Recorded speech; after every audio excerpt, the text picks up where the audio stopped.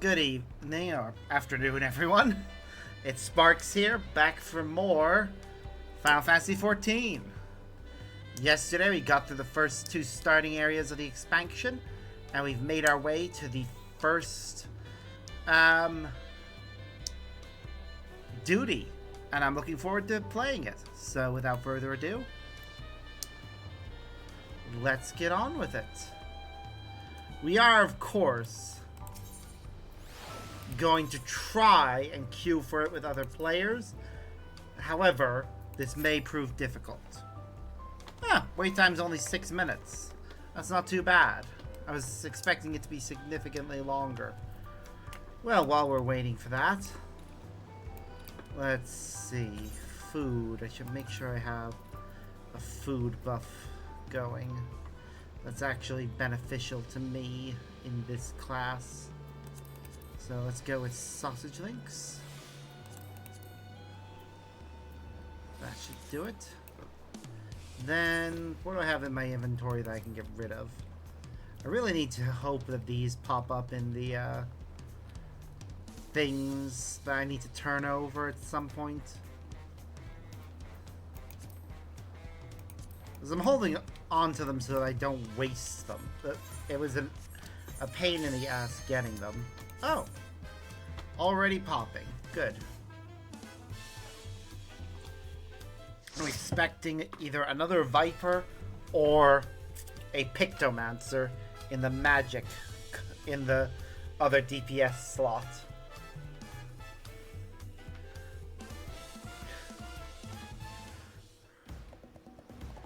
Guess we'll find out soon enough.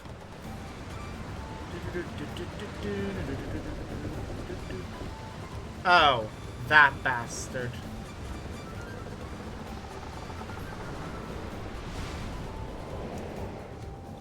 Who's next? Is it us? It's us, alright.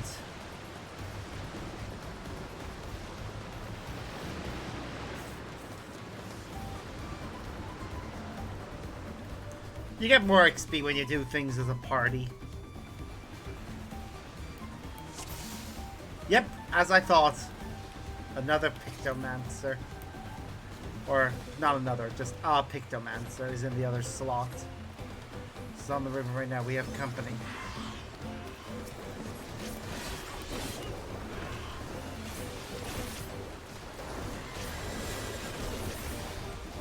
So happy to be playing another class.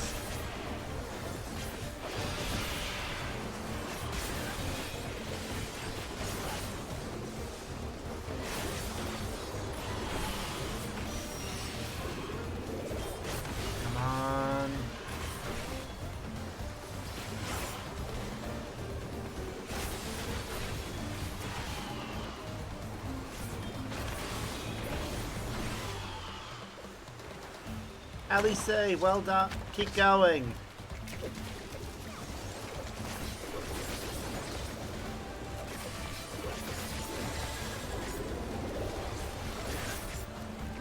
Come on.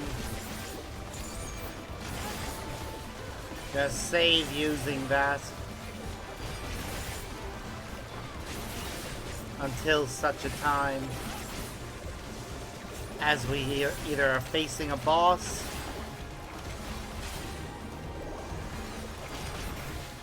or have something else getting in our way. We're in for some rain, it seems. Apparently, yeah. Love it, one of my party members is just dancing away. Oh gods. We just caught up to the boat that is ahead of us. Ready for anything. Come closer. We have something for you. A gift courtesy of the blessed siblings.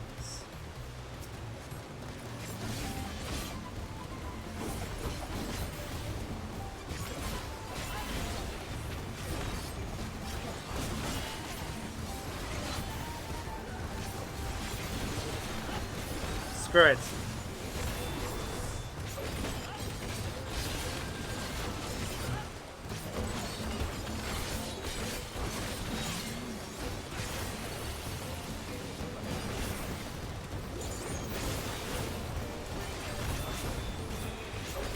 We have a multi-hitting version.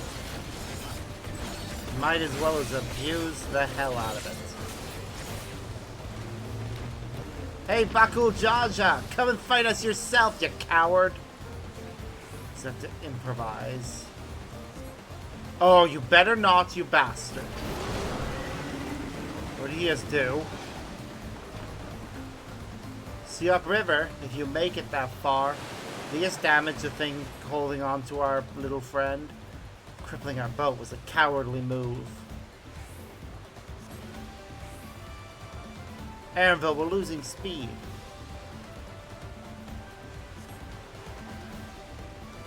The harness is broken. I'm sorry we had to pull over to the bank.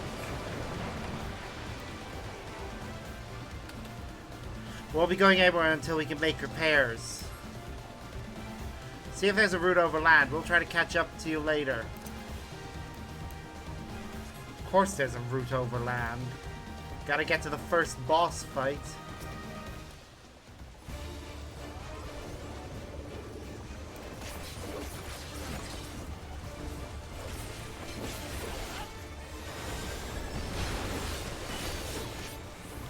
Oops, I pressed the wrong button there.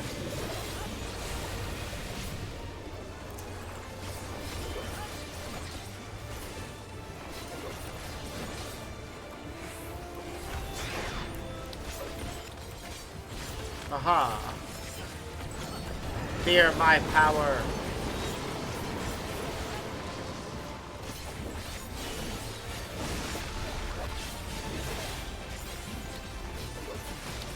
Oh gods.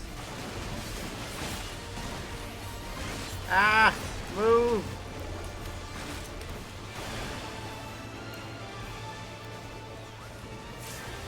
Damn.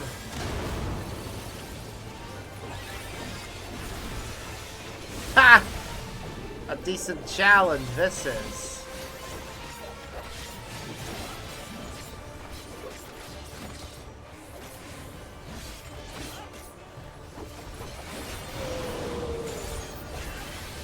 But I expect nothing less.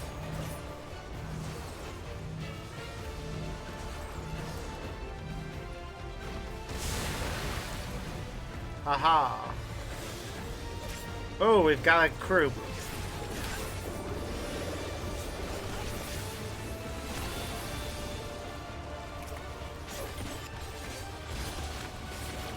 Come on.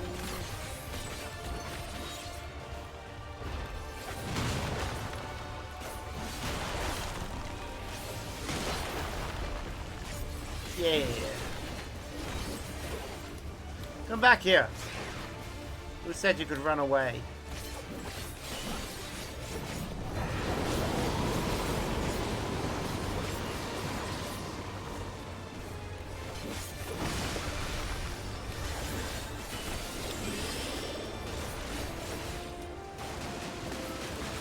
Damn it. This is a tough one to dodge. But we're fine.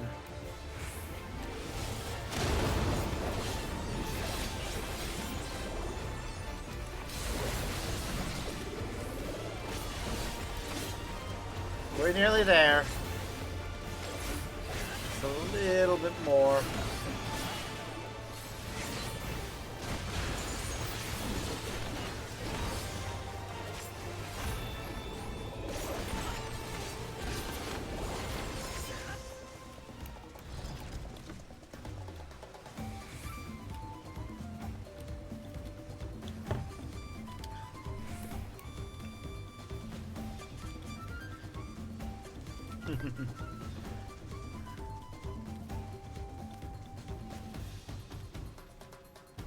Ba ba da ba da ba ba da da da da da.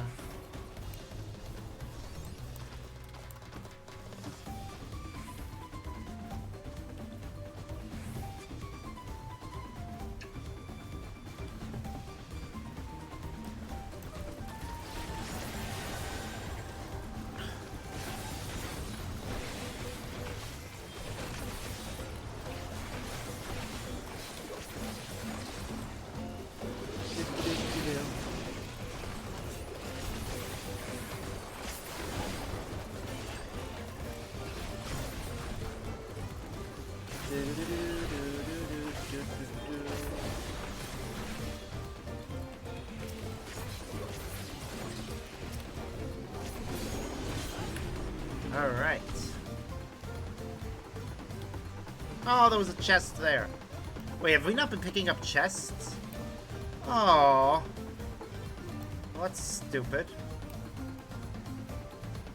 Or fallen thy vessel? Oh, his friend seems he'll be taking the long way around.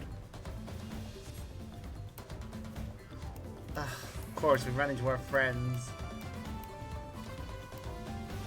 And they're... I'm getting that chest. I need to see what the loot in this place is like. 650. It's... Technically, it's better than any of the equipment we've got as part of the expansion. But it's worse than anything we currently own.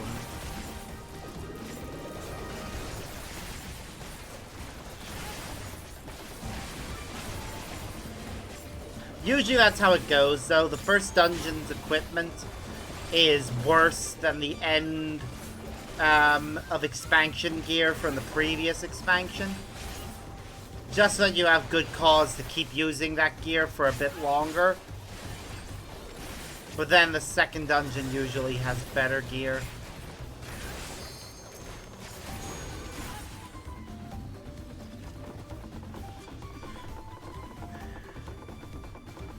Usually being the optimum word. We'll see. The stuff here is 650. Oh, well that's new. Yeah, I have not seen anything like that before.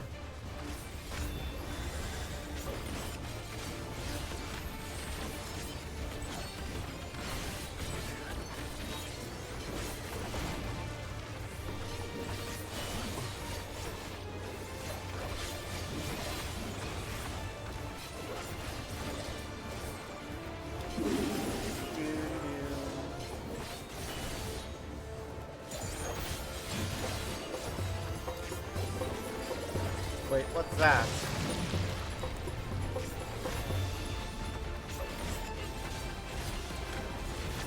I am intrigued and also... Oh god. Okay. Oh! Well, that is just delightful.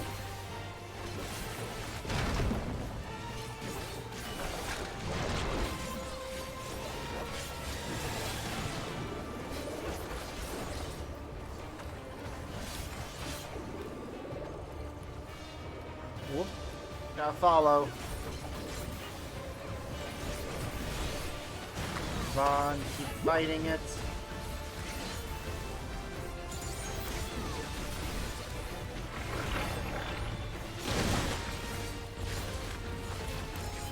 Up, here come ads.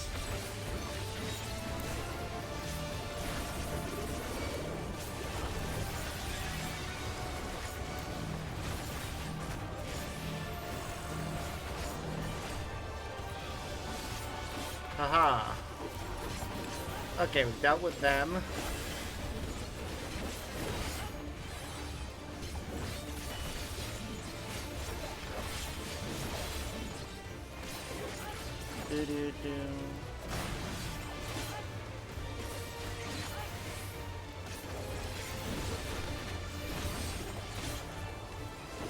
Alright.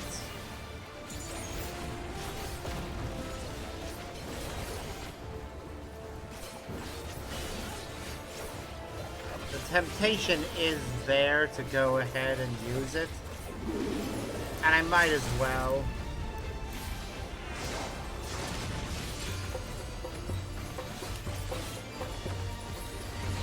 It's almost certainly gonna reset for the last fight.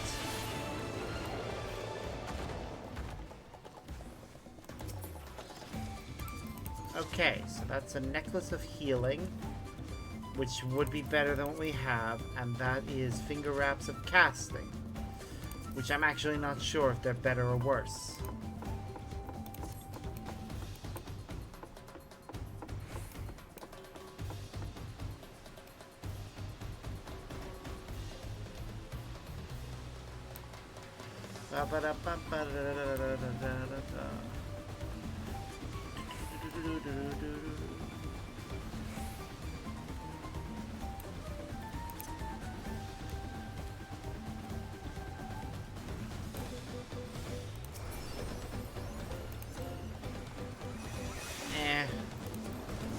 I might have something better.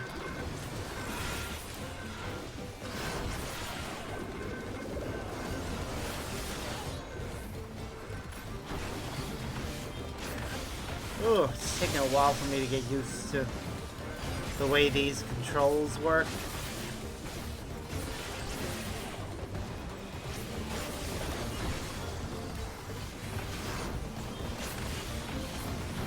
This is a very fast-paced class, and I do love that about it.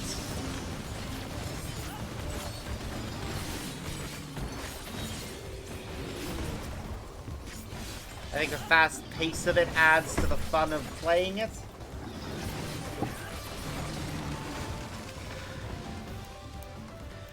Oh no, I am so hoping we get to punch a certain someone in his smug face at the end of this.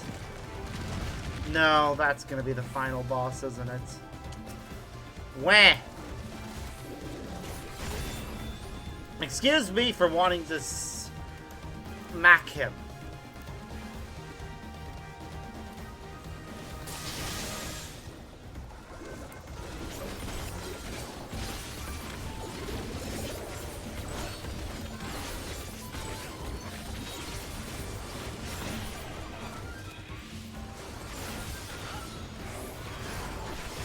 Oops.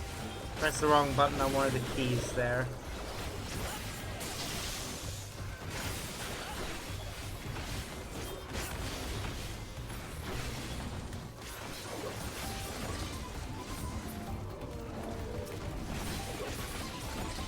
Aha.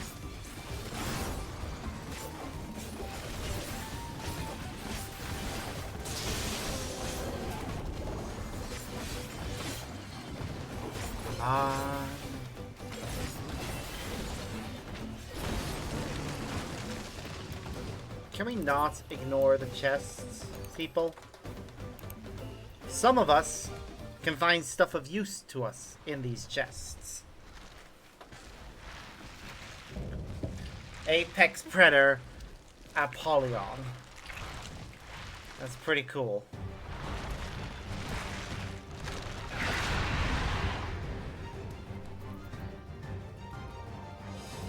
Now I'm going to knead on the earrings and pass on the tonfas.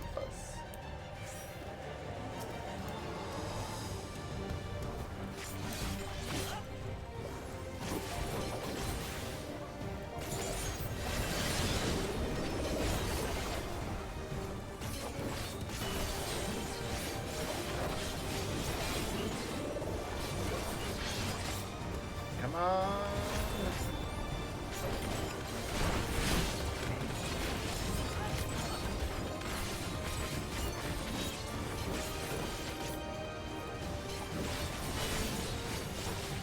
Aha. Fast-paced attacks. That's what it's all about.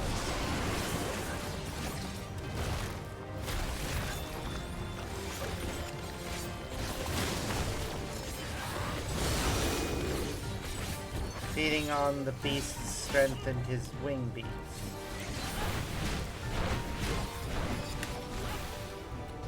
Whoa, okay.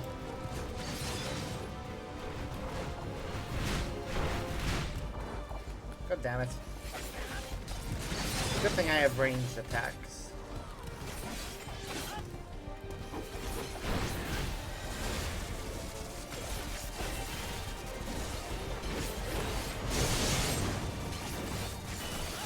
Whoop.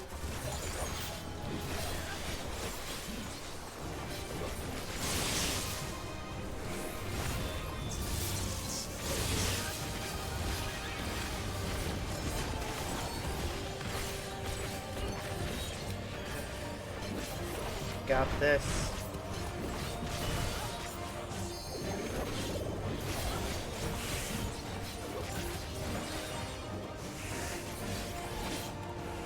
Oh, something's gonna go wrong here. Yep.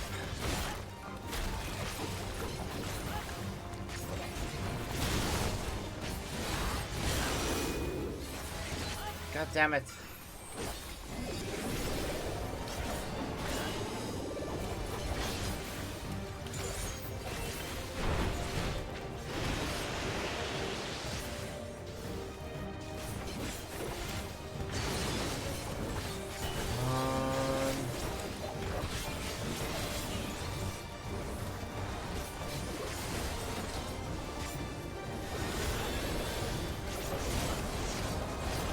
Doing well. Oh shit.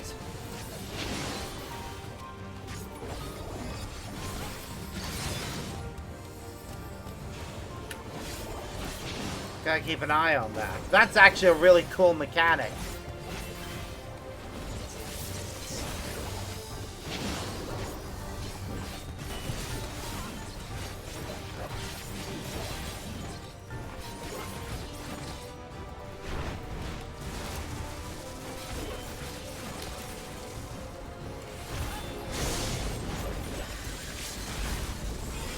Braver. Haha. Finished it off with the limit break. Nice.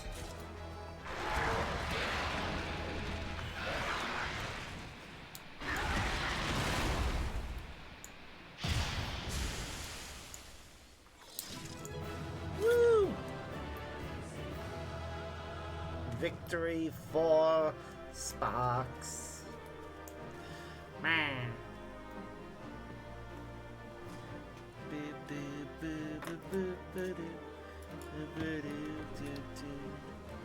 And the rest of the party just left. Well, firstly, thank you for letting me have this. Secondly, although I can't use it, I will take it. Thirdly, nothing I have obtained is better than anything I have equipped.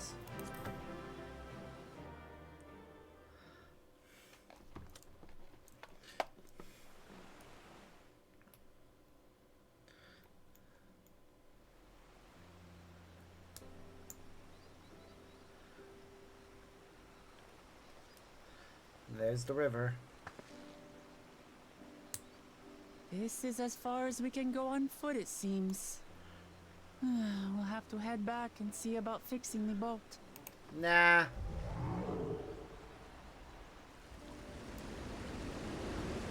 Here comes our boat.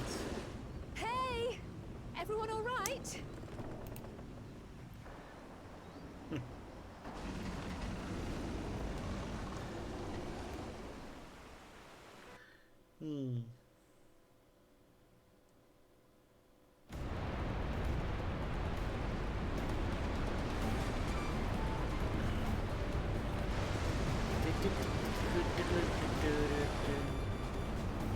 Was worried we might not catch up to you. Those caverns you traversed were dug by the Yaku in their search for gold. Remnants of their excavation can be found throughout this region. While I appreciate the lesson, O wise guide, are we landing this boat anytime soon?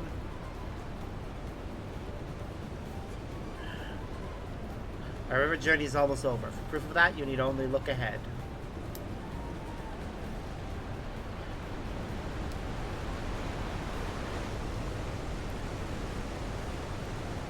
Wow.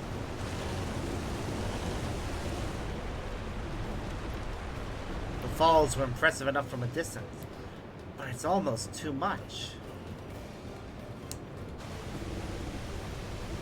Yes, amazing. Oh, please let me off. I love her. She is fun.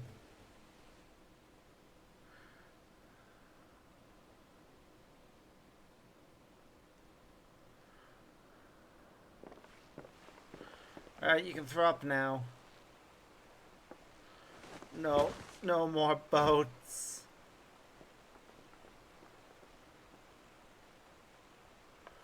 Are you... Oh, you're not alright. I should be surprised if she was. Even with the nausea, we're all spent. There is a mountain shelter nearby, a resting spot for those who ascended the stairs. I suggest we make use of it. That would be a welcome respite. Have you strength for a short walk, Lookamat? You can rest along the way, too.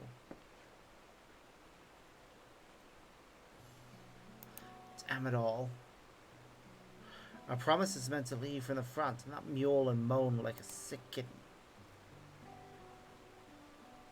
Motion sickness is a problem that a lot of people deal with.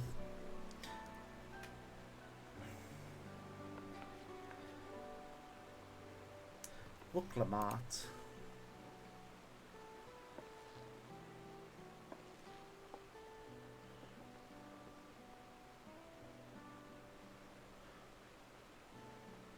Ignore me, it's the nausea talking. I'm fine, really.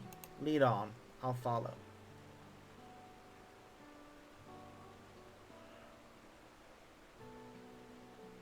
Very well. If I might say one thing. Just because you're a promise, or a claimant for the throne, doesn't mean you can't be seen to struggle. You didn't bear this burden alone, so please don't hesitate to talk to us. We're always willing to lend an ear.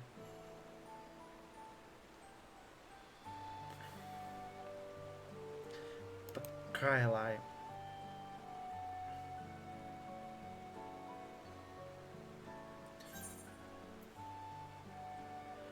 Leading others is a skill all leaders require.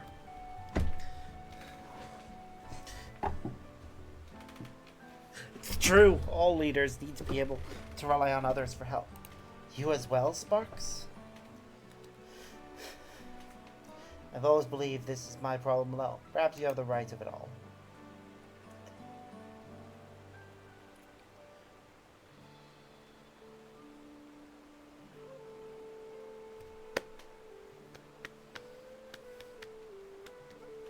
Alright. I'll talk about things. Just give me a moment to collect my thoughts. Of course, as long as you need. I'll be waiting at the shelter when you're ready.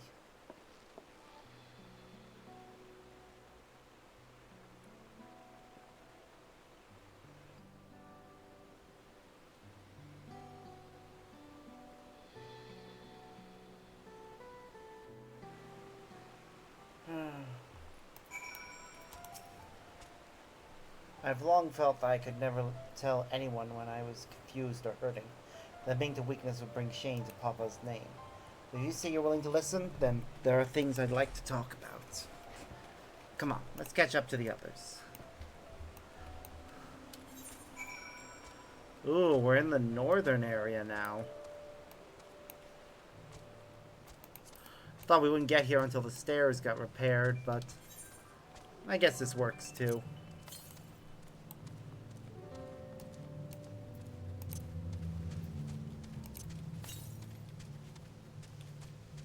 I'm sure there was one further north.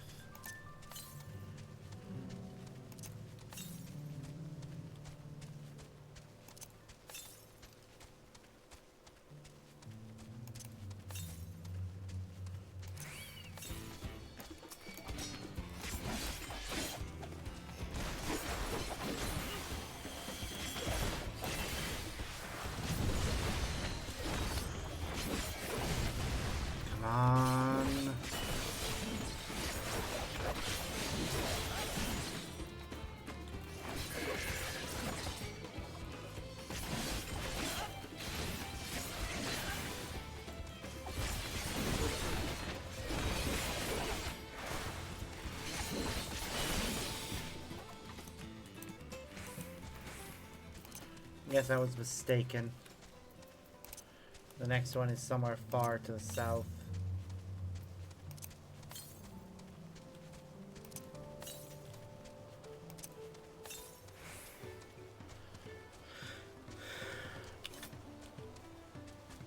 This expansion only just came out, so it's unlikely there's a map of where all the ether currents are yet. But I'm sure if I give it a week or two, there will be. We should stop here for the night. I understand the desire to rush ahead, but we need to recuperate from our punishing river adventure. Then let's settle in. We'll need a campfire, and there's meal preparation to be done.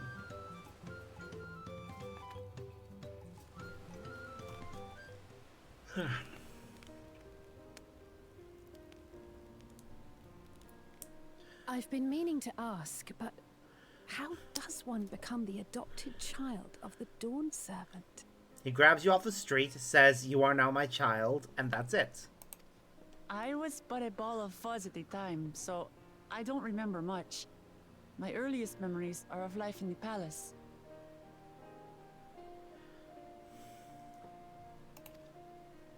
All I know is that I was born in XIV, a village in XIV. But I've never bothered to return there. As far as I'm concerned, Lul Jaja is my only parent. Aww. I quite understand. I have no memories of my birth parents either. For a while, I wanted to learn who they were. But over time, that curiosity waned. Galuf was my dear grandfather, and he was all I needed. Aww. So our situations were quite similar.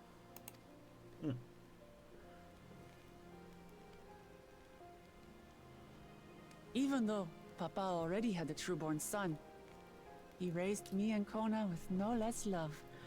Aww. One time, I'd wandered off alone into the forest and gotten lost. Before I became a meal for some beast, Papa dropped everything and came to my rescue. Aww. That's cute. I was scared and sobbing and ready for a scolding. But the head of resolve praised me for surviving the ordeal. I did get my lecture from the head of reason, though. He went on and on about the dangers of the jungle and all the horrible ways I could have I died. want to hear the head of reason actually talk. Growing up, Papa was kind and patient, but a tyrant when it came to training. Now, of course, I realize he was preparing me for my duties as a promise. Aww. For all the good it did. There's so much I failed to learn about my own country.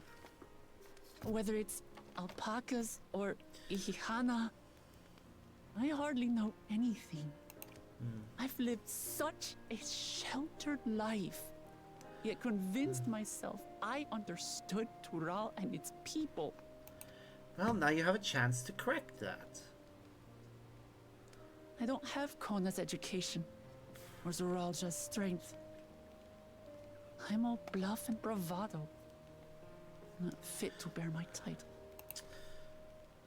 That's not true.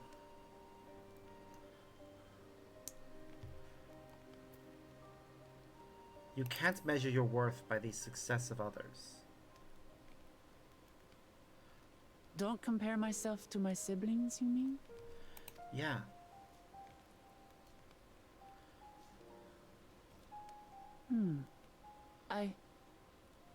I think I see what you're saying. My reasons for joining the contest have nothing to do with my brothers. It's always been about the Turali and what I can do for them. Yee. You said it yourself. How important it is to properly know something. To hear the voices of others, empathize with how they feel, and think how best to serve. In so doing, you'll come ever closer to being the person you wish to be. Damn right. I'm sorry, everyone. I've been a fool. From this moment on, I'll stop trying to be the promise I'm not. I won't feign strength to hide my weaknesses. Step by step, I'll learn all there is to know and love about Tulihyolal and my fellow Turali. Yee. It might not be the smoothest path, but it'll be a path of my own making. I will find a city of gold for all of us, along with the answers you seek about your grandfather, Kryl. I swear. I appreciate it, Wuklamat. but you needn't take on that burden as well. Too bad. She is. Galuf Baldessian dedicated his life to protecting people from all manner of threats. As his granddaughter, I wouldn't wish to endanger others for the sake of a personal investigation. So let's just concentrate on winning the contest. Just gonna We have a shared goal, quickly and, if at check all possible, I'd my rather we emails enjoy for the something. journey.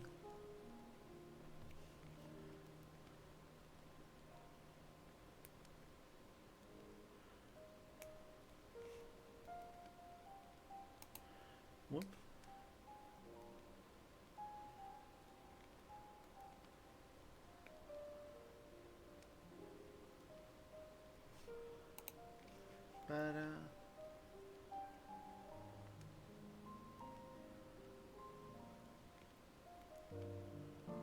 Okay.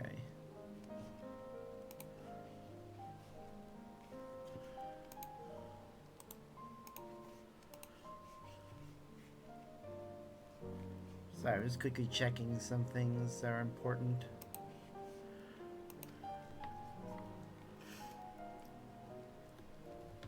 Hear, hear. We are companions on the same road, bound for the same destination. With our combined talents, nothing will stop us from reaching the Golden City.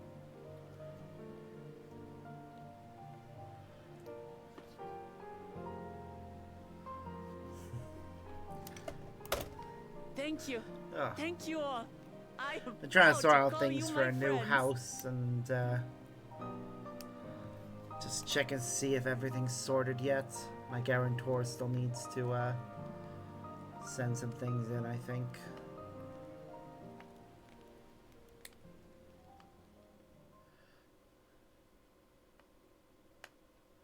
Meanwhile, in Second Promises camp,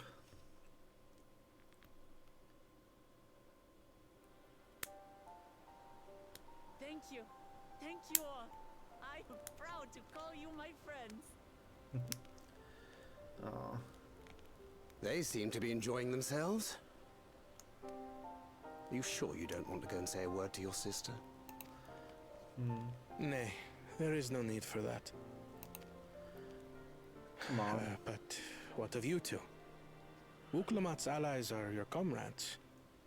It must feel strange to be rivals. Helping you has made us rivals, aye. But we're not about to break into fisticuffs over it. Unless, of course, it is a matter of winning or losing the contest. Then I'll have no qualms about putting Alizé on her rear. Wow. Well, yeah. Despite our long history, never have I been given the chance to test myself against our companions. The thought stirreth within me a most unexpected sense of competition.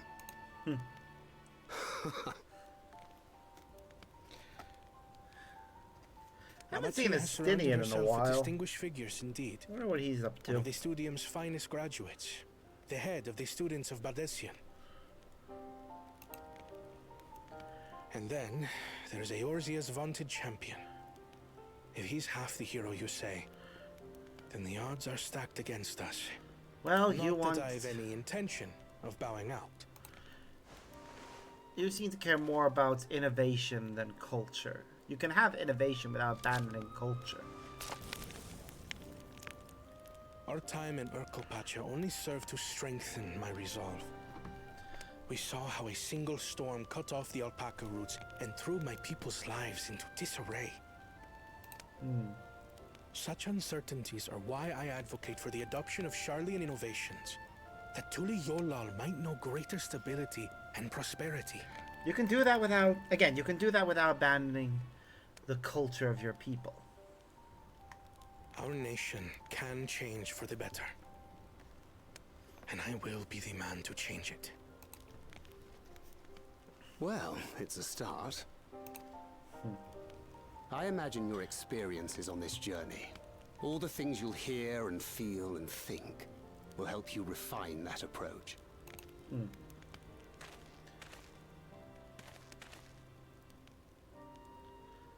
But to return to the subject of the rite, I'm a touch concerned by the condition for victory. The claimant who breaks the seal becomes Dawnservant. not the one who performed the 7 feats first. Mm-hmm. The would-be victor need only possess the 7 keystones. Yep. That is correct. As the contest wears on, we must brace ourselves for greater conflict. I.e. a certain somebody using underhanded tactics and attacking people to steal their keystones. Meanwhile, with the first promise...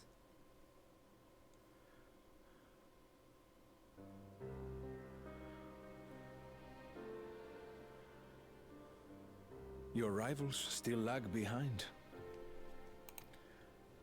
The second and third promise may have recruited competent lackeys, but none compared to you. I know it's meant to be chameleon-like, but I'm not a fan of the eyes of some of the mammals. It's the way they dart around and don't really look at anything. Ugh. Only the ignorant or foolish could fail to see that you were born to be Dawn's servant. Such titles mean nothing.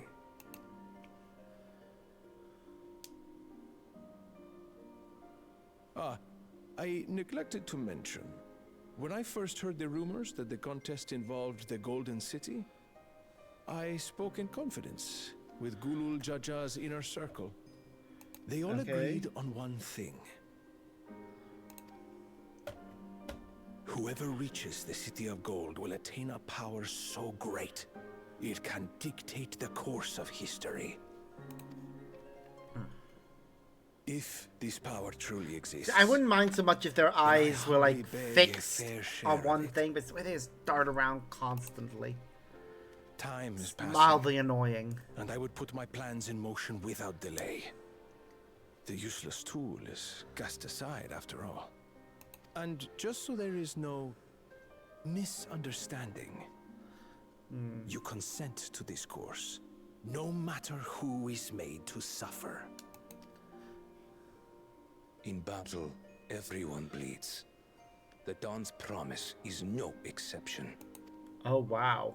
So he's willing to What better resort to lesson to underhanded teach our things. people the folly of war?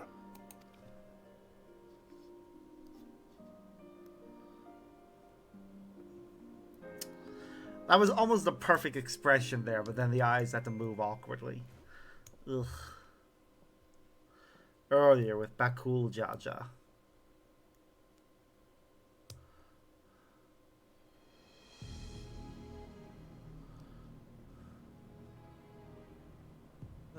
I was hoping for a good scrap, but this bloated sack of bile was no challenge at all. I wonder if the house cat is dead yet. Nope. Be ashamed to lose a plaything, but we'd still have 2 more. Ugh. If I may ask, Chosen One, what are your plans for Tuliolal after you take the throne? Plans? What makes you think we care about all that? Seriously? You haven't even We thought care ahead? only about the contest and proving our superiority. That would surely please Mother and Father. Yes, and when we become Dawn's servant, we'll drive out the weakling masses and invite our king to live in the city. Fine idea! Our family deserves better than that rotten jungle. But do it then. We must catch up to that one-headed pretender and remind him of the natural order. I made it. I thought we were missing someone. Where have you been? Oh, I feared I was done for when I fell from the boat. Yet somehow I made it. Oh, my arms, I can barely lift them. If I could just rest a moment. And you're dead. You expect us to wait for you? Those who can't keep up will be left behind. My brother has spoken. March, or be fodder for the beasts. But I followed the teachings. Everything I've done, everything I've sacrificed, all has been for the blessed seedlings. Yeah. Don't leave me behind! I'm begging you! Yep, he really does not deserve... Yeah, this guy really doesn't deserve to be in charge of anything. He has zero compassion for others.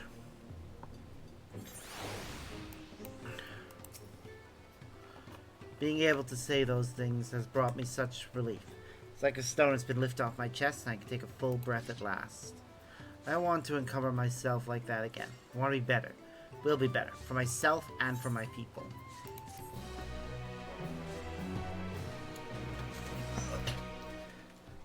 Okay, we can now enter that with a party of NPC avatars through the trust system. Woo! What was that? A new Ethernet destination is now accessible.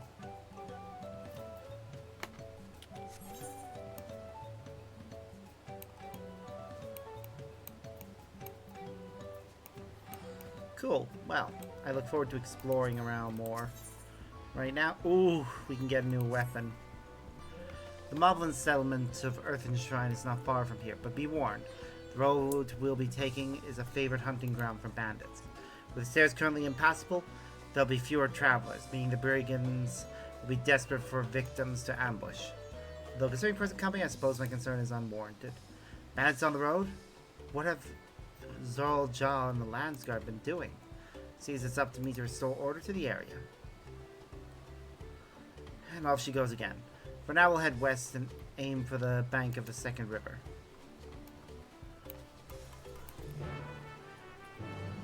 I shall join them momentarily. I want to go exploring. But also, we just leveled up Viper. So I'm going to switch over to... No, not Summoner. Scholar for a bit. We need to summon Eos first. And then get our... Chocobo back.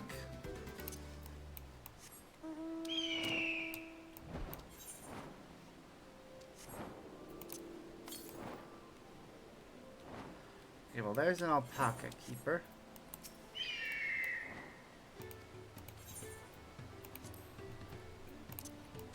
Now, the nearest one to us right now is 400 to the west.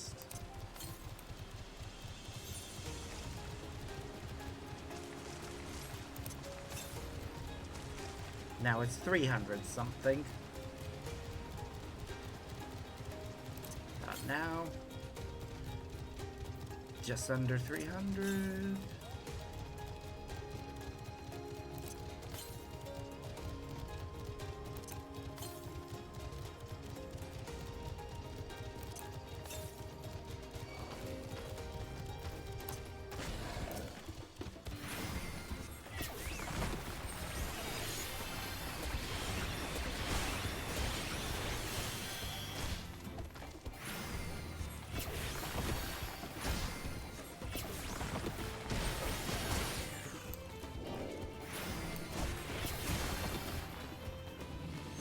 Mwahaha.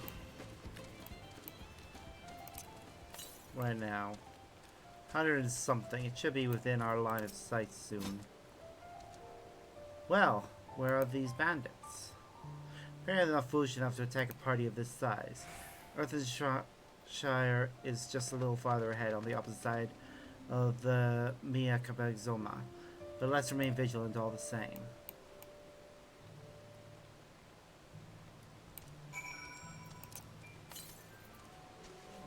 Southward. Yep, I see it.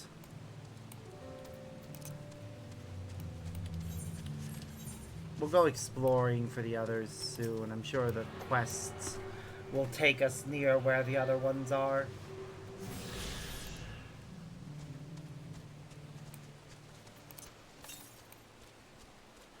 Ooh, there's one to the that's close by to the south.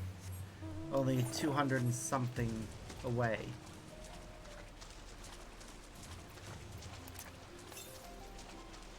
Southeast. so we need to go. We need to bank a little bit to the right.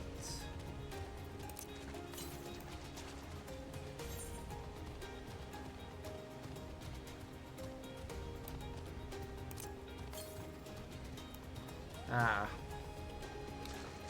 There's water in the way. From the looks of things. Ah, well. It's still only a little bit further east. On that island, I can see it. We would have had to swim for this anyways.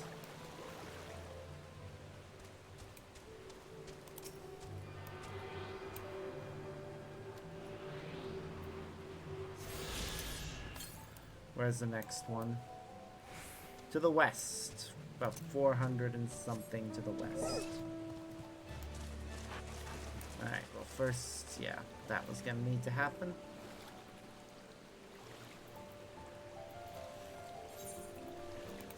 Oops, wrong thing.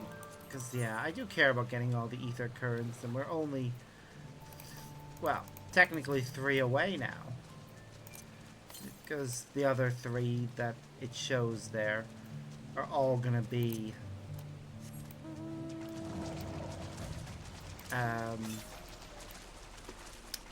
what's the word?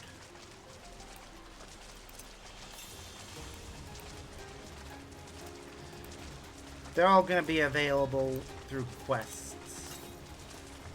Don't know why I thought there was a single word there for a moment. Brain is braining again.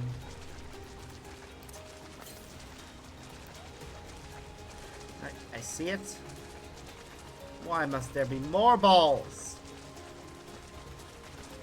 We crossed the ocean. There shouldn't be anything like this here. These horrible abominations. Unless they originally came from here and somebody brought them back to Eorzea.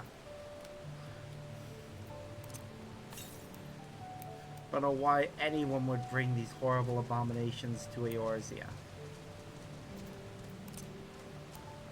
While we're here, we actually should really make sure we don't miss any part of the map. We're in the final area. We can map it all out.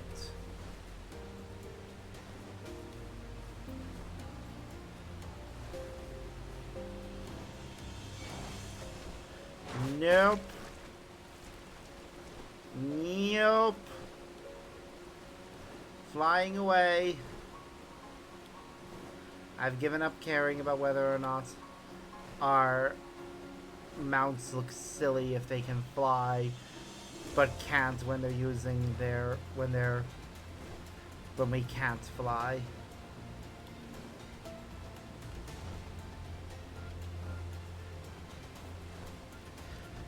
Yes. Oh fuck. No. No. Oh, thank goodness, we got away.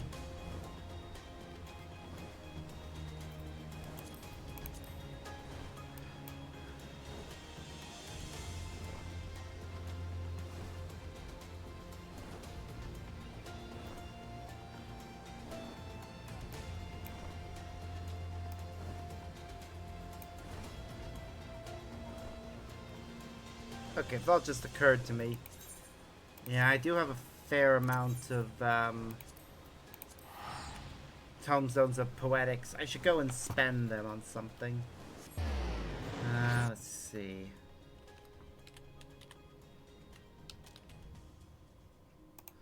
I'm also going to open my gear log quickly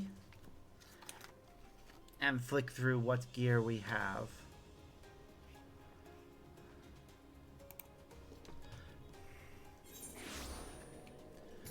Let's take a look.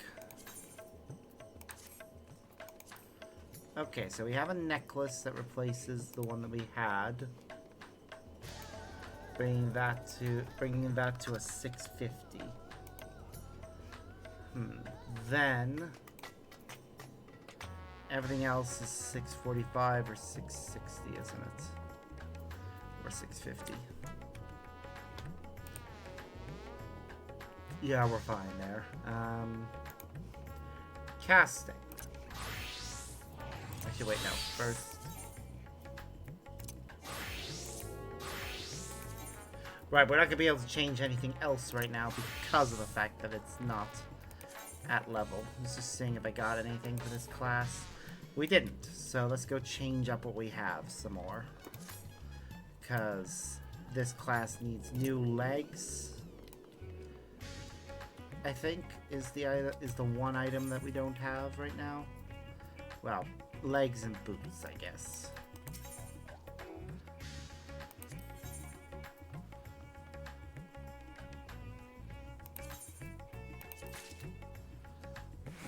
What about accessories? Let me just take a look and see what we've got. So we got the legs. So that takes that into this good territory. We need to get a necklace and a bracelet at the very least. So necklace, bracelet for this class.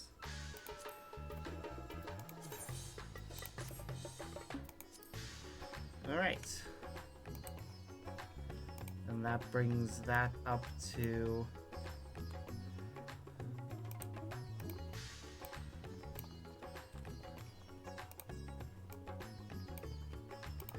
That brings that up to a good amount. The last thing we need to look at is an aiming ring. Hold on. Because Viper uses the aiming things as well. Yeah, so we should definitely go and get the second aiming ring.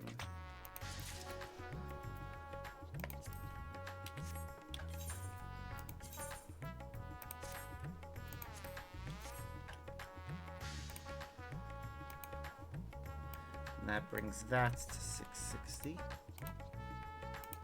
Cool. Now all we need is aiming hands and legs. And that class is sorted. And we just need the other fending ring. Sort it out. That's cool. Let me just finish. So Ninja also uses the aiming gear. And so does Bard, Machinist, and Dancer. The thing that we got for Summoner there should also be equipped to the other magic classes.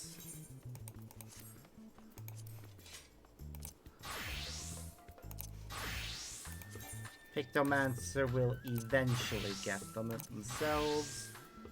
I'm trying to think of anything else we obtain. Monk? Anything for you? No, that, but that's something we can deal with later. So I want to upgrade it fully. Viper, back to you. Actually, back to Tulial a moment. Because I realized I need to climb it. My word, do I really have to do this nearly every fucking time?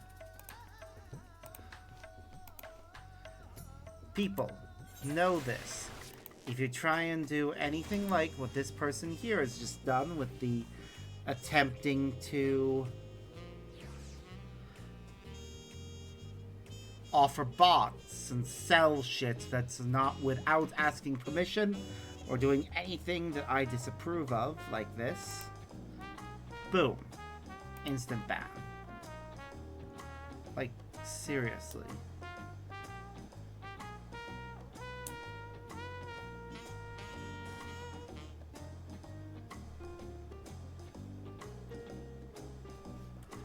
Like, no, you can't sell shit on my channel without permission. Like, if you ask, I might consider it, but bots? Fuck off, bots, please.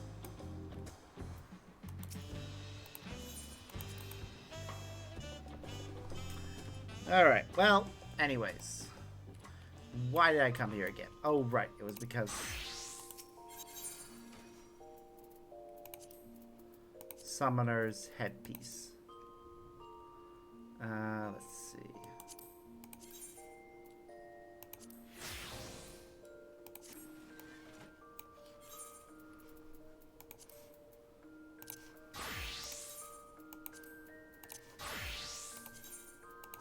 That's better. Now, portraits.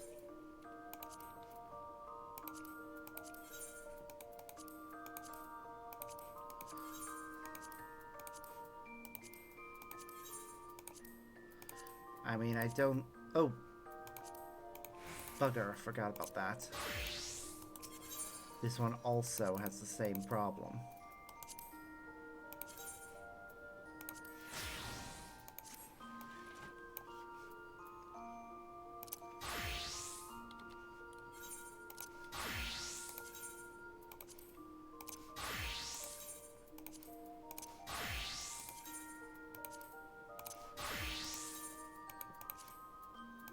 Right, now, where was I?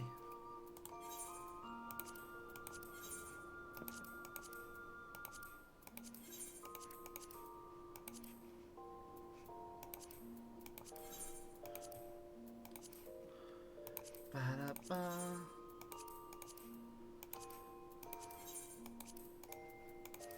I'm loving how some of these look.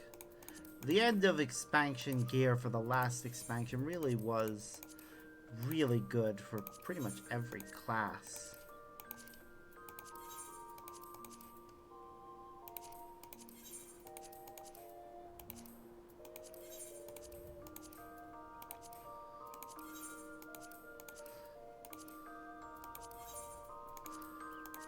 Update all of our portraits.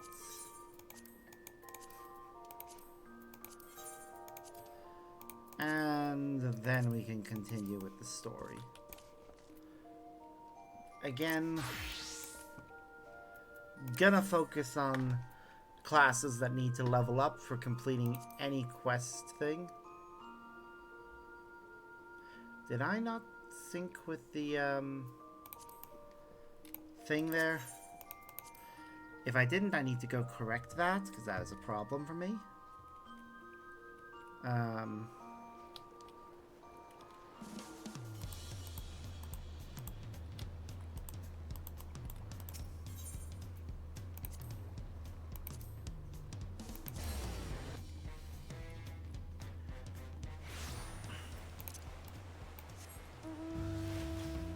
Andon, guide us to there, please.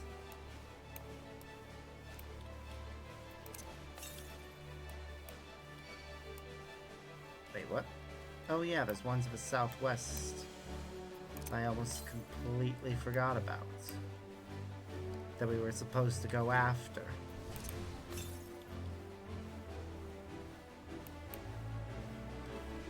How are we doing for all of these anyways? 2 left? Not bad. It does bug me a little that they insist on having 10 for every new expansion instead of just going, let's put it as 5 for all of them. And then we don't have to think about which ones are the most important ones when we later go to remove a few.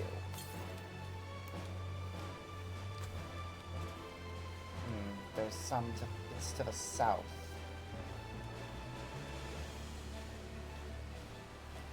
There it is. I do love how pretty everything is, though. Like, this is a very pretty land. And I'm so glad they put so much effort into making it look good. And yeah, I am aware of the whole reason they actually bother with the massive number of things in the first place is to encourage exploration. Because they do want us to see the massive land that they have created in all of its beauty. But you know, there's only so much you can do. Like this forest here looks very similar to some of the other forests we've seen. The thing that makes it stand out is architecture and massive landmarks like the waterfalls. But yeah, when you're just wandering through this part of the forest, it's pretty. It's definitely pretty, but very similar to other areas.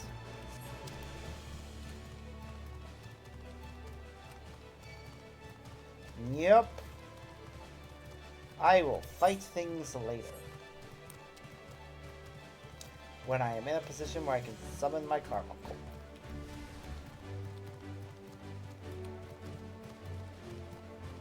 Oh god, it's the fact that we just straight up summon Ifrit, Titan, and Garuda now.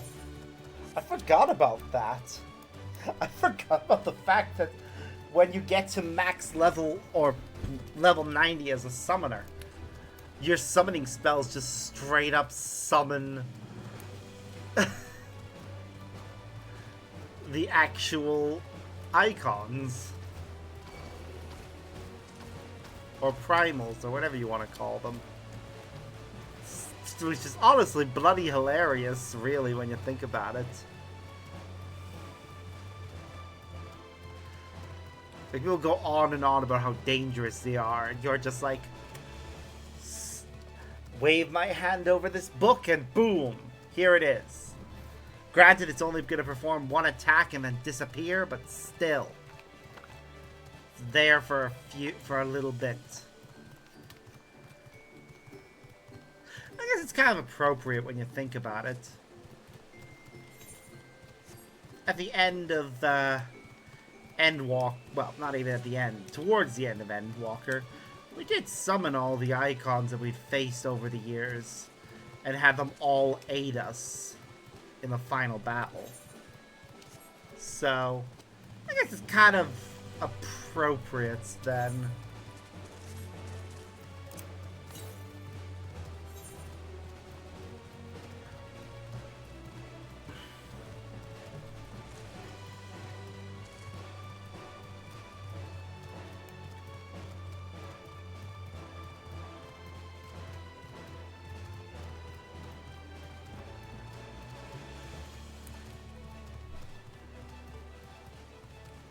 Yeah, I'm gonna keep doing the quests.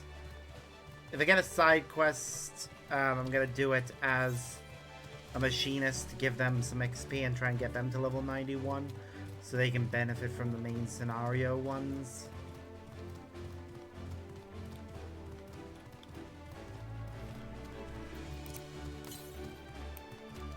To the west. I'm actually gonna go and get this before I get to the main scenario, because this is the last of the ones that are scattered around the area. Once I have this, we just need to complete quests, and once we complete all the quests,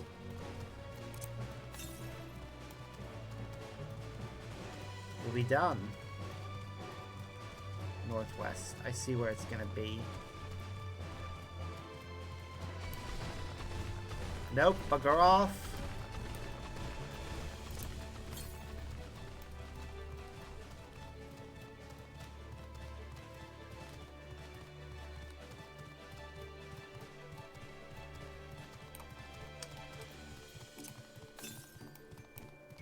Yep, definitely gonna be in that little thing that's off to the side there. We'll go back in a bit and also go to the south a little to finish mapping things.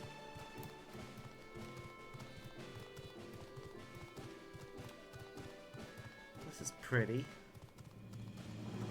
Little cave.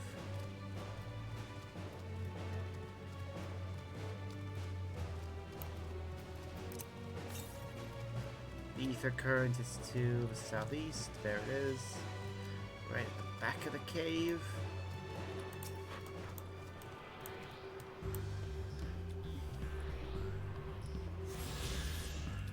I'm sure this cave will have some significance later.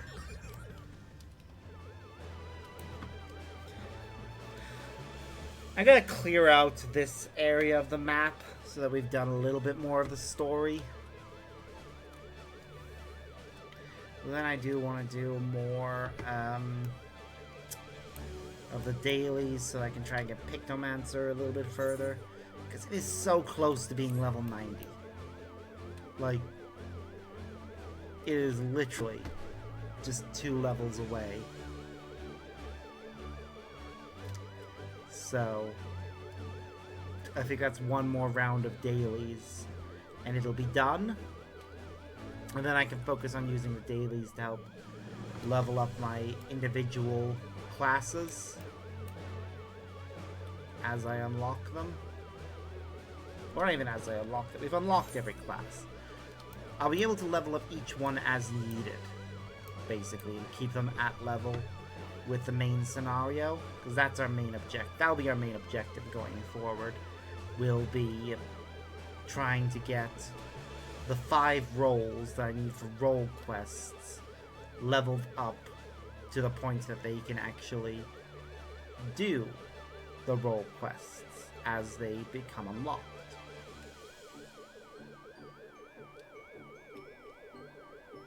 We'll see how that works.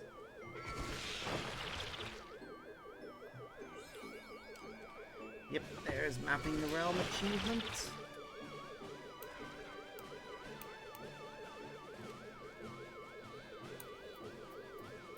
So we've just gotta go north now, and we're gonna turn around. Definitely. God, the fact of it scrapes along the ground as it chases us is creepy. We'll get back to the story point and sync up with it. You know, I could always queue for things while I'm,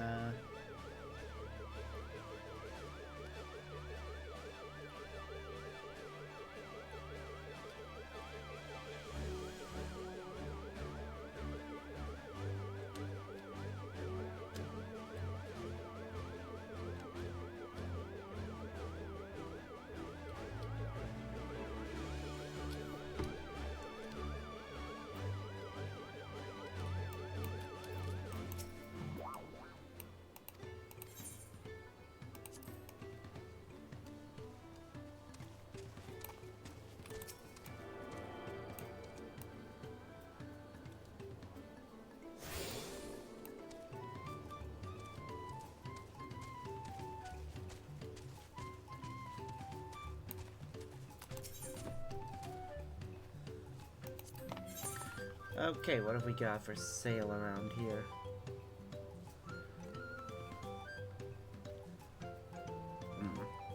Scouting stuff, that's be a higher level, but I'll just wait until we get it the old-fashioned way.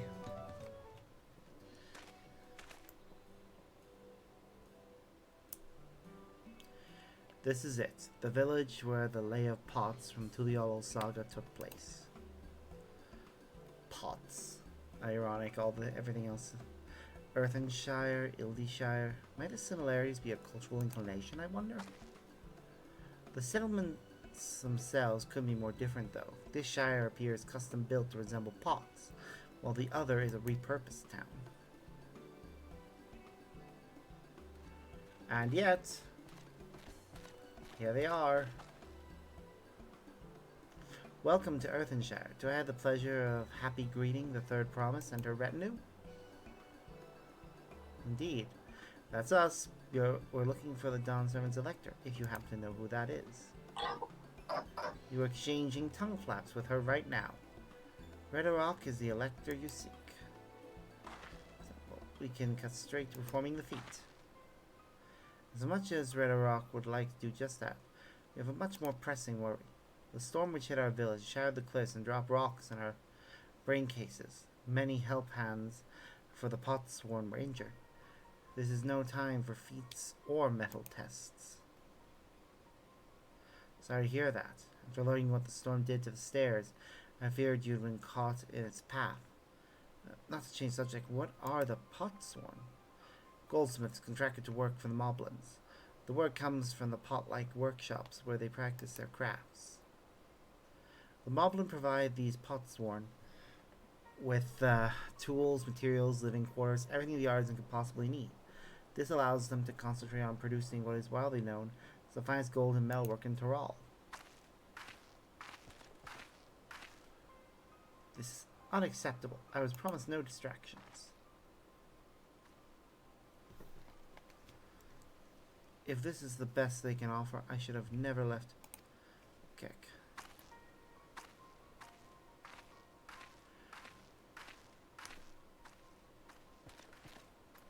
You see, Potsworn desert us. Without enough healthy help hands, we are failing to uphold our side of the agreement. Should all our Potsworn leave, Earthenshire will grind to a halt. We have to do something and do it soon. Then let us stand in for the injured helpers. It would give me the chance to learn more about your people and your village. If it brings us closer to beginning the feast, then all the better.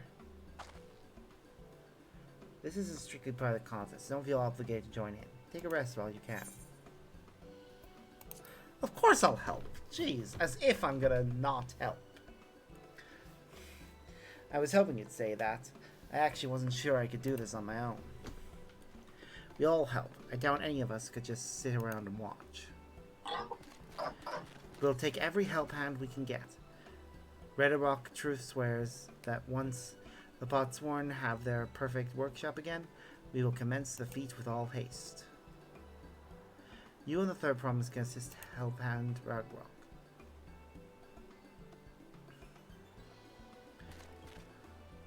You other four follow Redderock. There are other help hands in need of hand helping. And yeah, they talk the same as the ones back home. Really appreciate you pitching in. Yeah, no problem. Ugh.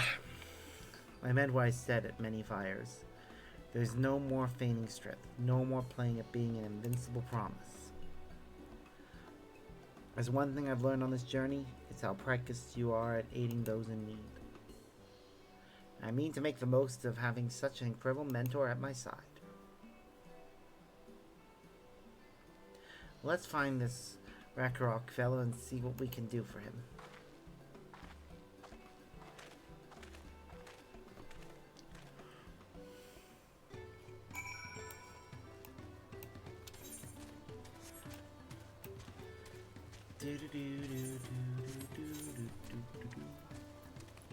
Ooh, we got a card. I didn't even notice.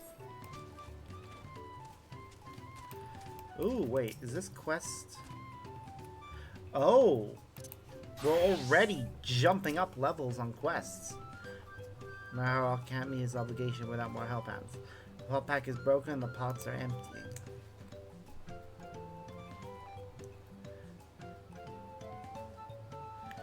You've come to aid Ragnarok. Ragnarok accepts your hand lending with joyous field smiles. If we can offer the Potsworn that promise good living, we might save the day yet. Whatever you need. First, let me sync up with the Etherite. Make sure that that's done. No. Okay, well, that's done, so...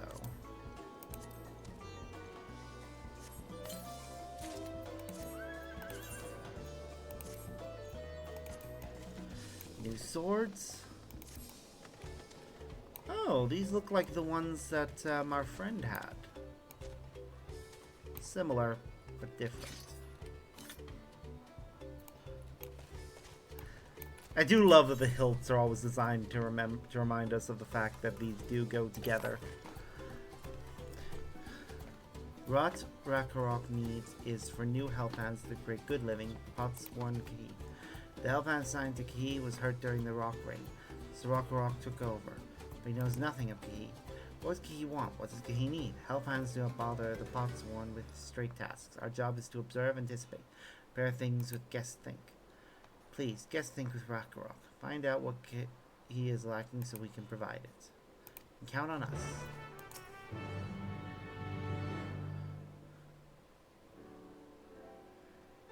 This is where he works, is it? Let's take a peek inside then.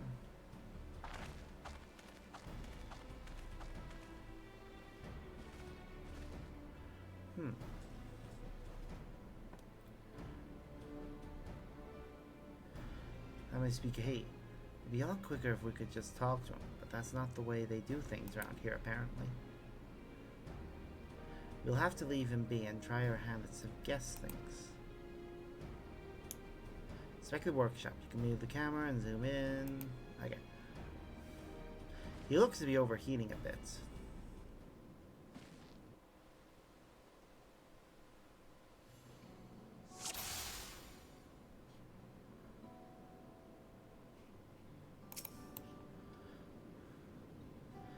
Must be boiling, sitting so close to the furnace.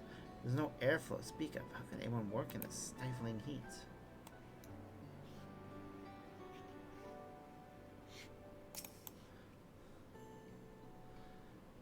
Well, he has no shortage of crafting materials. There must be something else he's missing.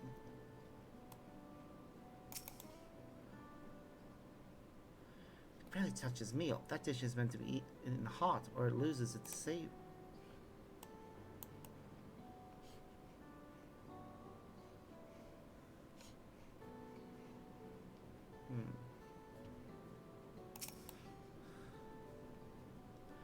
Those tools are looking pretty worn down. Maybe it's time for some new ones. Okay, so he needs new tools, better airflow for the building. And I think the reason he doesn't like his food is because it's hot. Alright, after taking a good look, I think I have an idea of what things he might want to improve his working conditions. Let's head back outside and talk to Rakarok. Let's go check something quickly. With regard to torso, the only things that benefit from... Well, the only thing that can benefit from it is my current class. But the current class already has something better. So... I'll hold on to the item for now. You made your observations. What did you guess think? First off, I noticed he hasn't touched his food, and an empty belly can't be good for his concentration. Maybe the cooking isn't to his liking. But our food is very mouth-pleasing. Why wouldn't he want to eat it? Ah, Rakarok is sure of nothing when it comes to Kahi's tastes. I can help you with that. My brother Koana is also Histaro, and while everyone has their personal preference, there are some they tend to share, like an aversion to piping hot dishes. If it was brought to him like that, Kahi probably wouldn't have been able to eat until it cooled down, and by the time he came back to it, he might have found it cold and unappetizing. The simplest solution is to serve dishes that taste good no matter the temperature. Rakarok never would have thought of that. So I promise might explain these things to our cook? Not at all. But I don't think that was the only reason Kahi couldn't concentrate. The Histaro homeland is hot and dry. Even Kahi seems to be suffering in front of that furnace. Is there any way you could cool down the workshop? Oh, we could try a drafty shard. They make a lovely breeze. Do you know where we can get one of those? You can gather them from the Shoals of No Return. There are many old boats there abandoned by those who gave up on their search for the Golden City. Goddamn phone, what's going on?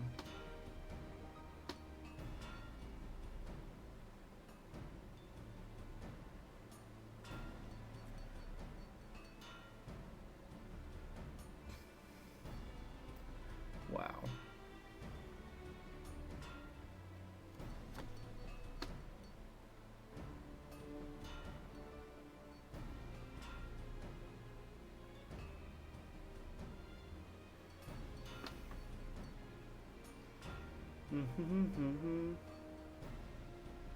Anyways,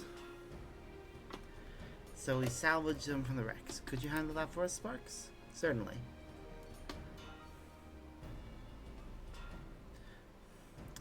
Oh, one more thing. From what I could tell, these files and saws and things were very worn down.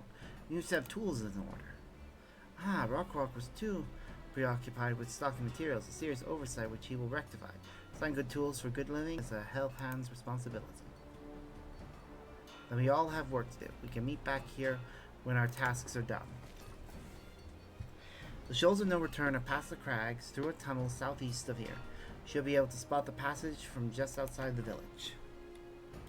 Yeah, I can do that.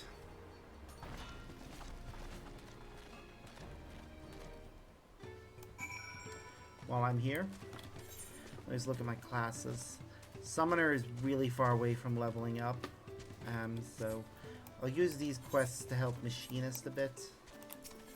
You can take them as whatever, you just turn them in with the correct class. Woe is Press to Pick. Who can help poor Press to Pick? I can. Lowlander can help poor Press to Pick. Lowlander must help poor Press to Pick. Earlend me Lowlander. Press to Pick has one of the finest earthenware collections in all Earthenshire. But then the storm comes and all his precious pots go smart smash. Me to make replacement pots. Press to Pick is too busy shard sweeping to return to the dig site to collect dig stuff. Lowlander collect dig stuff for Press to Pick. Need good pot crafting clay and fine flux feldspar. It is already up dug and carry bagged. All they ask is that you bring it back from the cave near the Yaku prey place. Oh god. I'm sorry, just the way that moblins talk can sometimes be hard. Because it's like, oh, this could be so much simpler, but they're purposely going for flavor text here. Ah, visitor, what brings you to our underbearing abode? A love of all things arty and crafty, perchance? Then perhaps you would stoop to assist us in our craft work. Plus, Reflick begs of you is but a cake piece. Like sparkle stone from the river bank of Miakabeksu. Come lend him your land sketch. They might finger point where such marvels have heretofore been found. Though it is not hard fix that you will find any, all depends on the flighty fields of great and bounteous Iku Katmu.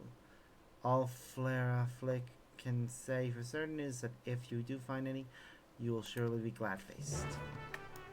Again, why? I do wonder sometimes why they choose some of the weird flavor text they do for certain things. You are an adventurer, are you not? One who wide walks from place to place. If you intend to wide walk to many fires, could you give this to Mobby friend Swipostic? Bag forgot to overhead last time he visited. Naturally, your service shall receive its just reward.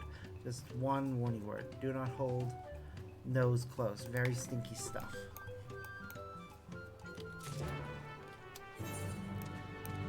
Okay, so we got a bunch of quests now.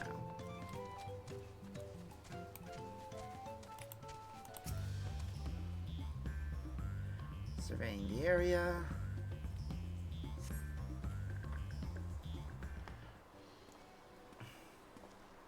Oh, hey, Kona. You're Sparks, aren't you? What brings you out here? Ah, the issue with caring for the Potsworn. When they approached me with that same problem, I suggested they commission artisans in Charlia instead. The quality of craftsmanship would be guaranteed, after all. However, the Moblins did not care for the idea. Surely it would be more effective to engage a uniformly trained collective. I can't understand their fixation on individual contracts.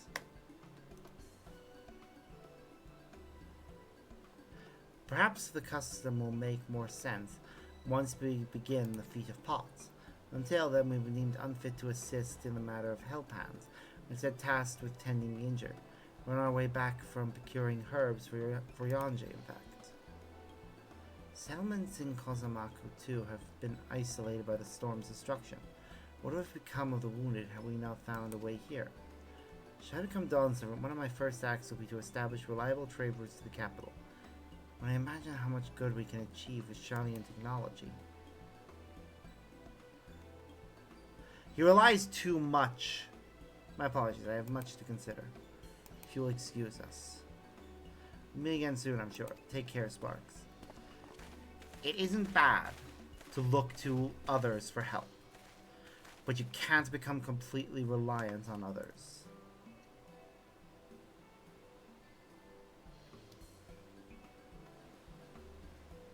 You spot the tunnel opening, head through the passage to the shoals of no return, and recover the drafty shard. Alright, so that's over there. But first... Did I not attune to that? I was sure that I did. I need to go back and make sure I attune to that damn thing. Like, screw everything else right now. We're going... Well, first we'll go up to the north to that point.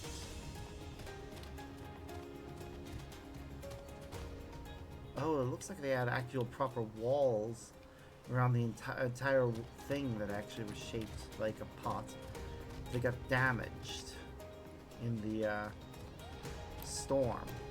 It sucks.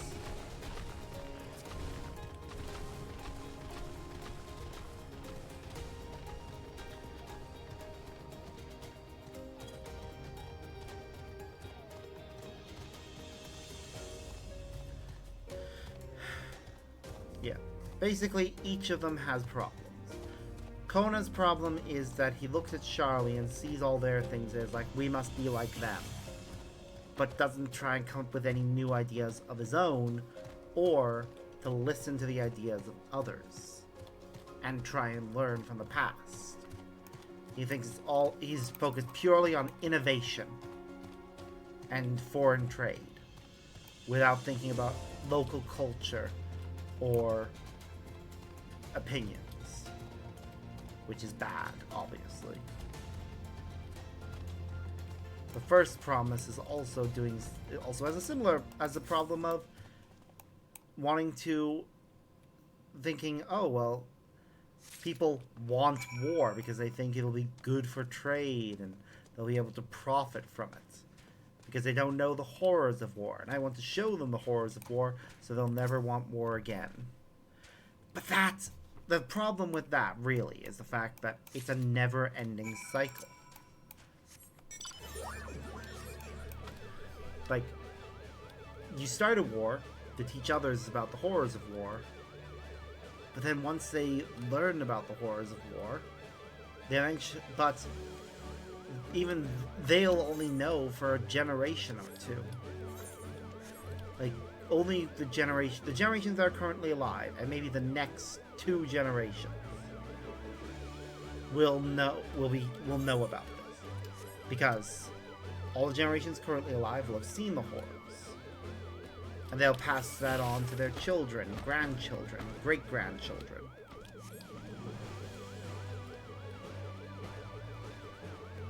So the youngest generation that's alive right at this moment would then have their children, their grandchildren, will have learned directly.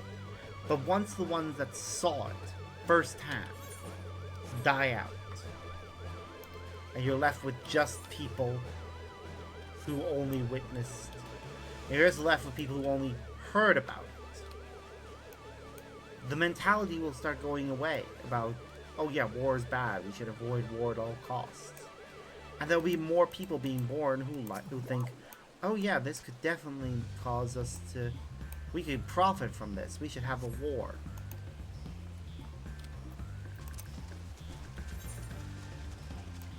And yeah, the cycle will just repeat itself. His idea is unsustainable. It just will lead to death and bloodshed pointlessly.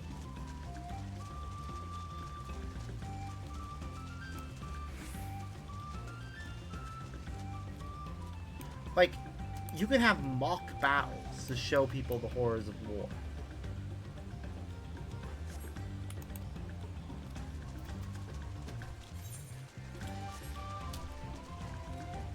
Heck, you could actually just straight up create movies and documentaries and anything really that could show, oh yeah, this is bad, don't do this. His idea is definitely going to cause way too many problems. And obviously the one that's going to be punched in the face is, well, punchable in the face. Like, he doesn't want to think about the future, but when he does, it's all selfishness. His entire mentality is only thinking about himself, really, and what'll make him happy. doesn't care about anyone else, really, aside from himself. And also thinks that his people are superior to all others. And thus all others should just obey him without question. Which is obviously a terrible mentality.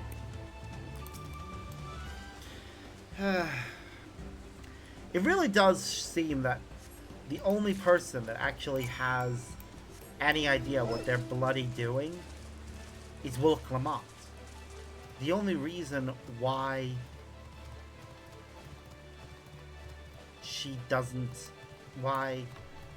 at the bottom of the rung is because she hasn't proven herself. But she is slowly proving herself. That's the point of this journey, was for people to prove themselves.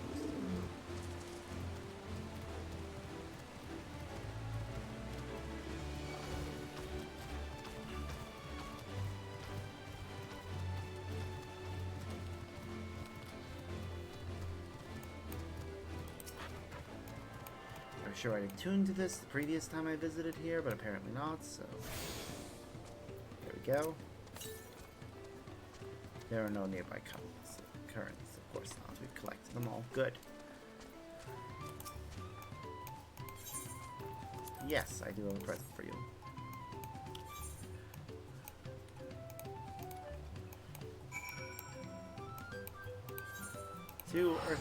Back to Earthenshire now.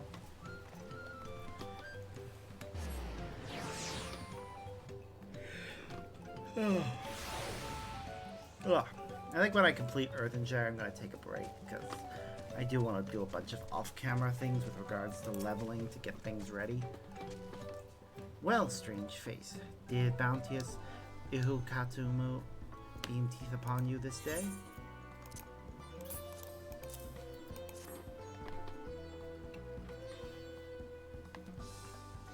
Incredible. Not just one sparkle stone, but two. Ihuma must happy like you indeed. We call these sparkle stones Ugateers. They downwash all the way from the source of the river, high up in the big hills, getting smaller and smaller and shinier until they finally upwash here. Blake says finally, but this is only the first stage of their journey to greatness. Our pots won't cut them down to their twinkle cores, polish them until they shine like starlight, and fit them into their finest ear dangles and wrist blings. So, now you know, strange face. Our tinker work uses only the finest craft stuff. Pray peruse our wares and lose purse with your coins, or whatever you do. Please don't lip slip the location of sparkle stones. It's an Earthenshire secret. And I just realized I didn't switch classes when I was claiming the reward. Just skip through all this.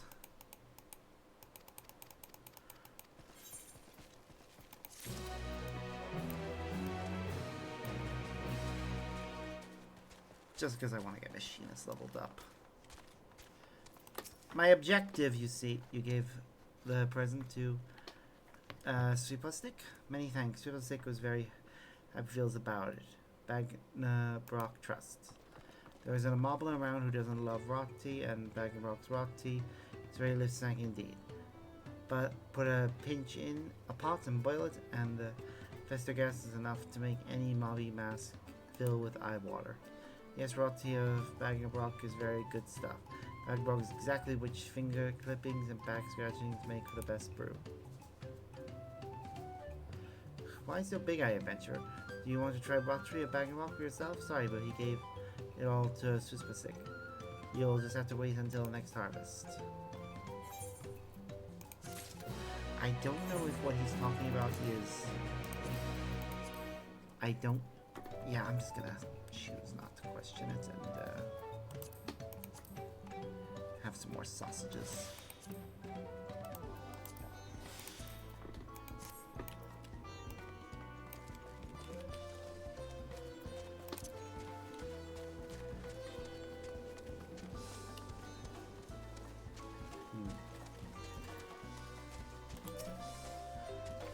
Did you find Pacific stuff?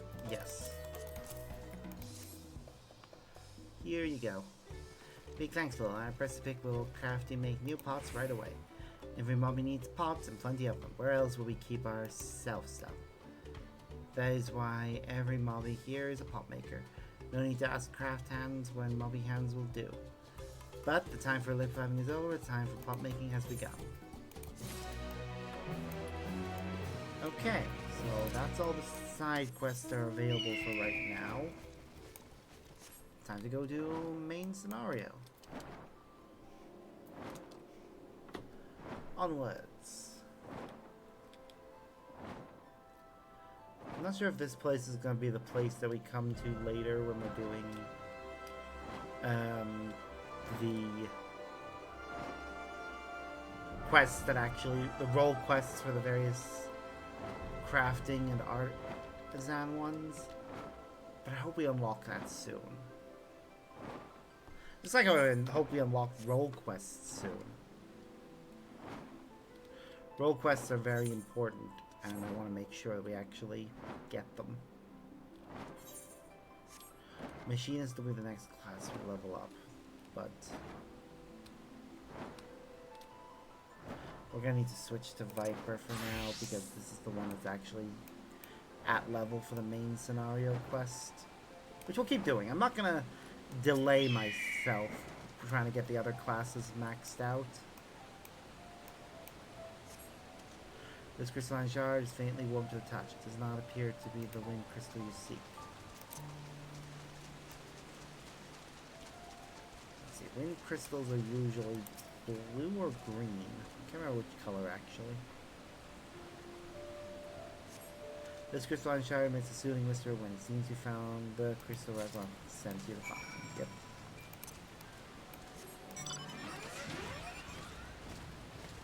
Yay! Now back to the village. Deliver this, and then be happy. Might sort out my food soon.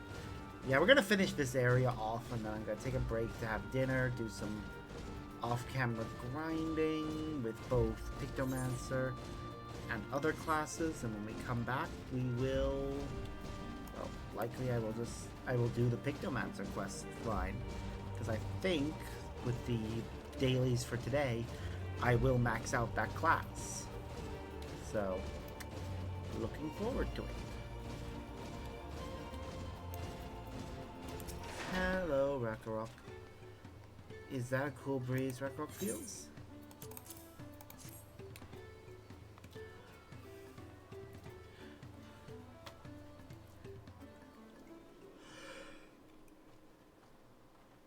Ugh.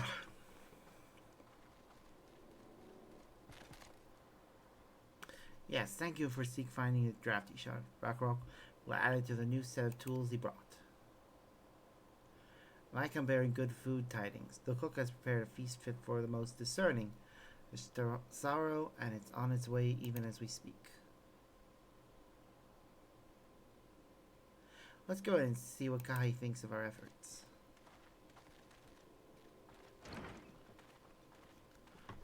Mm-hmm.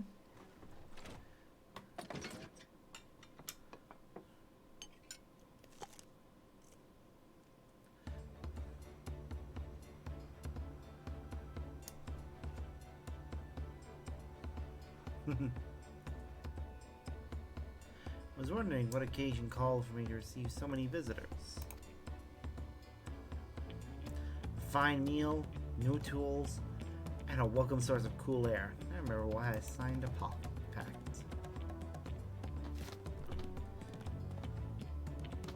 I am grateful for your kind considerations. Allow me a moment or two and I'll reciprocate with a piece worthy of a potsword.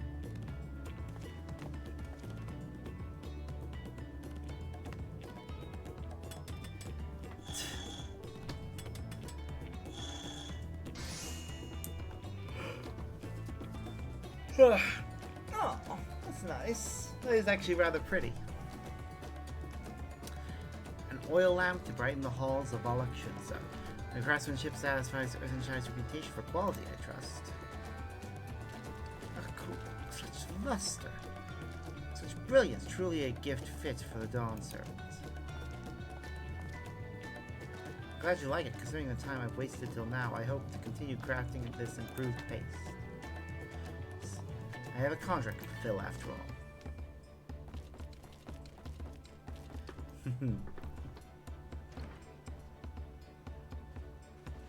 Oh. Forgive my interruption. Lamatia, I am told the Elector has deemed the crisis past and is prepared to task us with defeat. That's great news. Thank you for letting me know. So this is the craft of a potsworn. It is indeed a masterful piece. Thank you for your words of praise, Promise. I drew inspiration from Kozamaku's natural beauty and sought to capture it in my work. I wonder why the mob was not simply build a workshop in a city. And now I have my answer. Even charming goldsmiths cannot easily replicate such exquisite artistry. One cannot create great things if one lacks creative impetus. Tuliolo, fortunately, is not one for inspiration. Anyone wishing to learn the basics of a craft would do well to study it there. I was raised among the Shtaro, more traditional than most, and the shared ingenuity of Tural's various peoples was eye-opening. You lived as a traditional Shtaro? I have few fond memories of nomadic life.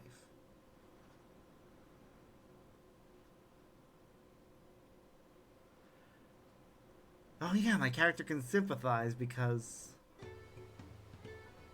he's of the same race and also is nomadic.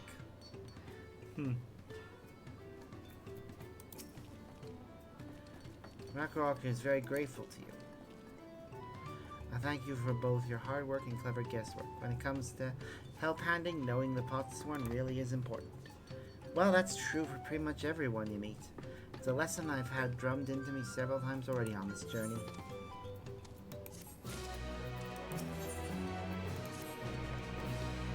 The Elector bids the claimants assemble in a large building on the west side of the village. I will head over after finding Tancred and Oriange. I also ran into the Levier twins on the way here. I took the liberty of directing them to the venue. I'm just gonna... Well, we're rivals. It's not his job to make sure I know the feat is starting. But even now, he's conscientious to a fault. Anyway, let's not keep Redderock waiting.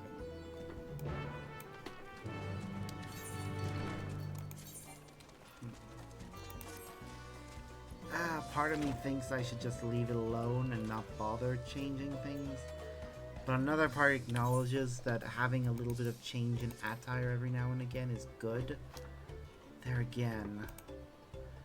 Let me take a look. The scouting gear. The only thing that will be improved by getting this set of gear will be the hands, feet, or head. Same story with striking. Fending could benefit from the torso, but also legs and head.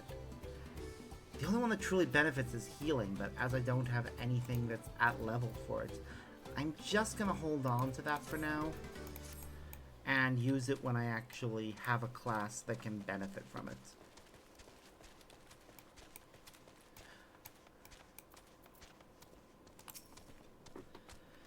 Redderock thanks you for assisting Help Hand Ragnarok. She will announce the feat once the other claimants arrive, so please be patient a little while longer.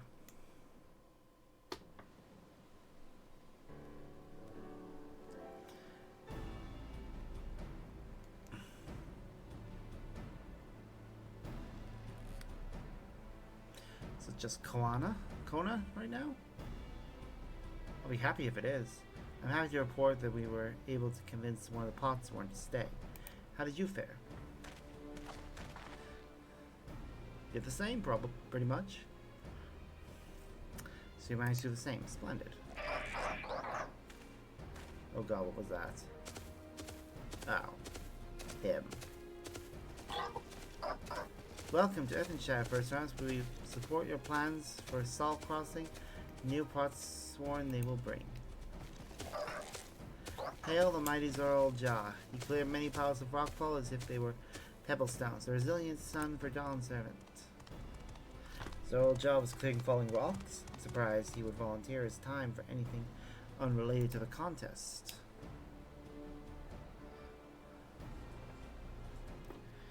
Well, we meet again.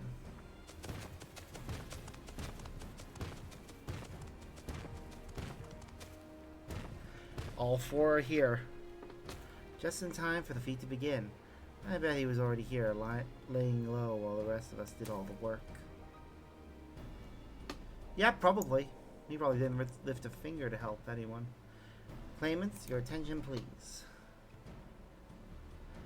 As Redderock has explained, many of our potsworn left us following the storm. The precious metalwork crafted by those artisans bring in much jingle shine from across the salt. Should our stream of trade goods dry up, Earthenshire will suffer. Tuliol merchants will suffer. So Redderock sets you this feat. Each of you are to find one clever hand goldsmith to bring back here to us. So we're to recruit new potsworn. Makes sense for the feat of pots. Calling this a feat does not justify taking advantage of the claimant and their influence. It was finding workers who demonstrate their worthiness for the throne. You are free to refuse Redderock's request. You will be happy to inform the Dawn servant of Zoral Jaw's disqualification. Ha! The right is a means to an end. The steps we take to get there are not important. Then Redderock declares the feat of pots begun. But remember, a pot pact must be agreed to willingly. No grab snatching or deceitful tongue flaps.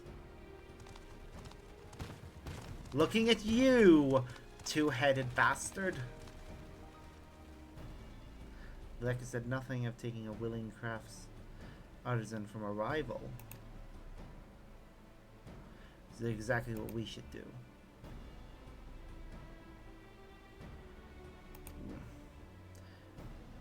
A fine suggestion, brother. I'm glad you think so, brother. Come, let's lay our plans. Deceitful bastard. That nasty brute is up to something. He may seek to delay us again as he did on the river. We cannot but remain vigilant while we plot our course. What do you think, Woklamot? Have you any candidates in mind to satisfy this feat? I know some artisans amongst my supporters, but they're all in their twilight years. I could ask them to give up the comfort. I couldn't ask them to give up the comfort to Tuliol to live in this remote village, no matter how beautiful the scenery. Meanwhile, Kona probably has 100 young crafts people to choose from. Not that I'm comparing us, you understand. That's just a statement of fact.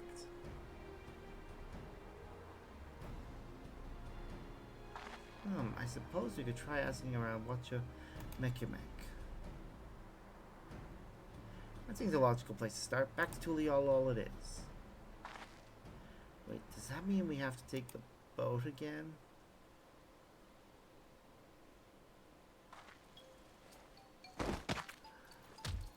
No, no, no, I can't do it. I can't stomach another boat ride.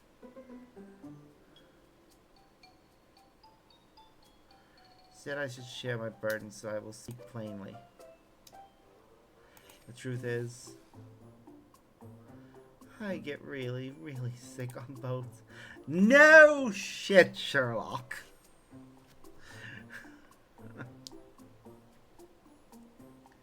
Look, Lamont, this is hardly news. But it is brave of you to admit. In any case, we won't be fighting the current this time. Heading downriver will be much smoother. It will? Are you sure? Oh! The face! She looks so pathetic! Oh! Poor baby! Positive. Mostly. Oh! Oh! That is so precious! Oh.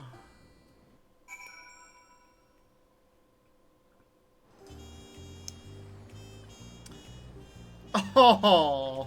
Oh! Oh!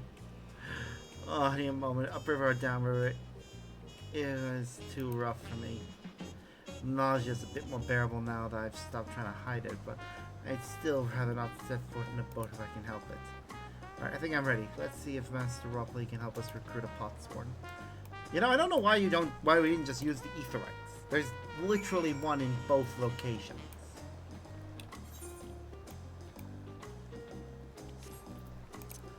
And this may very well lead into the quest that allows us to unlock the ability to actually do the role quest. Please do. This feels like good setup for it because we're meeting with artisans.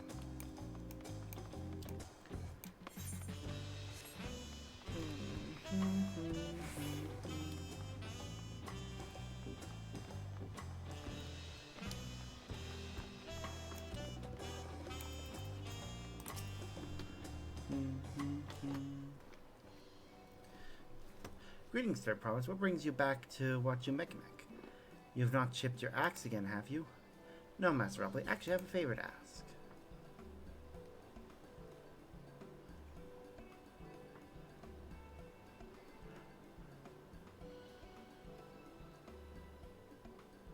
So what do you think? Do you know any craftsmen who might be interested?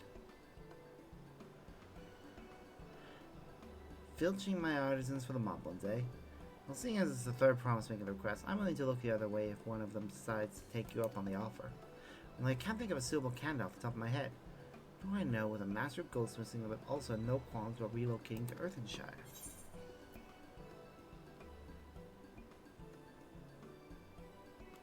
What of the Elza man who just started working here? You mean Vonjantane? Did say he was employed at some fancy jewelry store across the salt. Considering the distance he's already come, I'd like to think he wouldn't mind moving a little up the river. That said, he only just got himself a new job. Is it too soon to ask him to sign the pot pact? There's no harm in making the offer. Once he hears how well the Potsworn are treated, he may even jump at the chance. Either way, you won't find Fontaine at his workbench at this hour. He's finished for the day, probably enjoying a meal over at WT.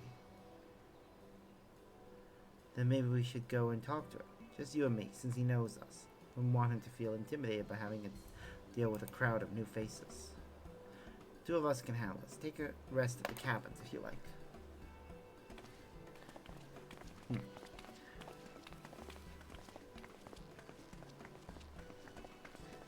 Right, let's go and see a man about a pot. Huh. I think I just heard ice cream van. Yep, though, it's definitely an ice cream truck. Van, truck, whatever. Definitely heard one.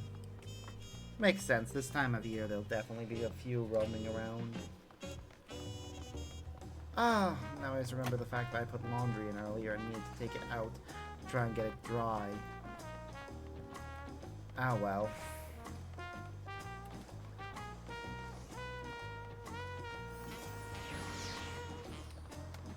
Right, looks like he's downstairs.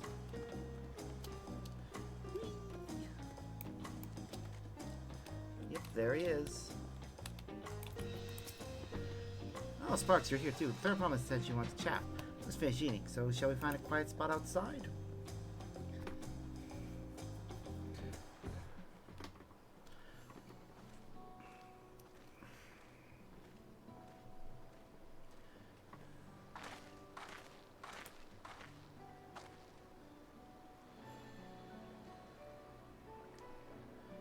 The last time we talked on this beach, you were in a miserable state. Yes, I was, wasn't I? Lost soul, till the two of you came along and helped me rediscover my purpose. My new place of employment has been most welcoming. For the first time in a long time, I feel content with my lot in life. It's wonderful. So, what is it you wish to discuss? Well, it's hard to ask this right after you've settled in, but I'm looking for someone to become a potsworn. I've heard my new colleagues mention the term. That's when an artisan signs a contract to work for the Moblins, isn't it? But you're not a Moblin. I'm not sure I understand. It's for a feat in the rite of succession. I need to bring a new potsworn to Earthenshire. So that is the way of it. We've barely met, and after pushing your work at Wachumek, I'm now demanding you throw that away and sign a pop pact instead. It's a selfish request, I know. I have something to tell you, Third Promise. The other day, I completed the necessary procedures for immigration. I'm pleased to say I am now an official subject of Tuliolo. I have since endeavored to learn what I can of my new nation, beginning with the right of succession as claimants, including you, of course. Now, you will recall it was my father's example which led me to pursue goldsmithing. He was at East End when Garlean forces laid siege to Selin, and in the ensuing chaos he was slain. War took him from me in an instant, the man I loved and admired. I never wish to suffer such a loss again. And so, as much as I am indebted to you for turning my life around, as a fellow peace-loving Tuliolan, that I want you to win the throne. If I can help you achieve that by signing a pop pact, then I shall gladly do so. Aw, Fontaine, thank you. I shall return to Master Ropley and inform him my decision. Allow me, I'm the reason you're leaving, so I should be the one to deliver the news.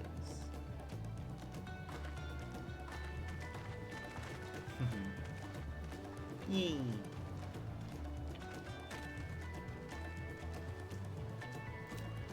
Perhaps you remember me. Rook Evu, owner of Zabutai. Like a word, if you don't mind. Yobok Lamont's ally for Cross Assault, right? And a hero of some renown, too, if the gossip's to be believed. Well, as it so happens, I could use some heroic help. It doesn't need to be right now, but could you come by when you have a spare moment? Much appreciated. I'll be waiting for you at my shop then.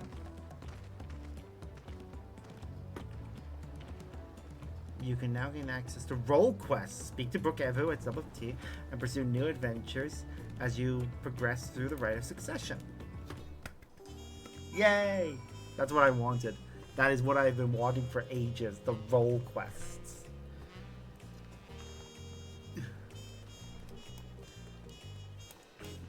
I'm gonna go take that right now. Hello. Okay, this is a level 90 quest. We'll take it as a machinist so that we can get experience to help. Sparks, I was wondering when you'd be along. Not a moment too soon either. Got an urgent job that needs doing, and there's no one else I can trust with it. Of course, you'll be wanting to know the details. It's a long story, so why don't you grab a seat over there? I'll join you shortly.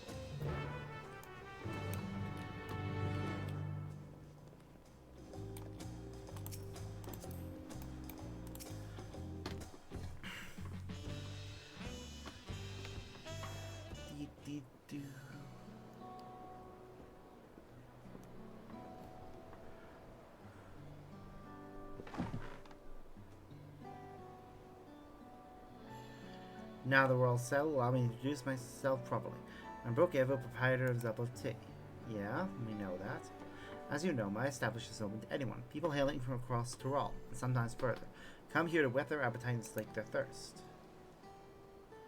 Given how we turn no one away, it's inevitable that a few bad apples might mix into my motley patrons, and therein lies the rub. Particularly Rotten Bunch was here not long ago.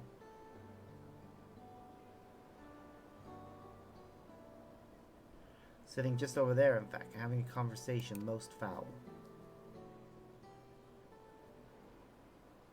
Ooh, we're getting a flashback. I thank you all for coming here, so far from your respective homes. Aww. That little thing's cute, though.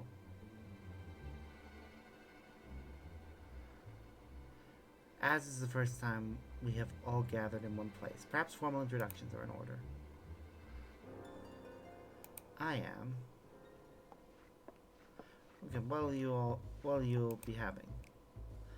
Could we have a moment, please? I'm in the middle of something very important.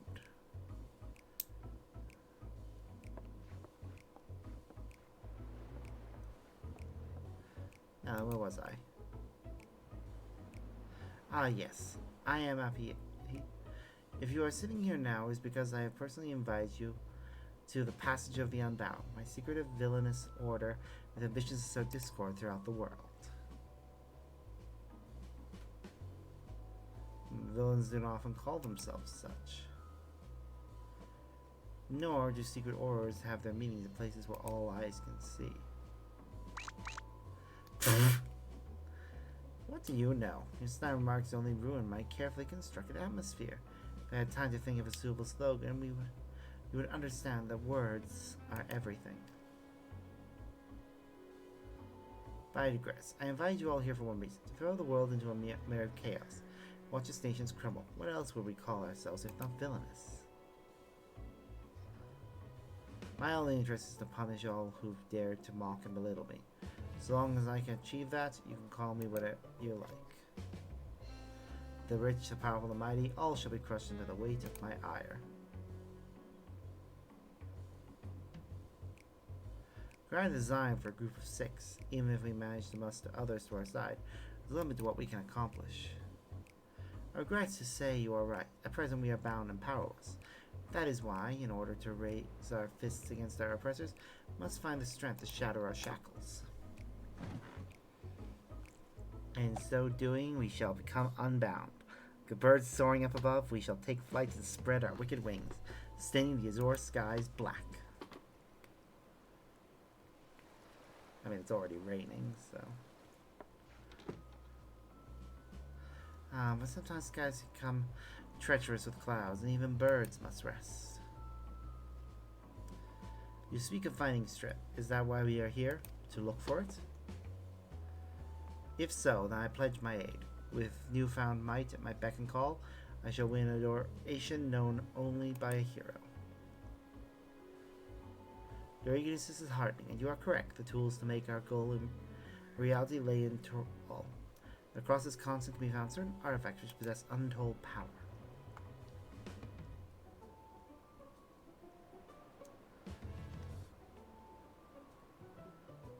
Did you say artifacts? Oh, I sense an adventurous hunt for instruments of devious devilry ahead.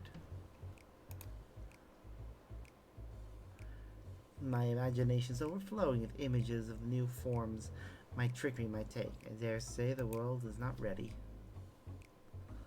Yes, well, to get to the heart of the matter, the objects are held by the disparate tribes which make their homes in the Torwall continent, where they have been passed down through generations of sacred treasures. Whatever stories these people have attached to their so-called treasures matters not. Each contain the essence of fearsome beasts called Torwall Vidrolls, and within our possession, none shall be able to stand against us. We shall take the objects for ourselves, bring them across the sea, use them to undermine nations far and wide. The means by which you each choose to do so, I leave in your hands. I only ask you do not disappoint.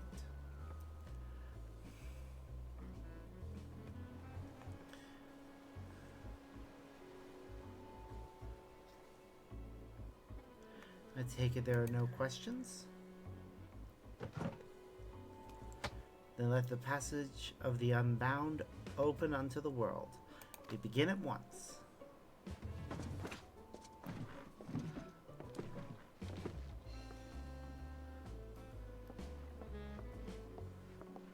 And now they're leaving without even buying anything. Bastards. They didn't order a single thing.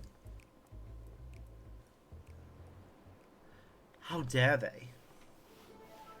You'll go to a restaurant and then not buy anything, especially when you ask for additional chairs. That's the long and short of it. What do you think?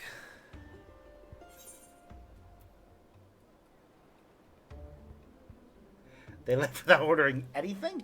Villainous indeed.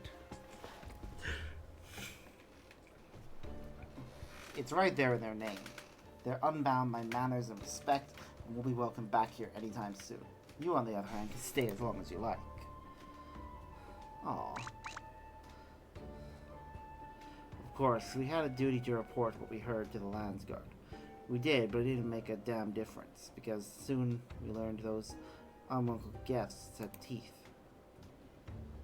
Long ago, one individual from a remote tribe came here seeking help recovering a stolen relic. Another came with the same story, then another and another, and so on. By the time we realized the passage of the Unbound was a real threat, they had one and all made their way across the sea with their ill-gotten gains. Each tribe has sent one of their own to recover what was lost.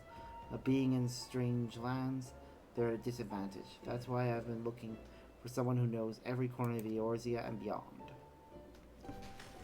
Now, I know you've business in Tyrol, or else you wouldn't be here in the first place.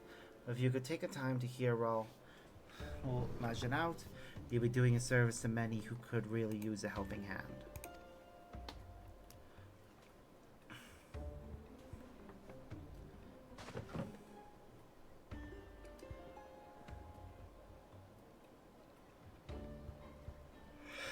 Yep. Oh dear.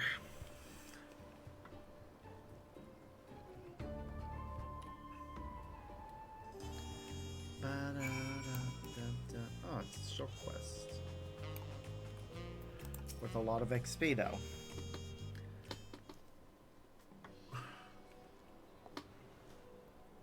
Greetings. Allow me to thank you personally for lending your assistance in this matter. I've been quite desperate for someone suitable. Greetings, Ramajan. At the risk of becoming a daily news, I must ask, has there been any development you might share? A nuisance? Why perish the thought? You've come just in time, in fact. None other than Vaunted Sparks has agreed to aid in the search. Finally, a fortunate turn. So long as our sacred treasures are in wicked hands, our homes shall know no peace, to say nothing of the danger they pose to other nations. If these thieves really do intend to stir up chaos across the sea, we had better depart on the next ship. But before you do, it might be proper to introduce you to those who have come to Tuliala in search of aid. Though as an awake there comes from a village far to the north. A single warrior cannot hope to withstand the power of her tribe's relic. She requires a stout protector, someone that can be leaned upon when times are darkest. So that's a tank one. The heirloom that Nipine must recover afflicts terrible maladies upon its victims. He seeks someone who commands great healing magics to counteract this effect. So that's a healer one. Cool. The search for Shashapa's treasure has been entrusted to a peerless hunter. She requires someone to act as a frontline fighter who can distract her targets while her bow takes deadly aim. That sounds like the melee one. Lastly, there is Sue, who knows little about her people's ancient artifact aside that it must not fall into the wrong hands. Seeks a mage of great power. Anything beyond that lies shrouded in mystery. So that's the magical TPS. But you're forgetting someone. Your crisis is just as pressing, if you won't say so yourself. Alja hails from further south than even Mamuk, and has traveled many days and nights in search of someone who can strike down their enemy from far. It's the only way to escape the effect of my village's treasure. Did I get that right? Indeed, I do get so forgetful in my old age. Thank you, Raul Maju. 5 tries, 5 stolen relics. All are waiting for the aid of a brave soul. Hopefully that can be you, Sparks. It will be me.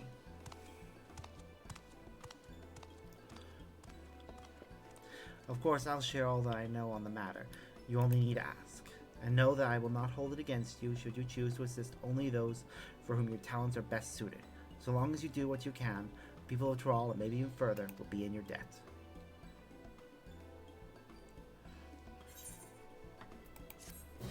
I can help out all 5. You have gained access to role quests, separate quest line. So is now available for tank, melee DPS, physical range, magical, and healer. Speak with the people to gather. Yeah, we'll do this. Alright, so first things first. Once they load in, Rahoja, accept.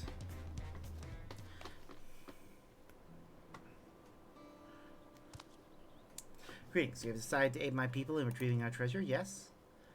They will be glad to know my long and arduous journey from our homeland distant south of Yogg-Tyrol was not in vain. As for the treasure we would have you recover, it contains the undying essence of an armadillo Tyrol vidril.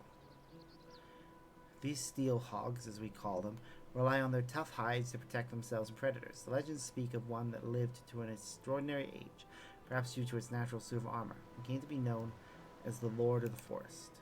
At the end of its long life, I answered and described the Vidrol's soul within the steel hog vessel. For generations since, the divine blessing it bestows have been a great boon to my people. Those under its protection need not fear wild beasts, for fang and claw cannot harm them.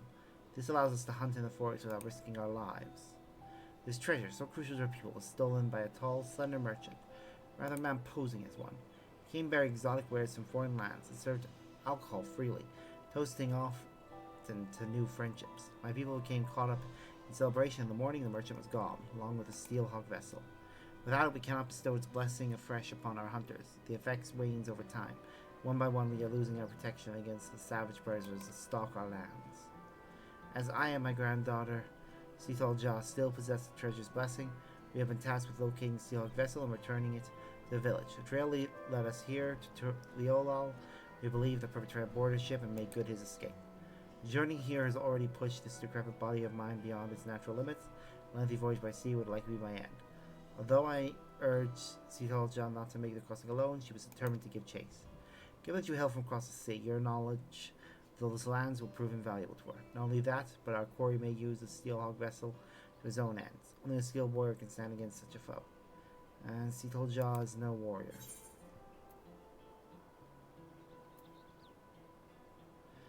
You'll have your treasure in 2 shakes of an armadillo's tail.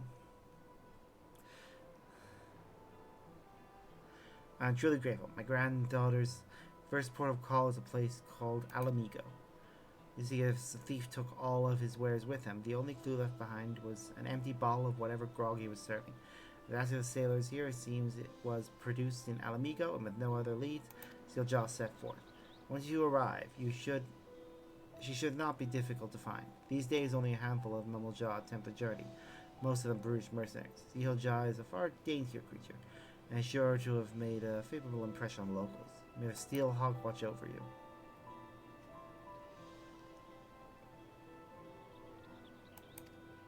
Alright, suggesting we start at Ralger's Reach.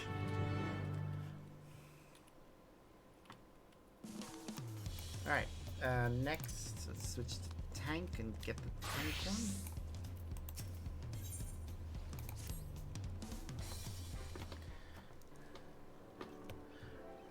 Oh, hello. Judging by your attire, you must be a traveler from across the seas. And I suppose Book Ever was... Oh, goddamn, I just realized something. Damn it! I shouldn't have skipped that. I didn't mean to... I hoped that it would allow me to go back, but I realized it's not the case. God damn it. Hold on. I shouldn't have pressed anything. Wah! It's because I want to change classes. Whatever class you accept it as is the one you have to do it as. Hold on. I'm gonna try something. Because I can...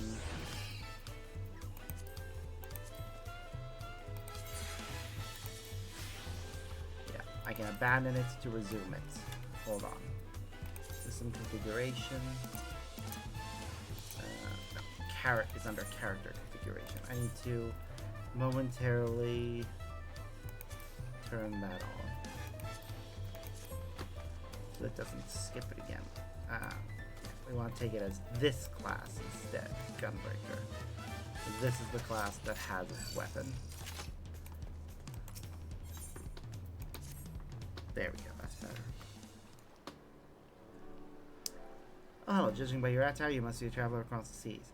I suppose Book Ever has enlisted you to our aid. Mm-hmm.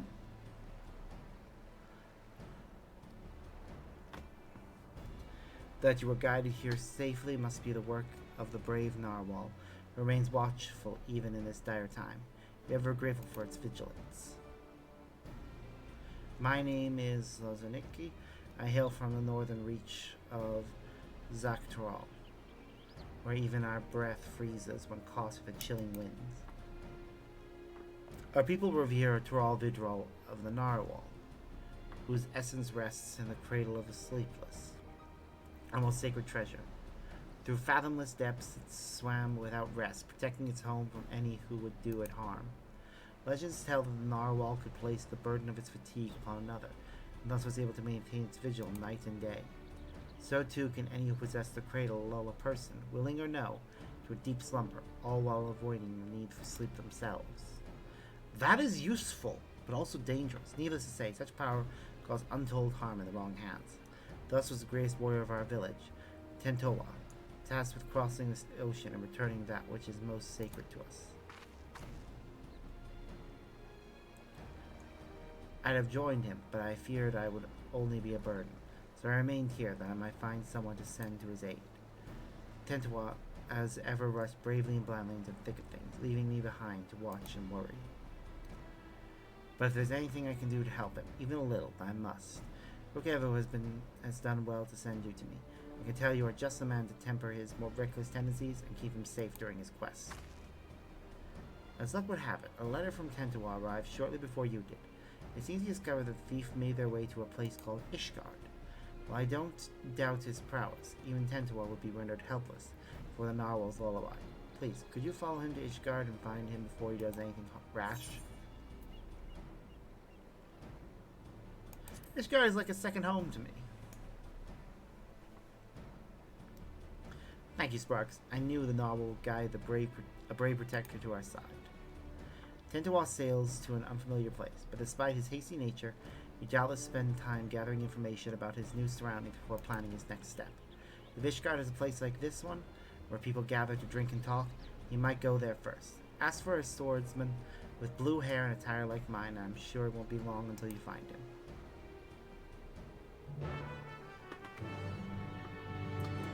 Yep, I'm sure we will find him fairly quickly. Alright, next. You are looking for a mage, right? Yep.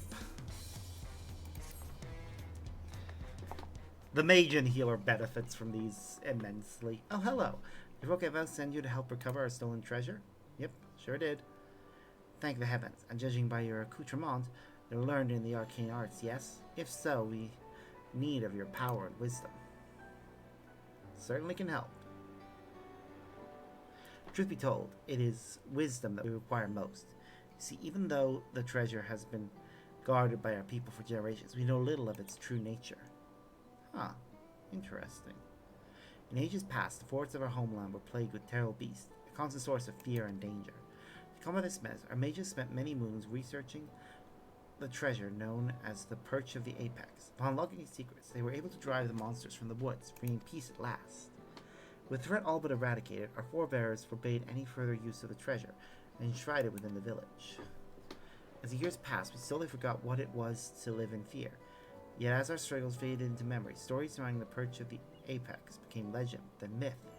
Now none living is certain of its true power. Yet the peace was shattered by a member of the Passage of the Unbound.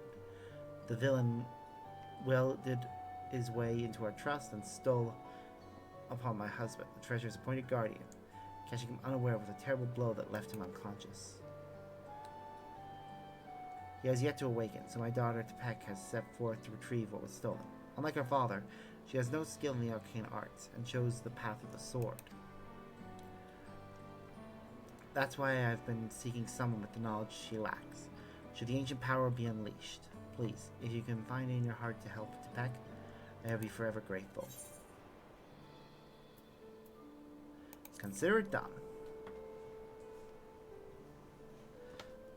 Oh, thank you, thank you. Now, our only clue to the thief's whereabouts is for something he mentioned during his stay in our village. He spoke of his desire to bring change to a place called Razathan. That is where Tepek decided to begin her search, so she boarded a ferry bound there, by way of Limsa Laminsa, with her trusted sword and shield close at hand.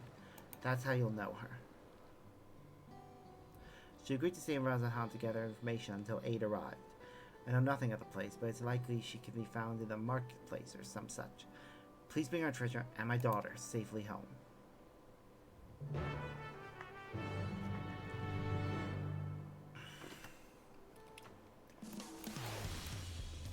Woo! Okay. Next. Was it a healer? Yay! I made the right choice.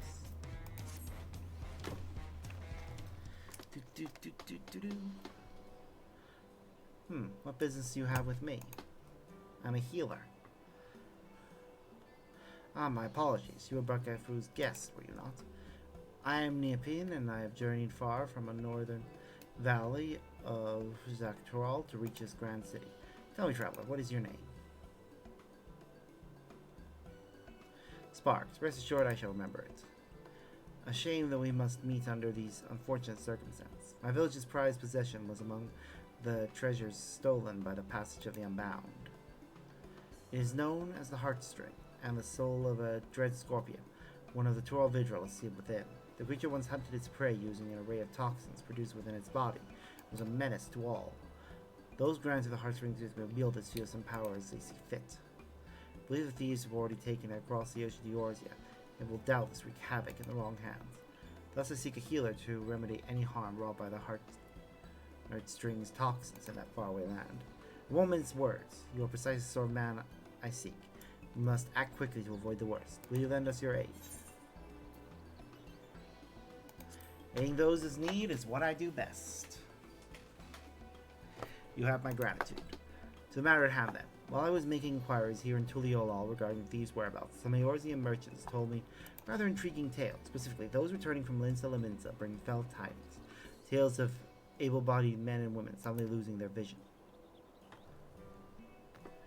An all too familiar account, as the Heartstring allows mastery over all manners of poison, including those that inflict temporary blindness. A great deal of training is required to properly utilize the Scorpion's gifts, but the blinding toxin is one of the simplest to wield. It seems to me the brigands are the mastermind of these strange incidents, harnessing the treasure's power for their own nefarious ends. Loashkana, the village's elder's daughter, makes for Linsa Limbs at the pursuit of the Heartstring. I intend to set sail with her, but my foot was badly injured by a strange mechanical doll during the thieves' ambush. Lokshan insisted I remain here to recover. She would not take no for an answer. I must ask, could you cross the sea in my stead, and provide Lokshan your aid? Considering that our enemy wields deadly poisons, the danger is too great for her to face alone. Based on when she departed, I presume she's arrived at her destination by now. She boarded a merchantman captained by a woman named Bladbrida, who is primarily based in Limsa Melina. She may be able to help you locate Lokshana. Okay. Easy enough. I'm taking all these quests, but I'm not gonna actually continue with them straight away. I just want to take them all while I'm here. And finally, well, our main scenario choice, Viper, will be the one to take the last.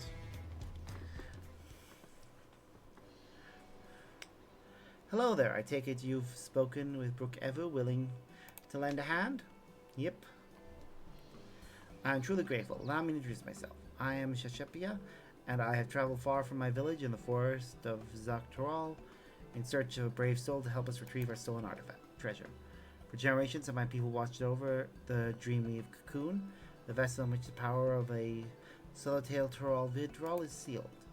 Before its ascension, the Solitaire warded off would-be predators by assuming the form of more threatening butterflies, poisonous ones, and the like, though through its skill at mimicry. So it survived day after day, summer after summer, until the dawn of its great new existence, capable of taking on the form of any creature which crossed its path. This fearsome power was sealed within the cocoon, and any who possess it command the self-same abilities. Indeed, the wielder too may assume the form of any manner of beast or man they've beheld. But this mimicry is not limited to merely physical forms. No, the wielder may replicate the talents and abilities of their target, so long as such actions fall within their ken, that is. In an instant, they may become a master of the hunt, a twin-blade wielding viper, or a savage Brax, with claws and fangs to gut whomsoever they please.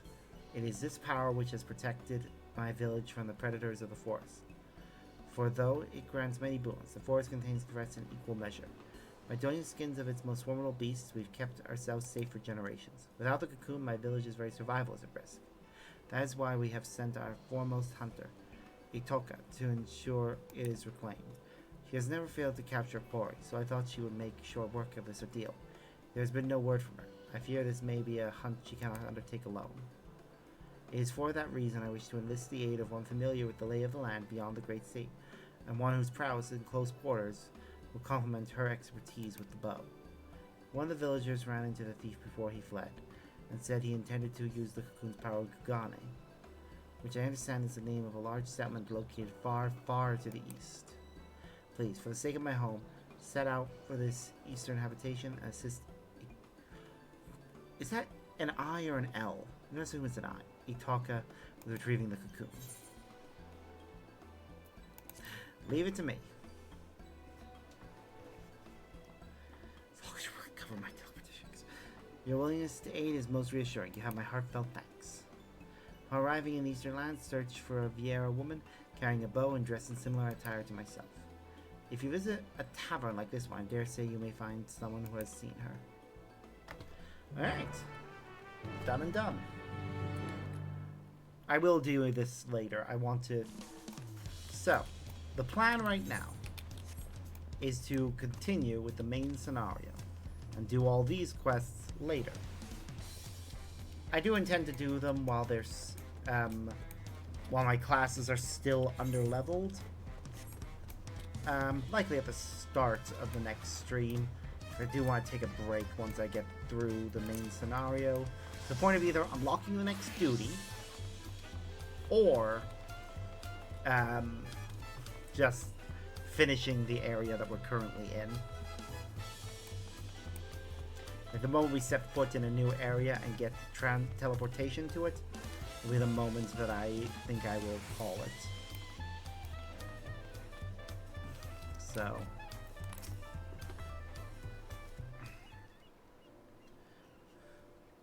Master Robley, I'm sorry to have to tell you this, but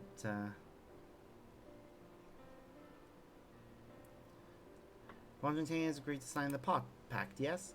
It's a shame to lose a capable goldsmith. To have one of our own handpicked to serve the third promise is a great honor for Wachumekimek. I appreciate your understanding. Of course, if you happen to know other talented artisans, regardless of their expertise, I hope you send them my way.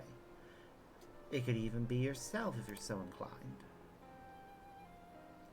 I'll keep that in mind. Though my time here was brief, I will not forget your kindness, Master Robley. I am blessed to have these workshops be my first home in Tuliolo. Come back to us if the moblins cut you loose. You'll always have a job at Wachumekimek. I expect you'll want to leave for Earthenshire as soon as possible. I'll go and pack my things.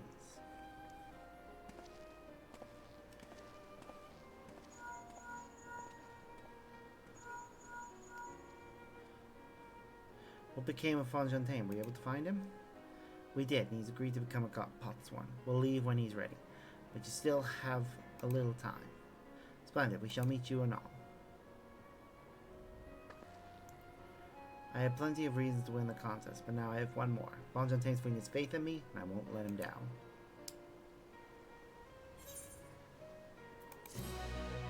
New pants! I'm again gonna hold on to them. You may now unlock deliveries to Wachumekimek. Speak to Robley. Pursue new endeavors as you progress through the rite of succession. So first, Woklamat, who's going to give us shoes. Right then, I have some things to take care of at the palace. While you can pass the time however you like, I'd suggest you head back to the caverns. After all, even heroes need to rest, and we still have a big journey ahead of us. Okay, this one. Well, if it isn't Sparks. Forgive me, but I couldn't help but notice the tools you're carrying on your person. You wouldn't happen to be a skilled tradesman, would you? As I mentioned when you visited alongside the third promise, Wachumekimek is in dire need of skilled artisans like Fontaine. A number of our shops are beset with problems, large and small, you see. Having assistance of one such as you would be most welcome. Of course, the service rendered is a service paid for, and we've plenty of scripts with which we can fill your pockets. Procuring supplies from the open seas has brought no small number into my possession. I understand the currency is also used extensively across the salt. With that said, I'd like to first introduce you to the folks you'll be working with. You needn't decide right away, of course. Take your time to consider my offer, and come speak with me again once you've made up your mind. Obviously, I'm going to speak to you again, but first, script exchange. What? Begging your pardon, sir, but house rules stipulate those with prior okay, so we have to finish this quest before we can unlock script exchange. That's fair. Can't you take my offer, I see? Just one last thing before we go. In the language of my people, what you're making means house of countless beings. I see the market as home where folks of all kinds may come and connect, carve out a niche for themselves. Please bear this in mind as you may encounter things to which you're not accustomed. Now then, off we go.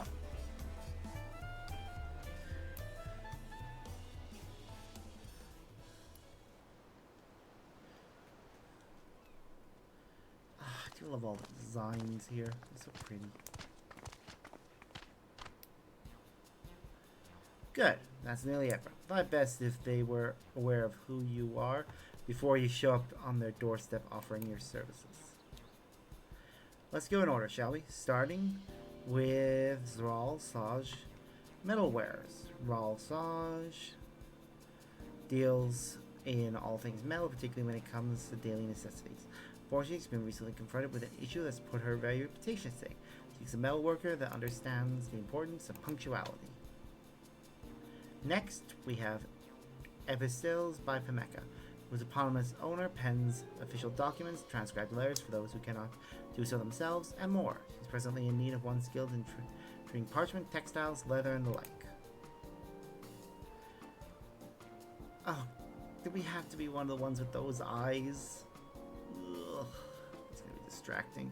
Zeralja Juice Craft serves some of the most unique beverages I dare say one will ever encounter. It's just a shame no one's lining up to drink them. If you have an expertise with culinary arts or alchemy, I would love for you to assist her in revitalizing her shop. Fish Fancies Donahanu is a bit of an eccentric establishment. You see, Donuhanu deals in fish that he fancies. Unfortunately for him, his tastes are a touch too unconventional for your average customer, and his anxious sales may not pick up. As for Sunya's apothecary, good to say that its owner was unable to spare even a moment for introductions. That said, if you fancy yourself a miner or gatherer, you'll definitely find his wares of great interest. Shanae deals in all sorts of curious flora and minerals, you see. Alas, his sole employee appears to be in poor shape, and I grow more worried about the store by the day.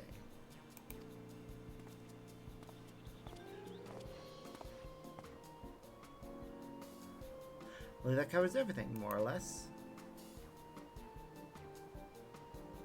It is my wish that both customers and shop owners feel mutual satisfaction with their transactions in the market, that this house of countless beads may shine more brilliantly than ever.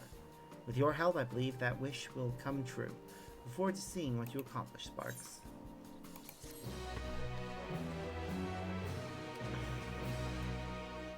I'm gonna take deliveries and probably use a script exchange too.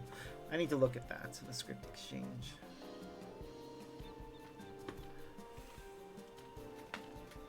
But yay, we now have all the role quests. Let's take a look at the script exchange. Really? Oh, wait, hold on. Grain Gatherer.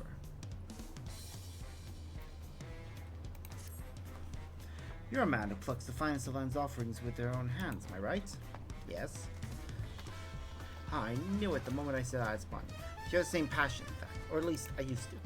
For many years did I work in the employ of Shunai's apothecary, gathering only specimens of the utmost quality. Alas, such work wears on the body.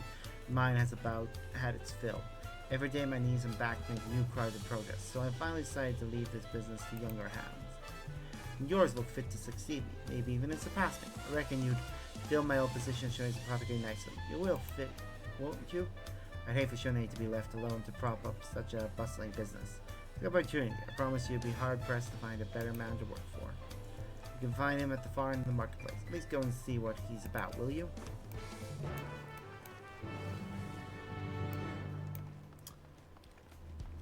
Yep, these quests are a bit different in that you do them and then you have to go find all the resources and everything else on your own to deliver.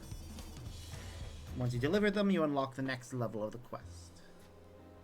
So, yeah. Here's our new friend. Well, hello there. Apologies for not noticing it. Merchant's work is endless, you see. I find myself short-handed these days.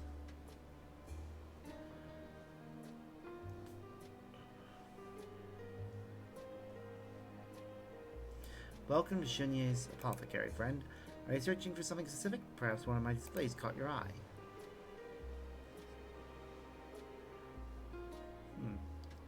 This really has a fine collection of items. Yeah, I can help him keep everything stocked up. I've seen that look before. You are in just what sort of shop this is. Put simply, I prefer goods which promote a healthy body and mind. Herbs to cleanse mild ailments, incense to calm the senses, stones to smallest aching souls, and much more, as you can see. Naturally, this requires the use of various plants and minerals which possess uncommon, and some would even say mystical, properties, which I acquire from discerning and trusted gatherers. However, the flow of goods has recently slowed to trickle, and I found it difficult to keep my shelves stocked. You may find my selection somewhat wanting, if I'm being honest. I can help with that. So you must be the gatherer Ropley spoke of. Are you here to offer your services? Of course, I'm more than grateful for the help. I hope this is the start of a mutually pleasant relationship, Sparks.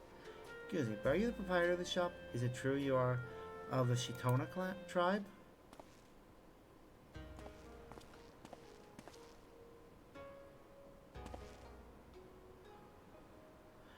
Yes, on both counts. What brings you to Shune's apothecary, friend? I am Uvio. I hail from the village of Kuguma, located on the eastern continent of Althard. I was traveling the three great continents in an effort to expand my horizons, when I learned of a people similar to the Vieira who live in Tyrol. I wished to learn all I could of them, so I boarded the first ship across the sea I could find. One of the parts where I might find any Shitona, and was pointed here. Please allow me to serve you. I can hunt, I can fight, and I can gather. Only one of my skills could be of use. All I ask in return is that you teach me of your people. What a day this has turned out to be. One moment, desperate for help, the next spoiled for choice. Buffalo, was it? I know you've come far, and I can sense your sincerity. My conversation doesn't fetch so high a price. So purchase one of my wares, and we can chat for as long as you like.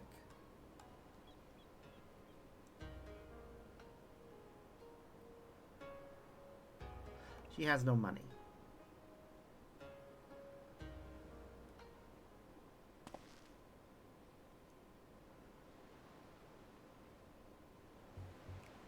Yep.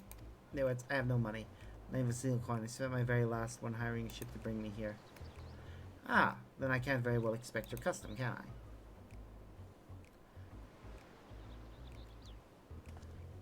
Apologies for the interruption, Spark. Where were we? Ah, yes. Would you agree to a small test of your talents before we begin our work in earnest? I suppose I'll be testing you too. That is, of course, assuming you still wish to work with me. Of course, I am at your disposal. You only need to tell me what to do.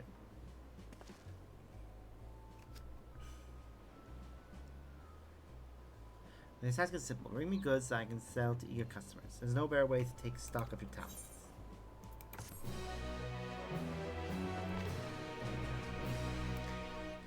These are a good way of getting a good lot of XP.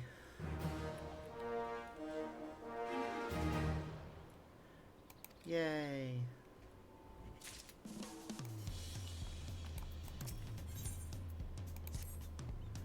Now, shall we get started? I want both of you to head to Orcapachu and bring back an assortment of my most popular staples. Namely, I'm looking for Maca, a plant with which imparts unflagging vigor, and Springstone, which is used to warm the body and soothe aches in the muscles. You bring me whichever is easier for you to gather. Either will sell just as quickly. Since this is only a trial, let's start with, say, 6 or so. 6 Springstone from Orcapachu. Understood, I shall return with haste.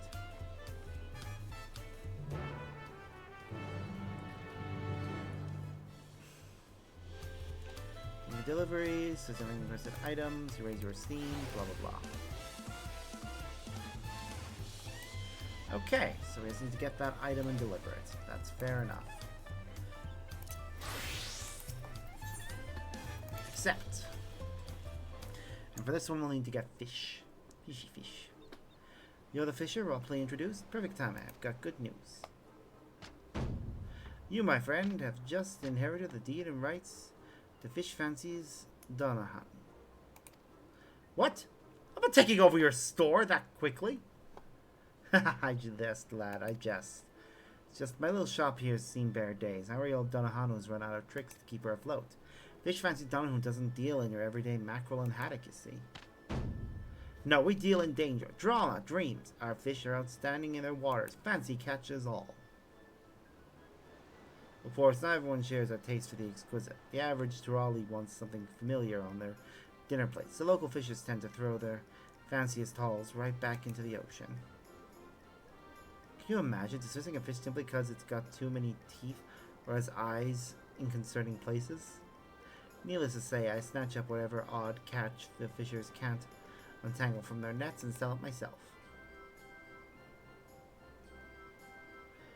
With little result, I'm afraid. I spend my days floundering and not in a fun way.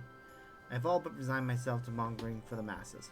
But I feel like meeting you here today is a sign to keep chasing my dreams. Assuming you're here to help fish me out of my troubles, that is. You had me at fish! Thank you, lad. Thank you.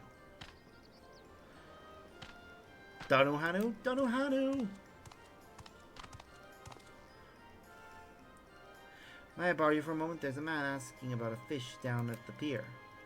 I like the sound of that. Seeing as you're a fishing my partner now, why don't you come along? The pier's just there. Ooh, I'm starting to get hungry. I'm definitely gonna take a break soon. Like a proper, long break.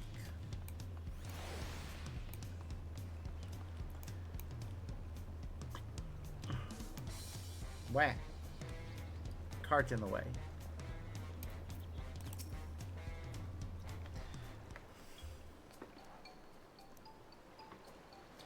Wait, is that a blue mage? I think it is. This lad here is in search of an unusual sort of fish. I reckon you'd be the one to ask. Yep, that's a blue mage, alright. So you're Donohano. What fish fancies Dono? Please, I need your strongest fish straight away. Hold your seahorses, lad, and start from the beginning. A strong fish. 100 pardons. I didn't even introduce myself, did I? I am Passioning of the Wallachie. Ours is a small community in Dawntrail, so you may not have heard of us. We have long upheld a close relationship with nature, as it blesses us with wild creatures who bequeath magics upon us. Oh, Martin taught me all about the Wallachie. Oh, you know Martin! You must have heard how mastering our magical arts, I believe he fondly called it blue magic, is a rite of passage for all Wallachie. Now more than ever, I need to prove my worth and help to ease my people's suffering. Unfortunately, despite my every effort, I have only been able to grasp one technique. The manipulation of piscatory energies to form a phantasmal fish. Oh, flying sardine. The solitary link to Wallachie magic was bequeathed to me by a seabird. Limited though my abilities may be, trying to hone them into a strength unrivaled by any and thereby defeat any creature my rite of passage requires. Every has a weakness, and there must be a fish that can exploit each one. It's simply a matter of finding the right fins for the job. I love it. I love it. Which is why for my first trial, I seek a strong fish, one capable of felling a giant leathery toad. Well, that's about the most thrilling thing I've ever heard. You're a godsend, lad. A dream come true. Come true. God damn it, why must they do all these puns? He says he needs something strong, bold, brave, a fish that isn't tilapia. Wow. I keep seeing the word tilapia pop up. It's the type of fish that my work serves. So, come on, it's back to the fancies with us. Once I've thought up the right fish, I'm counting on you to go and catch it. I didn't even know about tilapia until it became a common, substitution for cod. Not substitution in that we tell people it's one thing when it's actually another. Substitution in that the menu just says fish. So, any type of fish can be served. I think there is something somewhere in our allergy information that does say specifically that it's tilapia. It definitely does. Definitely has that information because somebody could be allergic to tilapia, but not to another type of fish. So, of course not. I can't wait to find our mighty swimmer.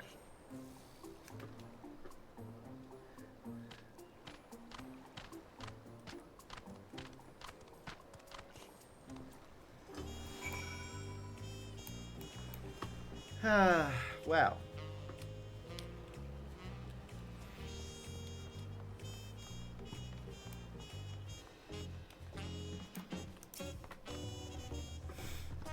Imagine, of all the fishing docks and all the ports in all the world, Passionate walked onto ours.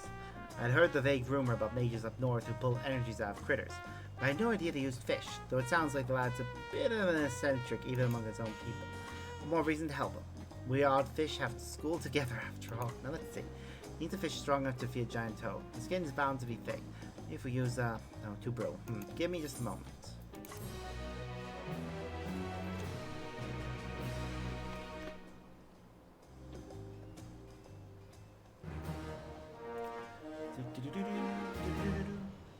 You know, take deliveries, speak down to learn more. Of course, the answer is obvious, Sparks. I can't call you Sparks, can I? Passion doesn't need strong, it needs sharp. To wit, the king puffer. His blade-like spines are sure to deflate any toad like a defective dirigible. I don't pretend to know how Passion's magic works, but so long as the lad needs a fish, we'll deliver him a fish. In fact, let's order him several. You can never have too many fish. That's the Fish Fancy Donald's motto. So on with you, lad. Buy yourself some crimson lugworms from Bayside Bevy and cast your line in the high tide harbor. As soon as you rein in some kings, hurry back. Can't keep our friend waiting.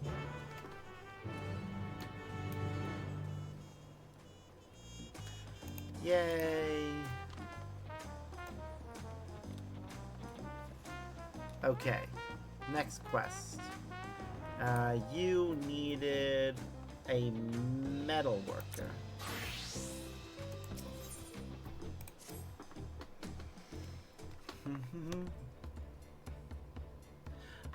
Must be my lucky day. You're Sparks. You're Zambroply roped in, aren't you? It's a pleasure. Name's Raul Saj, and I'm the proprietor of this here shop. From pots to knives, if it's used on the daily and made of metal, I smith it.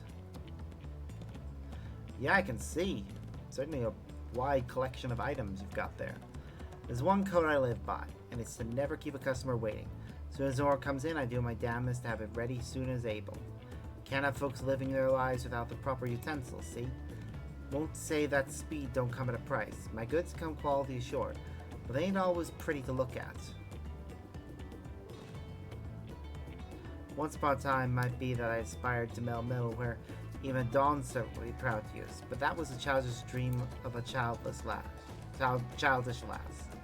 Reality ain't so sweet. Better leave the fancy fineries to the moblins. I'm ashamed to admit their craftsman knows no equal. I ain't ashamed of what I do either. Knowing that my goods are needed is what gets me up in the morning. What I'm trying to say is, I win my custom by providing fast and reliable service. I need your help to give them that. I have a bit of an embarrassing problem on my hands, see? I had a young lass come to me asking for work a little ways back. She claimed to have experience working metal, so I figured why not? With a new hire, I thought I could start accepting bulk orders. But that Papwani, bless her heart, she's earnest to a fault, but the girl barely knows her way around a pitchfork, let alone a forge. Before I accepted a hefty order, I'm afraid we won't have it ready in time. I don't want to let any of my customers down. So I ask, will you lend me a hand? You'll be well compensated for your work, promise. I'll hold you to the well compensated part. The response I expect of any artisan worth their salt. My thanks. We best begin with introductions then. May I trouble you to fetch Papwani? I sent her to Bayside Bevy to purchase materials for pots some time ago, but she hasn't returned.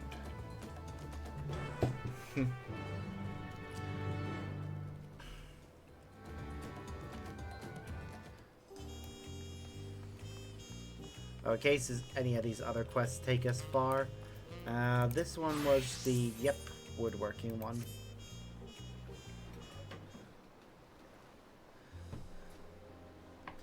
A very warm welcome to you, artisan from afar. Sparks, was it? You stand before epistles by Pemeka, and I am Pemeka herself. Charmed though I am by your interest in my shop, I would like to confirm one matter. Tell me, can you read? I live for literature.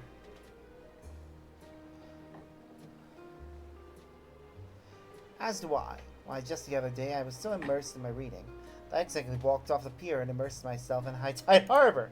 I digress. We of y'all speak Turali with a blom, yet it is a comparatively young language. As our traditional tongue place emphasis on oral storytelling over the written word, we have a sizable population of citizens who do not read or write. My services cater primarily to this clientele. I offer a writing hand when occasion demands, mostly for penning letters or official documents. However, I have just recently received a commission for something larger, a book of stories. These are tales which have never before been committed to text, a documentation of oral storytelling. Most riveting prospect, is it not? Yep, certainly is.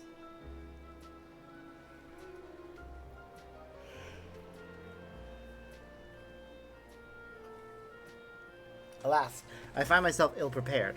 While the best paper required for simpler documents, I have no experience in binding tomes. Yet, with the skills of an adept carpenter at hand, I could accept this task with my head held high. What's you, traveler? Will you help me tie these tales together? Fear not, I'll cover you. God damn it, why do we have to be punny too? Much obliged. Then let us report to our client and officially accept his request. His name is Zemawenu, and he works at Zavlotia, the restaurant by the beach. I'll need a moment to close up shop, so would you go ahead and wait for me? Ah, yes. She'll need to... This is a tent, so... I can only assume there's some sort of draping she can lower over the front to make it clear that it's closed. I don't see where it's stored, but anyways, what was the last one? Oh right, culinarian. Once again, they continue to do the thing of, it's obvious this is meant to be a culinarian. Might you be Sparks, I'm from yours. My name is Zero Ja, and this is my shop. I'm told that you are meticulous when it comes to mixing a variety of concoctions. To be frank, I am desperate for one of your expertise. Juice is a drink of choice here in Tulialo, but as I'm sure you've heard from Ropley, business is bad. It wasn't always so. When I first opened my shop, profits were steady and customers were eager for the fresh local juice I offered. I thought running this business would be easy. I may not have exceptional culinary talent, but anyone can squeeze a fruit, right? But now sales are suffering, and some days I spend more on ingredients than I can gain in coin. This way I'll be forced to leave Wachumekimek. I know my menu is generic, and with so much competition in the city, still wonder that my erstwhile regulars have sought more compelling refreshment. Alas, I lack the skill to make anything but the most basic of juices. Which is why I need a talented artisan such as yourself to assist me in creating the drinks I know will save my business. Yeah, I can do that. Wonderful. Now, before I expound upon the particulars, there is one other I have recruited to my cause. His name is Halnaruk, and he is a proficient gatherer. Once we decide upon new recipes, I plan to have him procure in bulk what ingredients we require. Why don't we join him in Bayside Bevy and have our first official meeting as a team? You go on ahead. I'll be along once I've closed up shop. Him closing up shop looks like it'd be a bit harder because he's got to get all the supplies he has in front of a shop put behind the counter. Alright, which of these is first? I shouldn't be walking. Ah well, too late. What's that? Special orders, special deliveries?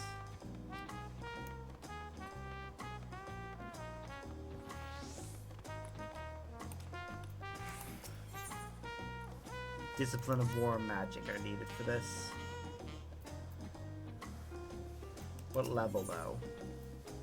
It's a 90. So we'll do this one as a machinist. Peddler has no clue how to navigate Tuliolo. Oh, I'm in a pickle. Can't exactly deliver the order if I'm lost, now can I? Curse these twisted streets. You there. We're here to silently unflappable composure. You know your way around these streets, yes? Could you pay a visit to my customer and let them know I've brought their order? Brilliant. Now you're looking for two different houses in the resplendent quarter. The first has deep blue and yellow walls with feather decorations that hang from the eaves.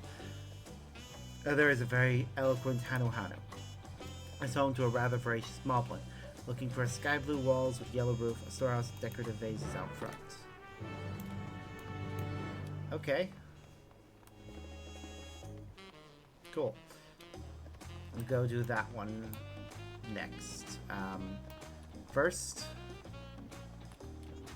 we got 3 quests all very close together. So, Halnarak, is that... which one was that? That's the culinarian.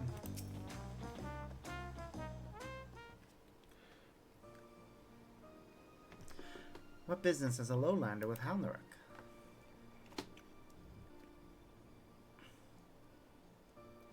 Ah, yes, the Juicy Mix project. As a professional stuff seeker, Halnarak has agreed to do the finding for Tasty Fresh. What of it?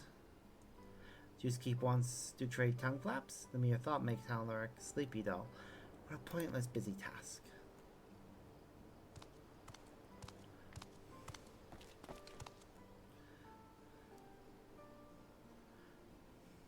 Apologies for the wait. Now that the whole team is acquainted, I suppose I'll get straight to the point. To improve my shop's financial fortunes, I need your help in creating some original juices. That is to say, juices that promote the health and well-being of each and every Tulial resident. While fruit is an excellent source of vitamins, diverse peoples of this city have unique dietary and nutritional needs. So using both culinary and alchemical techniques, I plan to offer a variety of refreshments bespoke to citizens of all shapes and sizes. By developing drinks both delicious and singularly nutritious, my customers are sure to remember why they love Zeralja's Juicecraft.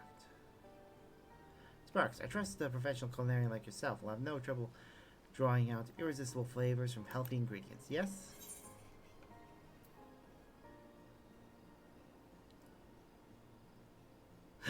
Just so long as pan loaf isn't one of the ingredients.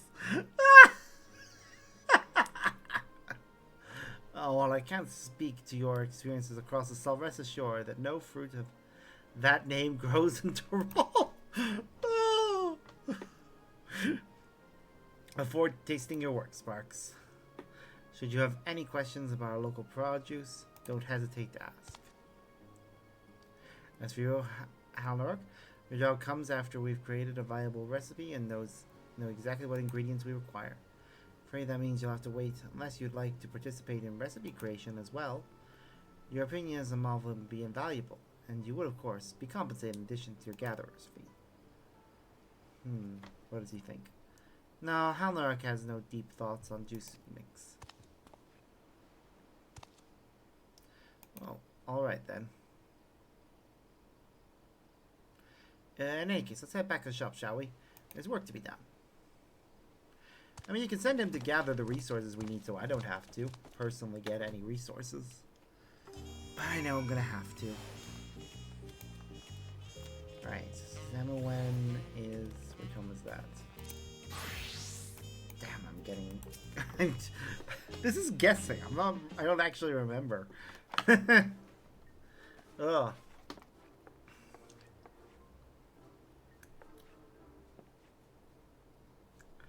Ah, Pameka, welcome. Good evening, Zemowen. I am pleased to say that we are ready to undertake your commission. Sparks here will be binding your books, and my intuition tells me that none will be better suited to the endeavor. That's excellent news. The more the merrier.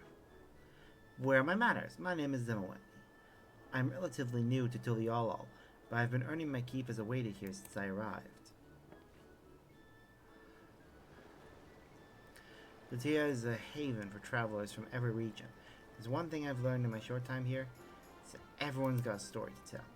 From myths and legend to folk tales and anecdotes, our patrons share their nigh endless supply of unique, fascinating tales. Inevitably, one regular or another will badger me into retelling an old favorite, so I try to memorize as many stories as are told. Memory has its limits. I'm afraid the details from so many different narratives might eventually become jumbled or forgotten, which is why I thought to record them in a book for all to enjoy.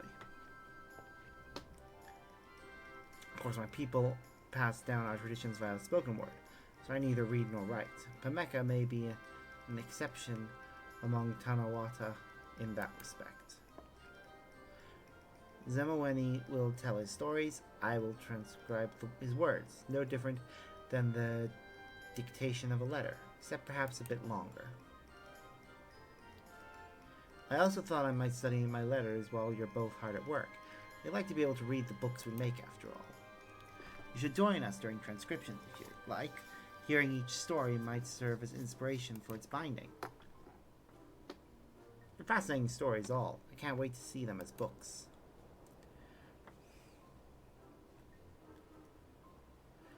When would you like to begin? My schedule is relatively open right now, so I'm available whenever you please. Now, I'll pay your stall a visit once I've finished my shift. It shouldn't be too long now.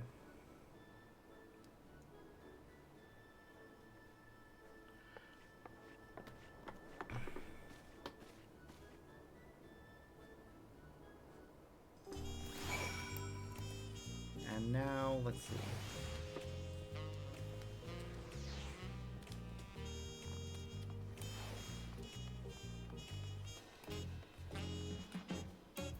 The only one left is, was it the metal worker? Yes.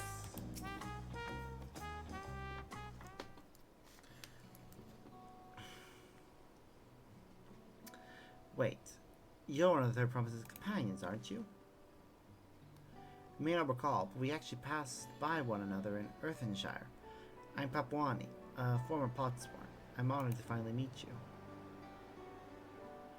Gosh, do I miss how the Moblins spoil us artisans. Provided every luxury you could imagine. A cough fluff fairer than alpaca fleece, platters of delectable food. Best of all, they took care of all the cleaning, letting us focus wholeheartedly on our work. Alas, the storm left them short supplies and help hands. I realized that the environment I once enjoyed there would not soon return, made the hard choice to end my pot pact and journey here for work.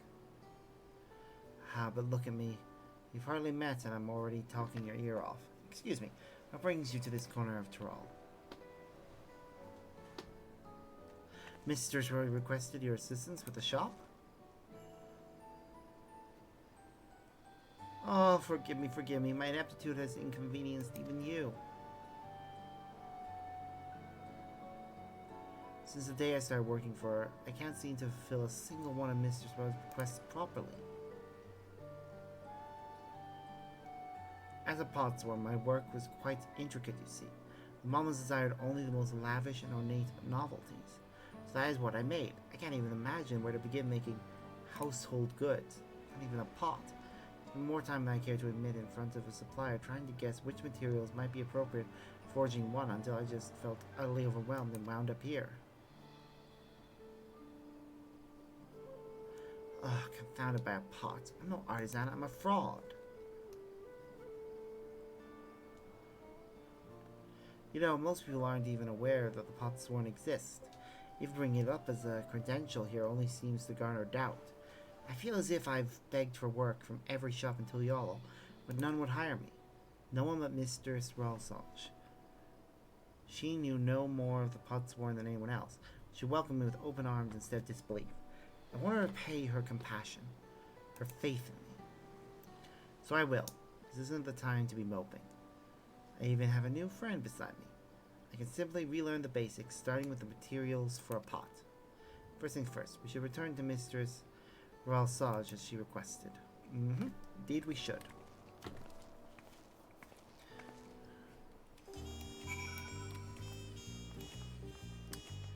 But first...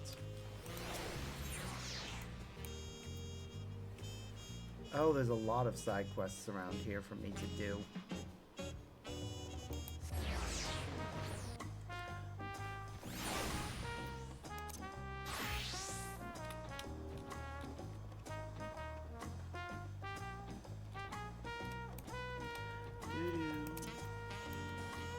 No, the marker says it's even further up that we need to go for this quest.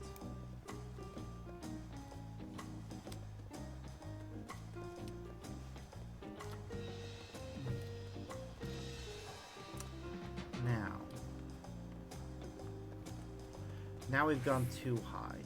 Hold on. Wasn't one of them a yellow roof?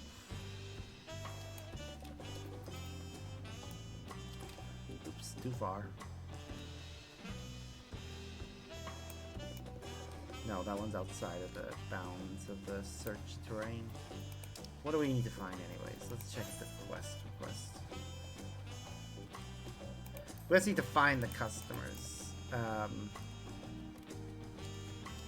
So we just need to find 2 people who have markers over their head. telling me that they are the people that we need to find.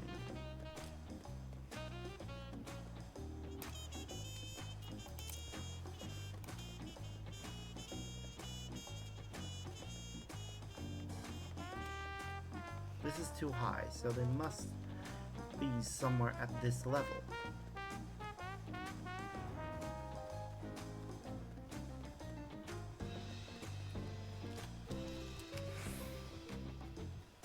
I'm gonna go over to this quest. I can't see the people I'm looking for, so we'll take this quest. Aww, it's a babby Momoja. Hey mister, will you help me?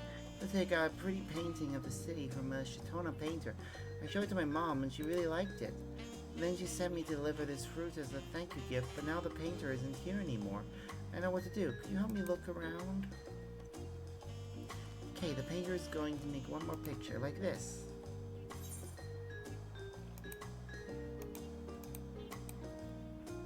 Which means wherever we can see this view, that's where you will find him. Okay, so I talked to him again. Oh wait, we need to talk to him to have them accompany us.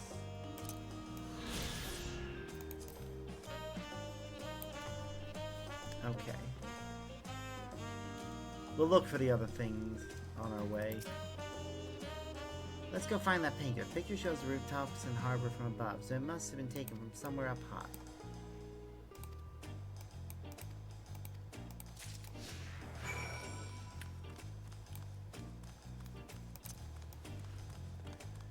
Yep, somewhere up high.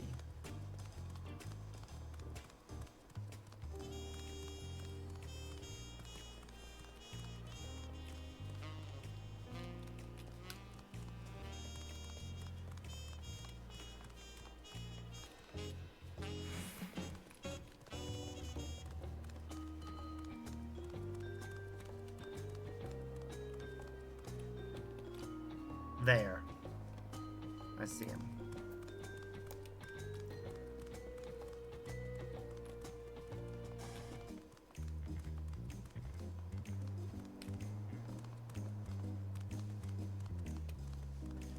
Around here somewhere. There we go. Found the painter.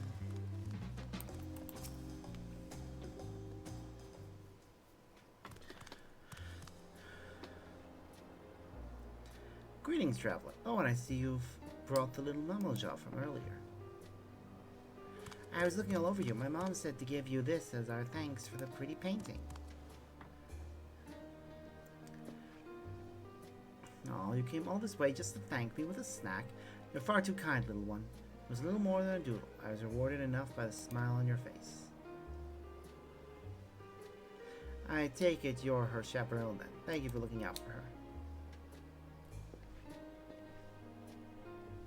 This town is a special place in my heart. We Shatona are a long-lived people, and I've had the good fortune of watching the community sprout up from nothing.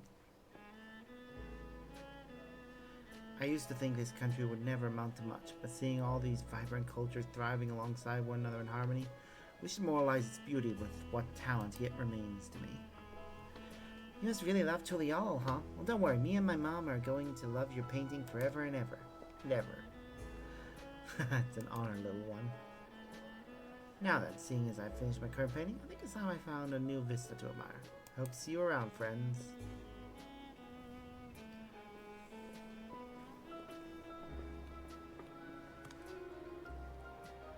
I never really thought about how pretty our town is. I feel like I learned something today. Good! As children should. Thank you for helping me find the painter, miss. I'm gonna take good care of this picture. That I will. But before you go, here, this is for you. Aww. It's cute getting to do these little side quests. And getting to appreciate things. Now we got a shrimp cocktail.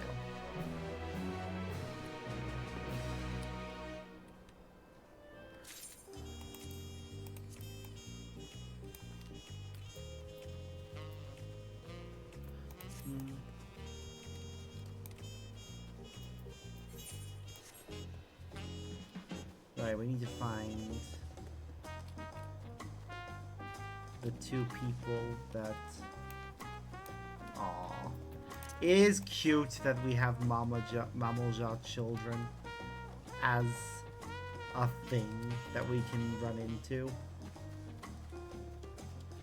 Oh, well, there's one.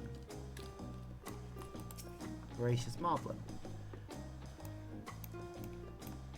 Ah, special order of mole flour here at last. Now I have all the ingredients for crafty baked loaves of rot bread. Haven't heard of mole flour?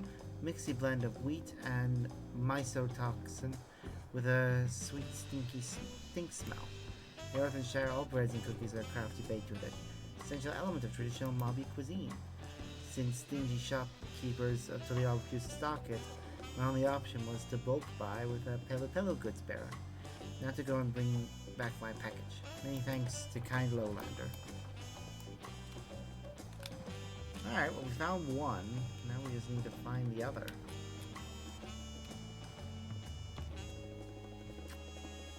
They might be inside of a house.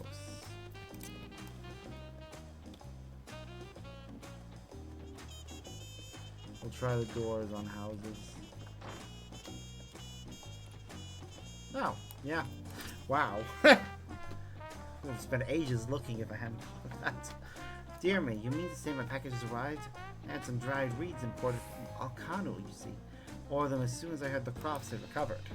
But may leave until the all now, I always keep my homeland close to heart. To a Hanuha like myself, there is no great comfort in the smell of reeds when I walk through the door. So anyway, I better go fetch them, hadn't I? There are a few areas that could do with a bit of touching up. I get how he feels. Having something from home is always comforting. Well, not always. For some people it won't be comforting to have something from home, but for a lot of people it is.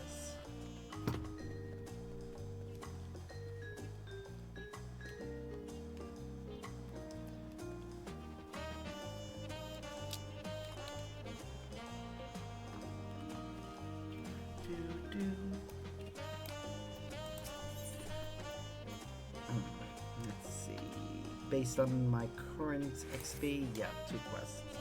Breathtaking, isn't it? I wager you'd be hard-pressed to find a more majestic drum anywhere. Alas, exposed as to the elements, it requires a lot of keep. Is where we have the fife and drum corps come in. Speaking of which, what's taking him so long?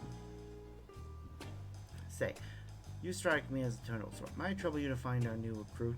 He was tasked with handling today's inspection. Given how long it's taking him, it's possibly run into trouble. I'm supposed to be supervising things here. Check behind the tower and you should find him.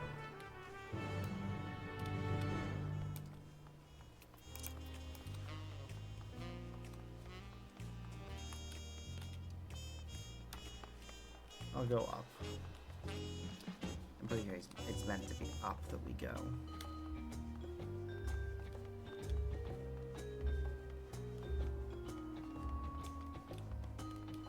Well, there he is, but...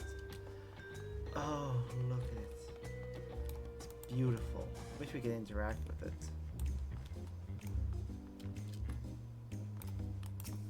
Hello. Can I help you? Wait, the drum major sent you? That would be good. I've wasted too much time. Before I finished the drum in the tower, mind you, but I just had to go and drop my tools. Now I can find them. Will you help me look? I could really use a second pair of eyes right now.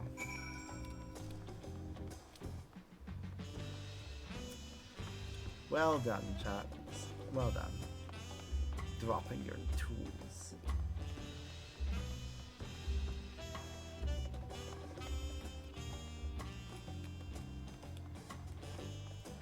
They're probably up by the drum itself. Actually, seeing as we're up here, I'm gonna check if you could see into the things from up here. Not really. Huh. Clever. Oh, so he is actually beating the drum. What? Why can't I see his tools? Oh wait, there they are. Ow.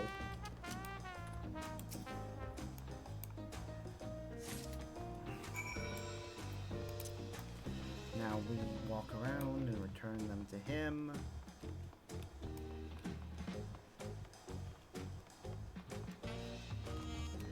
don't know how you managed to drop them that far, Bates.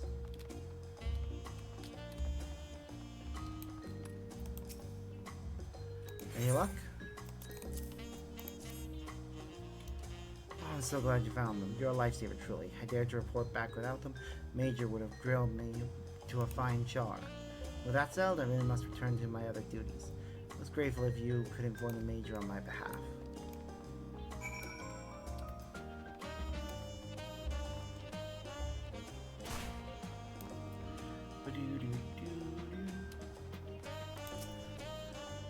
There you are. I'm told you helped our recruit find the inspection kit after you dropped it.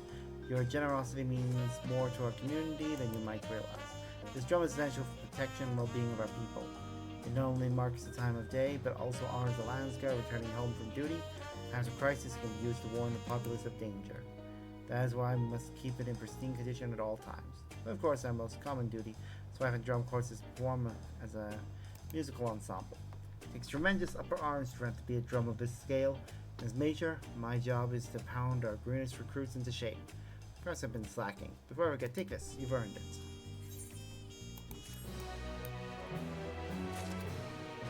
Alright, now we go complete that other quest.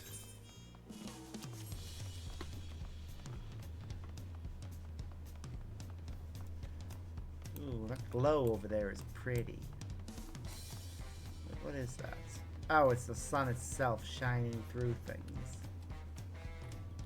Yeah, that is a pretty thing. Peloton away! I don't know how much it actually boosts our speed by. Neither of them actually say how much they boost by. I see you managed to find them. Thanks to you, the packages have safely reached my customer's hands. Pause. In the meantime, I've been browsing Bayside Beverly. The shops here have all the most common daily necessities, along with a variety of goods from other far-flung corners of Thrall. All is a melting pot of cultures with their own unique needs. Sometimes the limited selection here doesn't cut it. That's where we come in. As Bedlers, we travel to those distant locales, buy their most sought-after goods, and deliver them to the residents here. Our price, mind. Speaking of travel, did you come here from Eorzea by chance? I've yet to venture out there for import goods. One of these days, I might just have to make a trip. Oh, before I forget, your fee.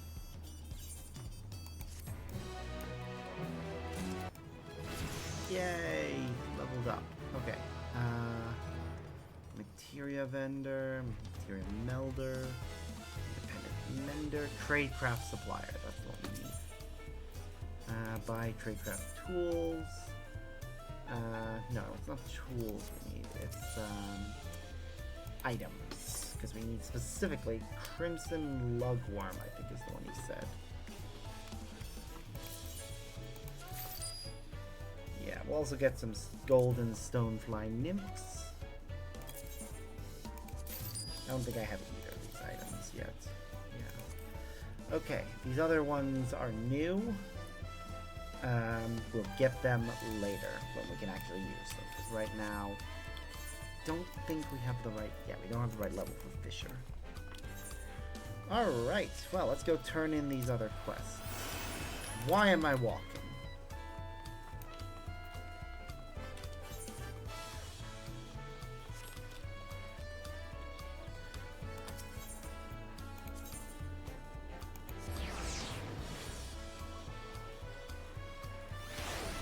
Okay.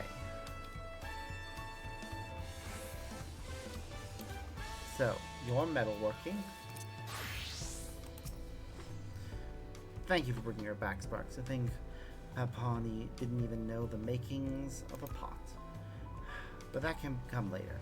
Now, as you're both here, I'd like to discuss the bulk order we have lined up. I'll fill you in once you're ready, so just give me a shout.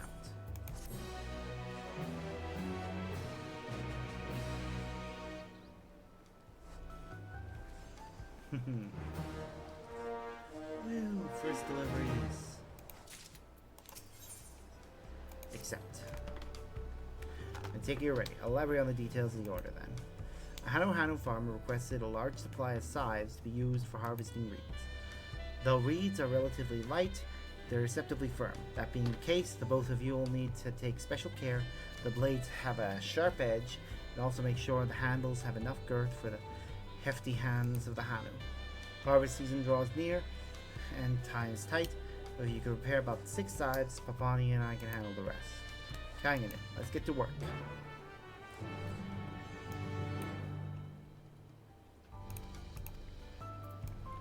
Cool. Now, Carpenter. We will have our transcript session here. I have ready plenty of parchment and ink, so you needn't worry about that. However, there are still a few more preparations to be made before his arrival, and your own business may call you elsewhere in the meantime, so stop by again when you're ready to begin.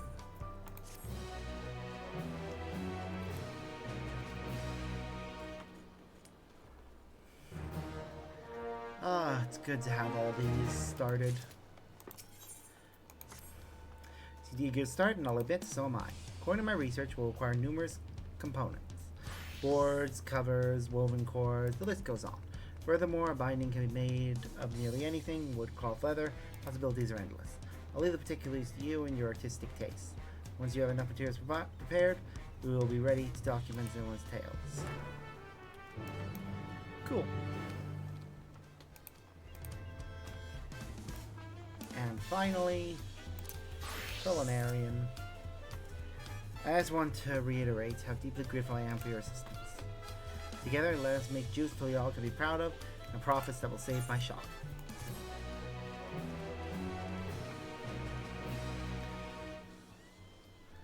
There we go. All quests in this area unlocked. All the ones have been unlocked. See if I could try mixing up a blend for my fellow Mamoja. Toyal gets far more sunlight than our native lands, so we find ourselves prone to dry, itchy scales. It can be sheer torture some days. Luckily, the cherimoya fruit harvested from Okapacha may offer a solution. According to Pelo merchants, regular consumption does wonders for dry skin. The little complication is that in appearance and texture, cherimoya very much resembles Mamoja scales. Hard to garner appetite for something that looks like a piece of your body. If it were any other fruit, I'd think to extract the liquor from within. But not only is most flavor kept in its pulp, its nutrients are as well. Perhaps you can find a way around this conundrum, Spark. See if you can't make a cherimoya juice appealing appetizing to Mamoja. Now I'm afraid I don't keep cherimoya on hand, so alone is enough to make me queasy, but I've seen it for sale in Bayside Betty.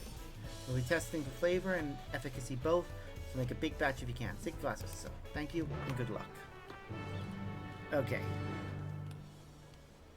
I am going to continue with the story. I don't intend to stop yet. But I very badly need the toilet, so I will be right back.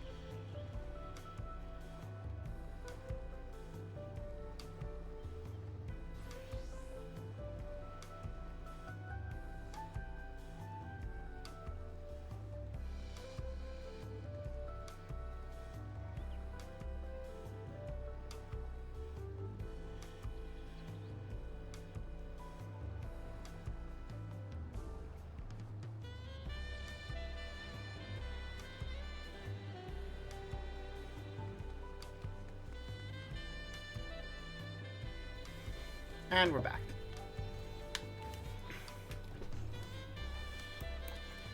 Okay, continuing back with the story.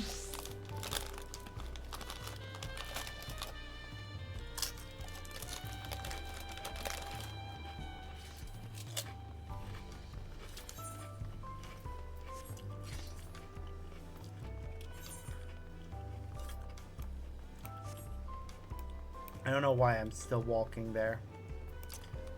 I keep forgetting about the whole, do we have teleporters? thing.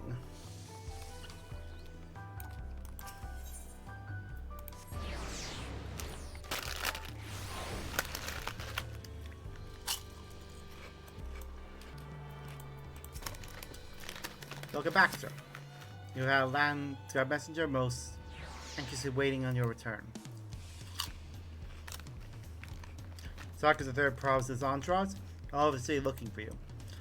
Dawn servant summons you to the palace. Represent yourself to the gate guard, station outside Sumper, at your earliest convenience. One more thing. You are not to mention this visit to Wolf Lamont. Well then. The Dawn servant can... God damn, I forgot to switch back to a live scene. It's fine. A conversation was not a cutscene, but yeah.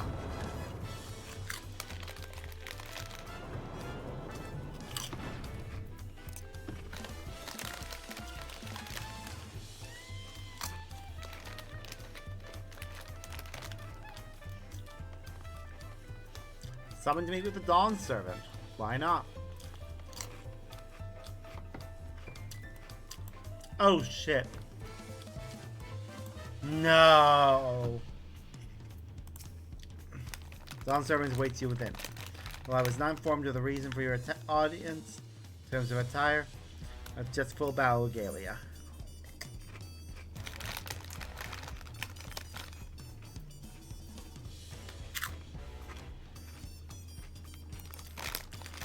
Well then.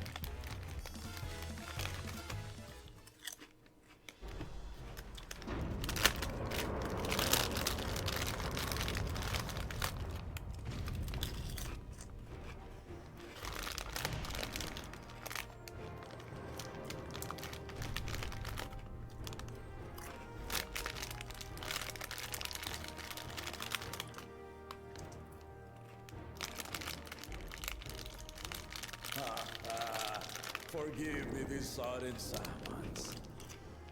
When I learned my daughter's mom was back in the city, resist the opportunity. Yep. Of course.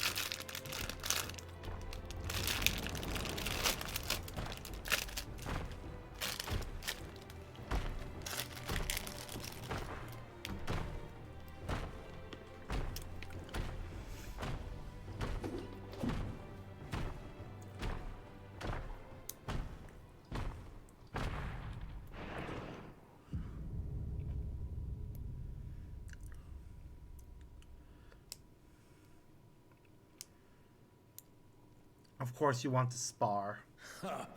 And they call me head of resolve for good reason. Old as I am, I have not lost a battle worthy of the name since the day I took the throne.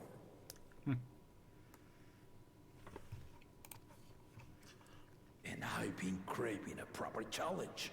The Lance Wielder, Estinian, he fought well enough, but our bout was ended before a victor could be decided.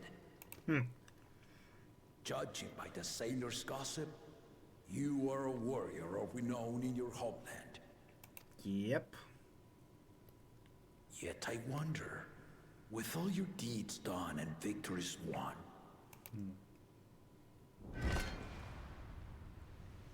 are you warrior enough to stand against me?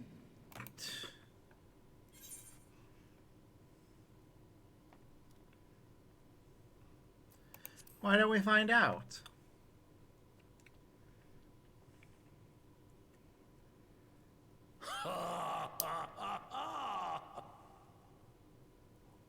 A spirited answer. Why not indeed?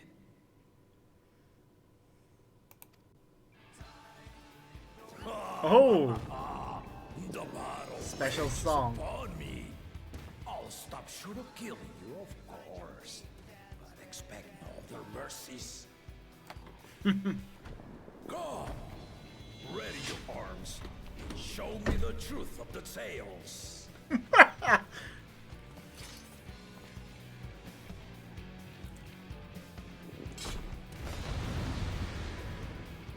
Oh, this is gonna be a very fair match in that we're both dual wielding.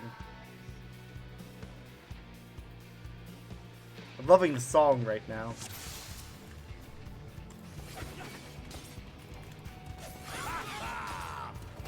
Give it your all! I want to fight to remember! This is fun.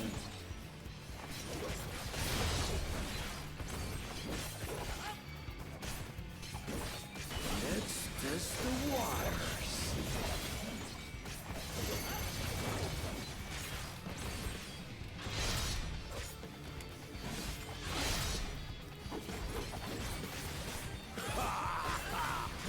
They didn't even blink.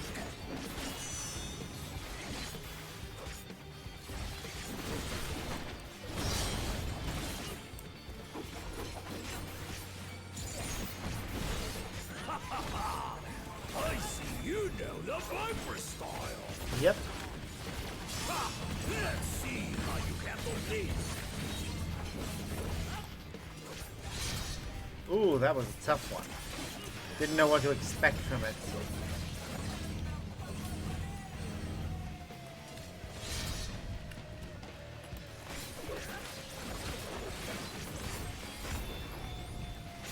The spearman did not die. Very well then. Whoop, where'd he go? Whoa, that was a tough one.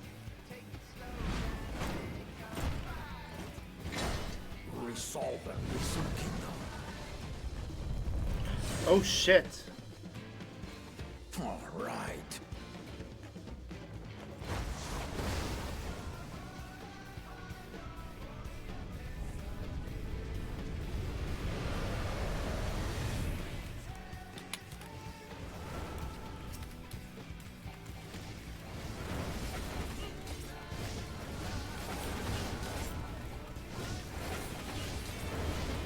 Magic, huh? Did you think you had my measure? Oh, of course not.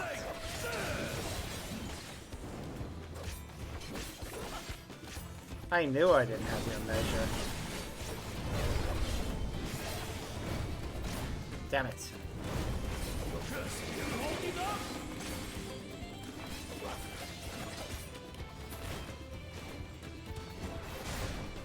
Oh dear. Didn't know what to expect, so... We're far from finished. Yeah, no shit. Oh shit.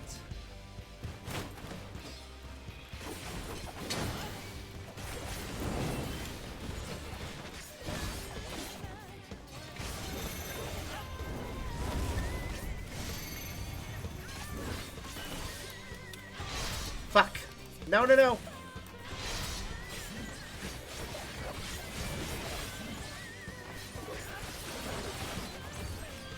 No more holding back. Really? That was you holding back? Stay alert.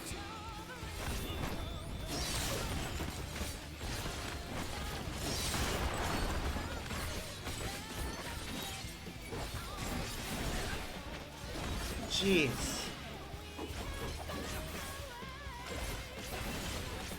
Had a fight like this in a long time.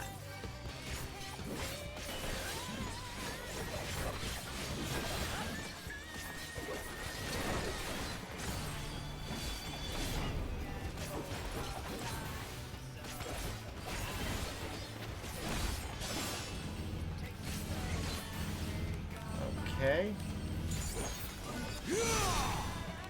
Oh dear.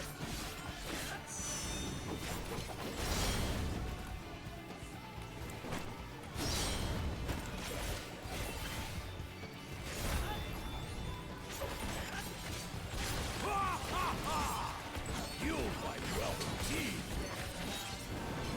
Damn.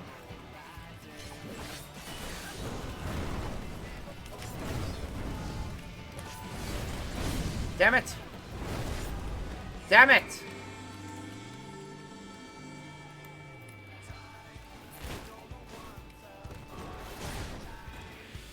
Ooh.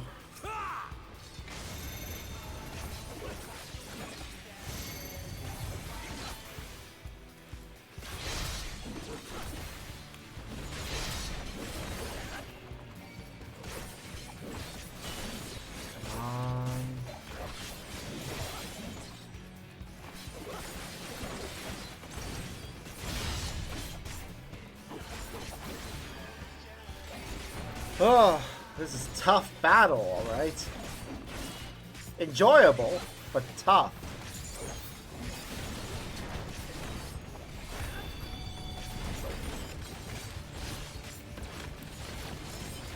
He definitely has an advantage against us, though. Can't remember how this one works. Ah.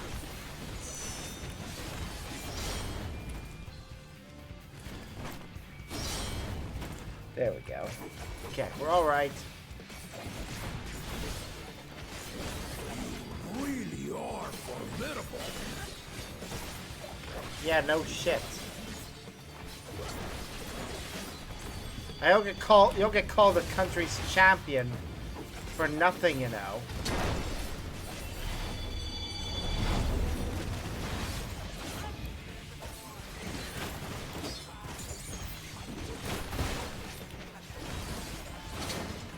Now we'll see what you're truly made of.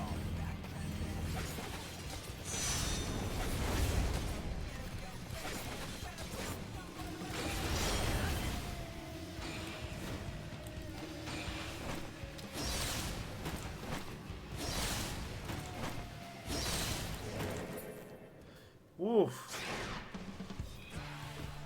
Is he? He's using his limit break. Fuck!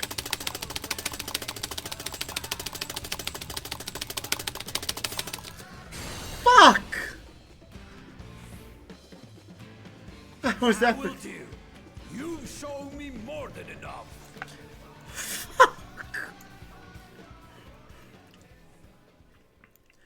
Oh, we fended off his limit break.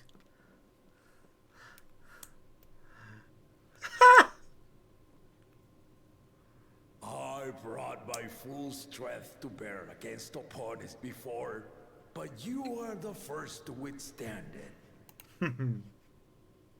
Even with my head of reason asleep, I never expected you to give me so much trouble. Estinian did not exaggerate. You are a force to be reckoned with. So you can use magic even with the other head asleep.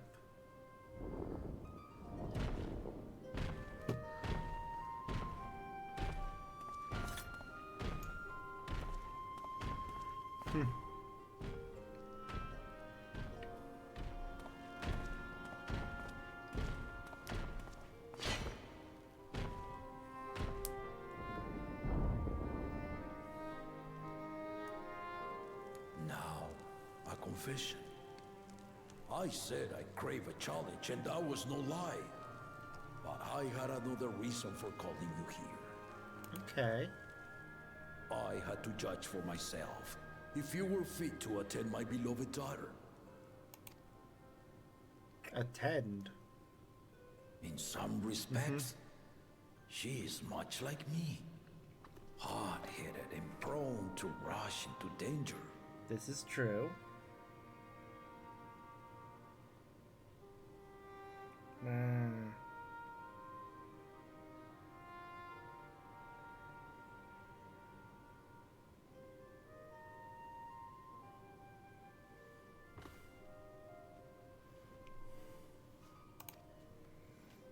But one with your talents could readily dispatch the threats that bar Lamachi's way.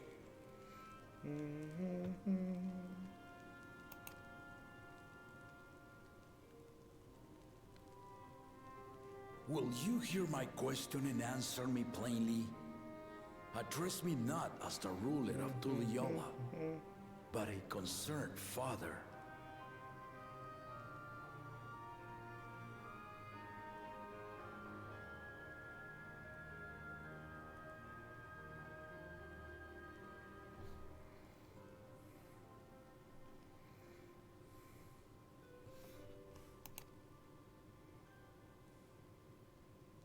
Thank you.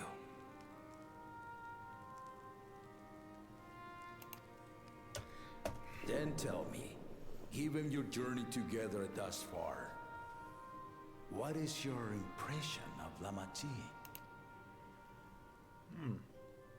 Whether he be as their promise or just a companion on the road. Speak your mind. If I could speak my mind, I would say that out of the candidates, she feels like the one who's most worthy. She is young, but has potential.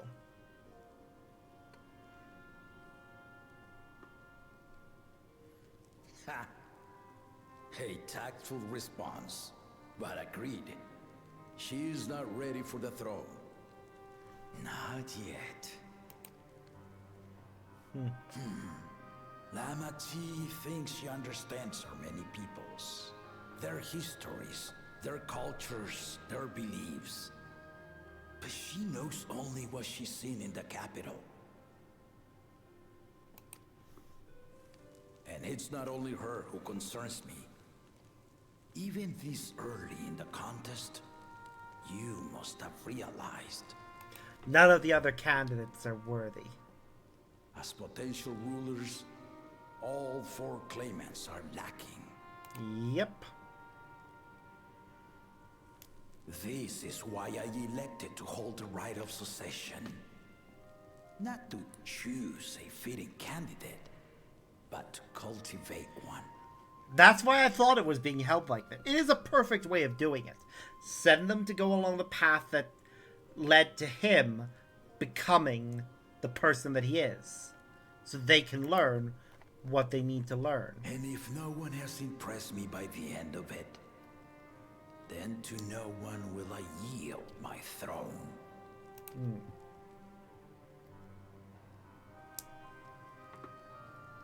As a parent, I pray that my children rise to the occasion. But you acknowledge that they are lacking and may not be able to. With outsiders dragged into my game, I am also hopeful that the different perspectives you and your companions have to offer will inspire them to grow. I imagine you in particular have traveled many lands, know many peoples and cultures, loved them and being loved in turn. Yep, that is an accurate assessment. Guide Lamati as you think best. Walk at her side and, when needed, push her to walk ahead.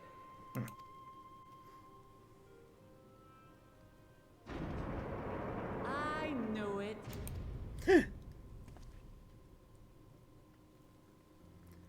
She knew that he couldn't resist getting to fight you. There I was, about to sit down for some of Namika's cooking, when I heard that Papa had sent for you. You were dueling behind my back, weren't you? You can't hide it. But yes. I see there is no point in denying it. You needn't worry, daughter. I took care not to inflict lasting injuries. You and your ally may return to the contest without disadvantage. No harm done. I swear, just as I was learning newfound respect for my father. Let's take our leave of this battle-mad oaf before he calls on the rest of my entourage. The sad thing is, he probably would.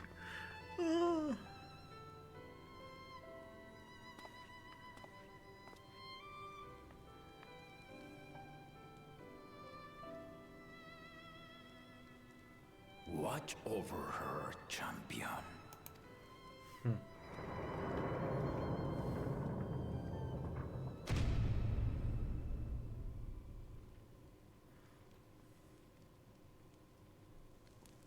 Kona's recruits are no less sharp, as one might expect of Galuf's countrymen.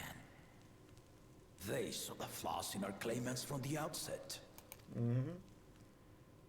The other two, though, they dismiss comrades willing to point out their shortcomings, and no good can come of it. Yep.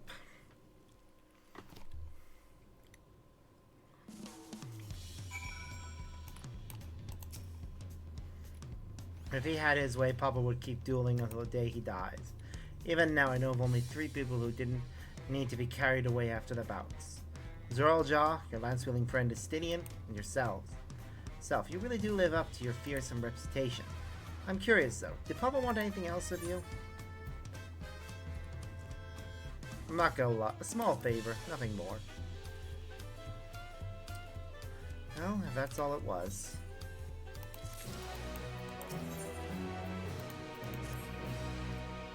I still haven't had one bite of Namaka's food thanks to Papa's nonsense, so I'm going back to finish my plate before I head out. Otherwise, I'd ask everyone to meet at the 4-hour cabins. Come and join us after you've had a moment to recover, eh? Yep, I shall head there immediately. Oh my goodness. Haha! Screw your stairs. I know I can't go up without taking them, but I will be damned if I am forced to go down them! Oh, teleporter. Take me to the cabins.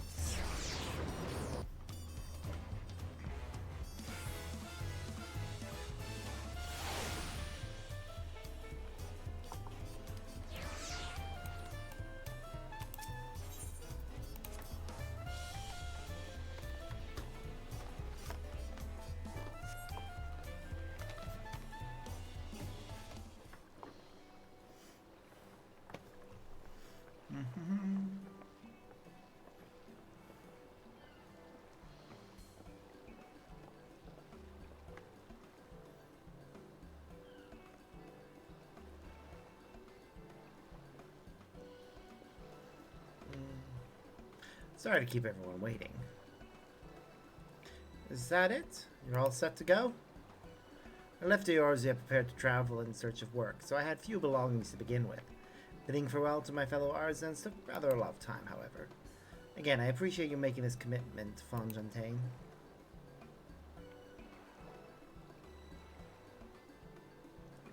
Shall I depart for Earthenshire then? A word before you go.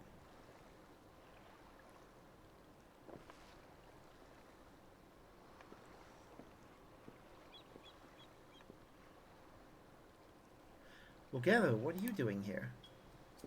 I spend my days correcting matters, and here I am perpetrating the grave offense of delaying Third Promise's departure. Please, take up your ask and rip my flesh onto taco meat. Must your demands be so gruesome? Besides, I told you that kind of thing doesn't bother me. Alright then, I won't let it bother me either. What was that all about? I'd come to the city to purchase supplies when I spotted your entourage getting ready to leave. So you could save gold if I'm not mistaken. Phone, what the fuck is going on? Is it something important? Probably not.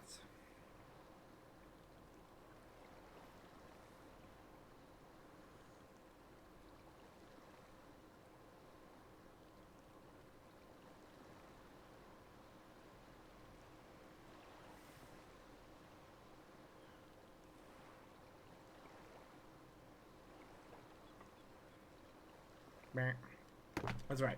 It's the final step of the rite of succession. If you know anything about the subject, I'd love to hear it.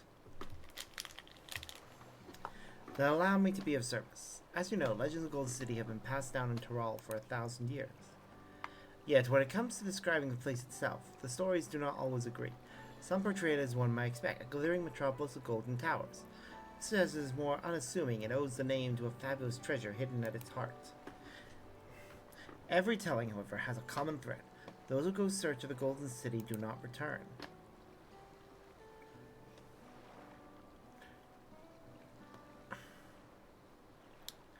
The lesson to be learned from this third promise is that to seek the legend is to court death. I must implore you to proceed with the utmost care. That is all I wish to say. I shall pray for your safe journey. Thank you, Wogebu. Hey there! Sorry if I didn't respond to your message straight away. I am very focused on the game, so my eyes aren't darting over nearly as much as they probably should. Though, in fairness, it's also due to the fact that I don't get as many people chatting to me during stream as I would like. What are we to make of these cautionary tales? If every exhibition has ended in tragedy, how then did a Dawn servant find a city and return without incident? It seems the legend originated from the Yaku. Speaking with them remains our strongest lead, I feel. A lead we shall follow in time, but first let us see Fontaine safely into the Moblin's care.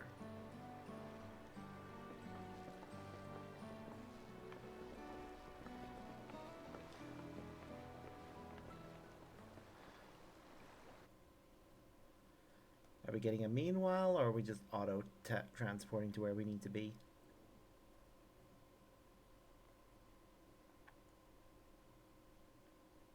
Meanwhile, in Cosm Mauk.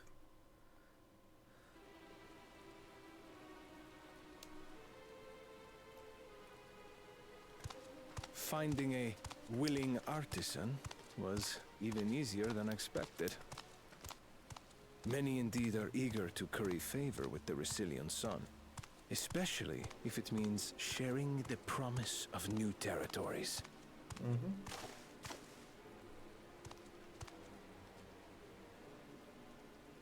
Those who prove useful will have all the land they desire.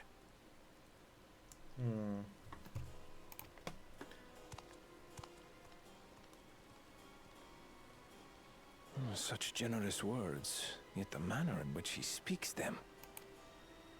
If neither wealth nor territory are of value, wherefore does he seek to bring the world to heel?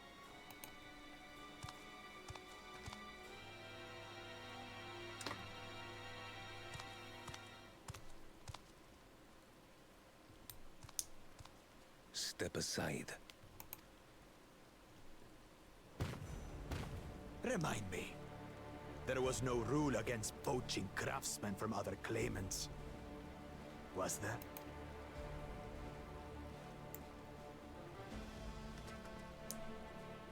Do not be foolish, Bakul Jaja.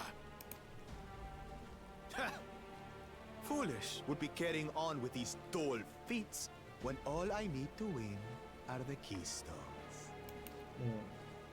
And besides, it's long past time I humble this arrogant one-head. The Dawntrail may have sired you against all odds, but there is nothing blessed about your birth. Only a two-head is fit to rule. Only we are worthy. Draw your weapon! Face me in battle, and learn your place.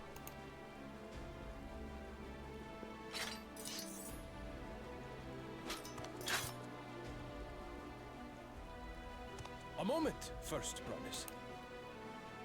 Leave him alive, if you would. I foresee a use for this nuisance.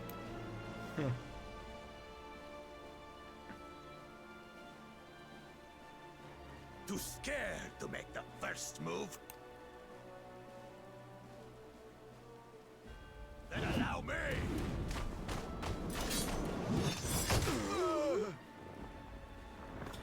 Damn!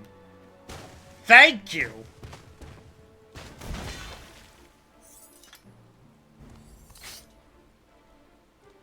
Didn't even... He just struck him once, and look at him.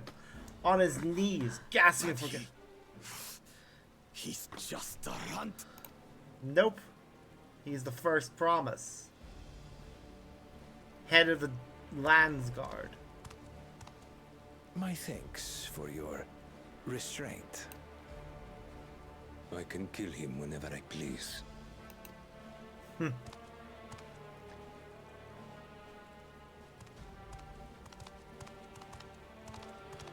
Ha! They're all cowering in fear because they realize he could really fuck us up.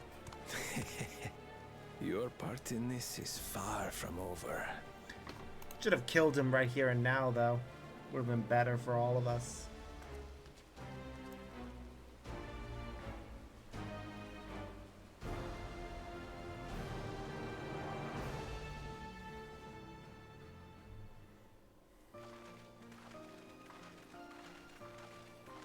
Yay, we're here.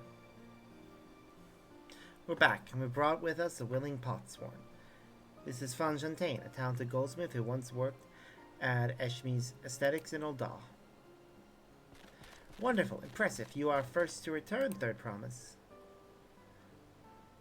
And with an artisan from across the salt, no less, we welcome you and your unique skills to Earthenshire. Helphand will show you to the workbot.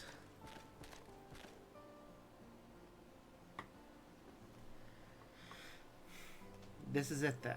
I look forward to hearing you proclaim Dawn Servant. Thank you, Fontaine. I'll be sure not to disappoint you.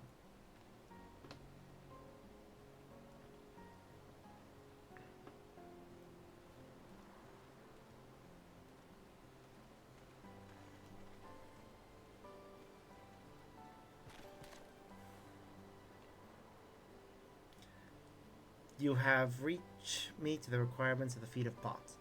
Red Rock presents your keystone with joy smiles and well-wishing. Oh, it's a nice light blue one.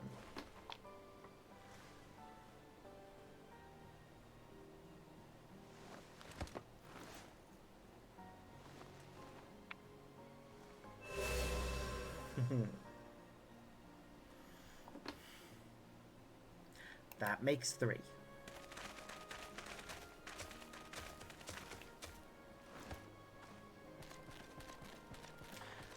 More +1 cans. Come, tell Rock your tales.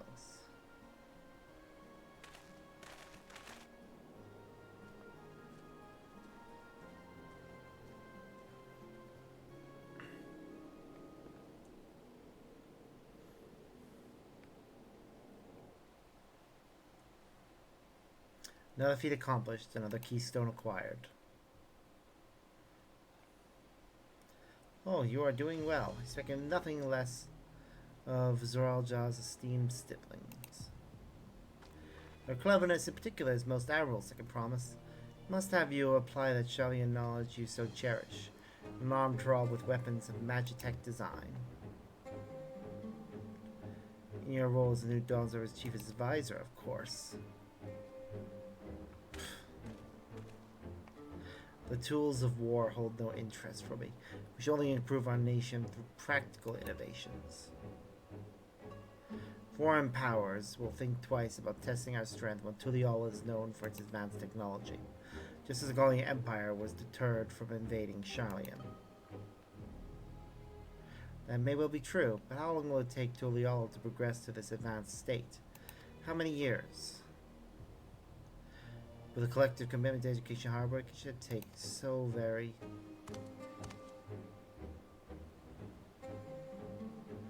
Your way is too slow. Easier to expand our territory and swallow Sharlayan whole. Conquer other nations through force of arms, and you're looking at a future of uprisings and bloodshed. Yours wouldn't be the first failed empire. Then we keep fighting until the mounting cost convinces them to lay down their weapons, till all have grown tired of loss. How would such an outcome bring anyone joy? What you propose is a mockery of peace.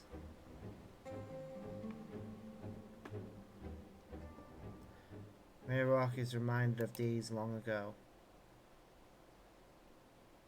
In the time before Tulial, there were no pot packs for the potsworn. It was normal to grab snatch artisans and force them to work for mobbies. Until the day Gulul Jaja arrived. The families of the grab snatch pleaded with him, and so he came to Earthenshire. Mobbies are not a war-make people.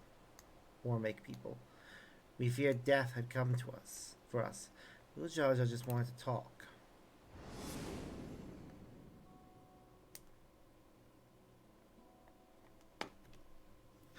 It's the face of the other one. It's nice to actually get to see it.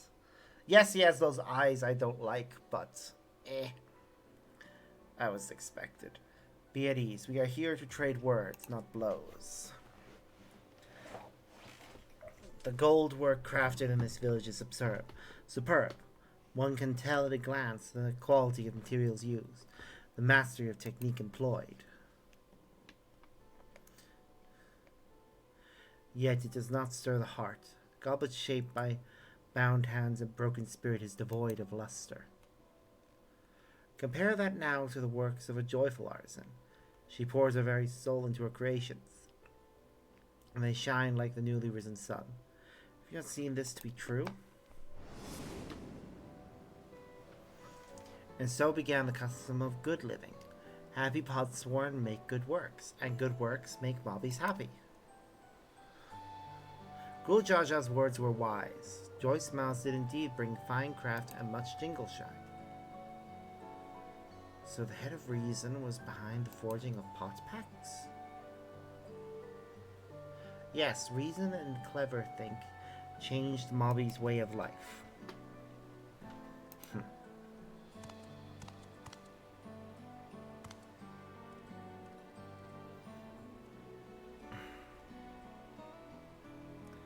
First promise tires of your talk of olden days. We would rather look to the future and the next feat.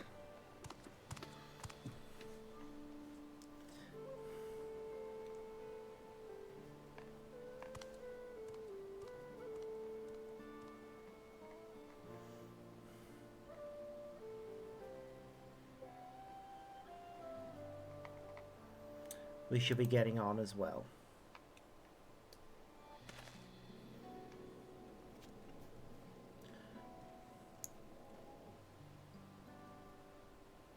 Black old Jaja never did come back, did he?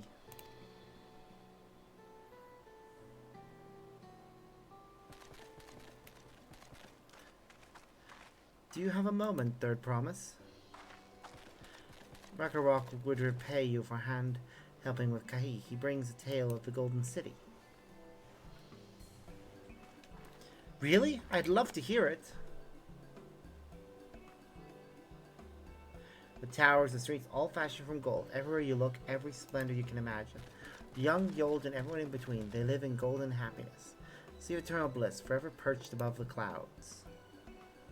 Everything fashioned from gold, eh? Just imagine everyone living in golden happiness. That's the city I'd like to visit.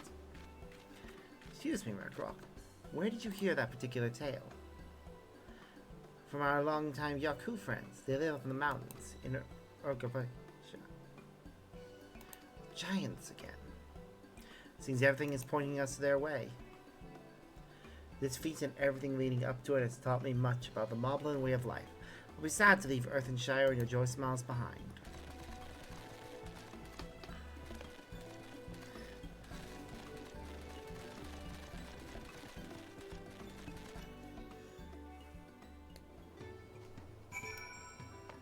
Oh, we've got quests.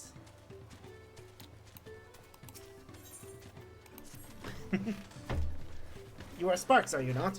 He who has been strength lending to Wuklamot. Could Movamuk ask what you strength lend her in turn? The matter is this. Movamuk's craft hand is to retire after long years. He lip-slips that he intends to fancy craft one last master before he does so. For this he needs the hand help of a strange face to the village. Therefore is his name. He is always very murky worded with his requests, so Movamuk is not sure what hand help he needs. Well, if you could exchange tongue claps with him, she would be very, very happy feels. Ugh. Sorry, that entire conversation was just... Ugh. Again. Love the flavor text. Hate actually trying to figure out what they mean. Danger straits. Vendivok Twinklecrafter has gone missing. Vendivok asked all around the village, and some say that he went to pay a visit to the Imperius, the giant's prey place. Prey place is a dangerous place, full of friend-munching fiends. You are a fighter, are you not? Will you sword lend to Vendivok and save her dear Twinklecrafter from certain doom? Yeah, I can do that.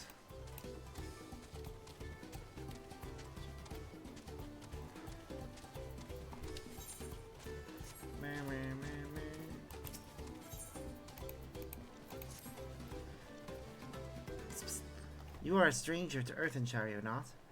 Then Dullah Drake has an ask task for you. One you can only entrust to a strange face. Follow the cliff to the south and you'll reach the cracked cistern, a secret hidey hole for secret hidey crafters. Dullah wants you to take crates to the goods keeper there. They'll be fleet-footed and shall sneaky about it. If you do this for Dullah, she will be worth your while. Alright, this is one of those ones where we're gonna have to move fast.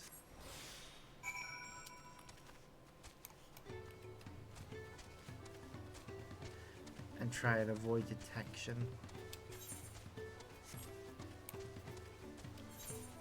When we make our way to our destination. We have 200 seconds. A lot of time. You can't sprint while you're doing this. We're gonna have to be quick and avoid detection if we can. Probably won't be able to.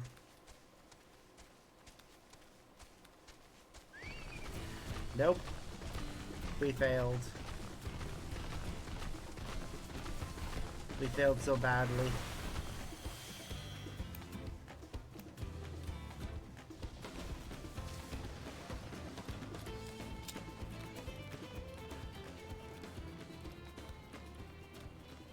Come on, you've only got 2 minutes left. Fuck! Again!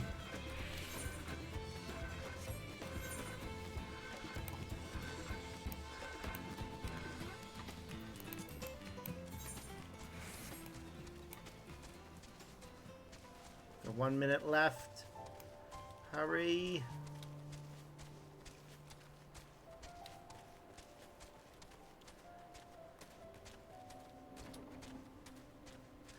Would have been handy if that opened the other direction.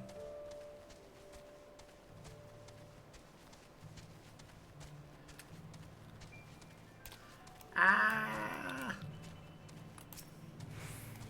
Oh my goodness.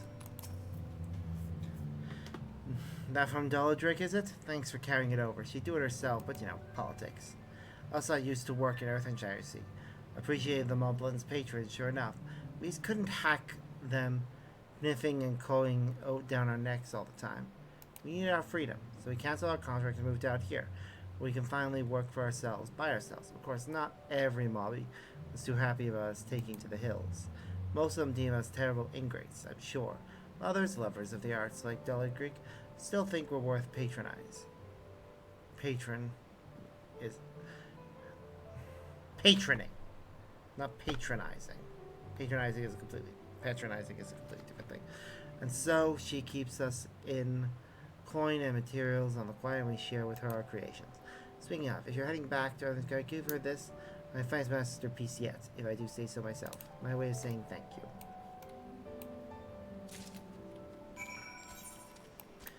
I don't have to walk, I can just teleport there.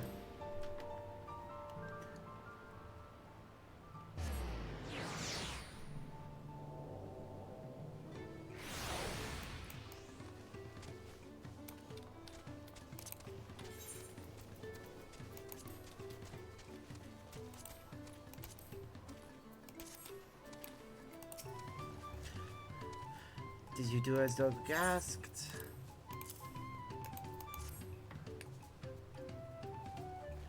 This is for such deficit touch, such mingle melding of light and shade.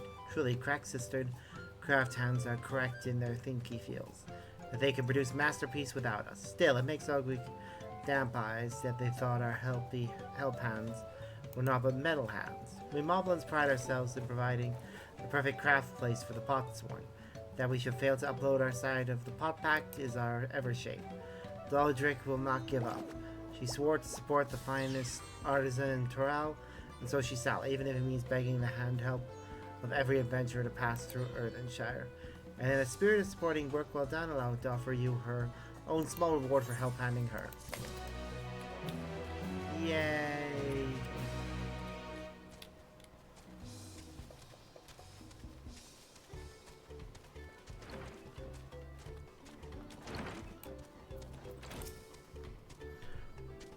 Yes, I'm Anne Froy. Do I know? Wait, aren't you the friend of the third promise, the adventurer from across the water who was asking about the pot packs? Ah, I see. Mumug sent you. I only said I needed the help of a stranger to Earthenshire. Trust her to pick an honest-to-goodness hero. The task I have for you is about trifling one, but it's very near and dear to my heart. I want you to find out all you can about Mumug. There's nothing untoward about it, I assure you. I'm interested in what she's interested in. Her hobbies, her likes and dislikes, what she holds dear and so forth. But for certain reasons I'll share with you later, she can't know this. We've been working together for decades, but now as my pop pack is about to end, I find that I know next to nothing about her, but perhaps others who work closely with the Moblins might.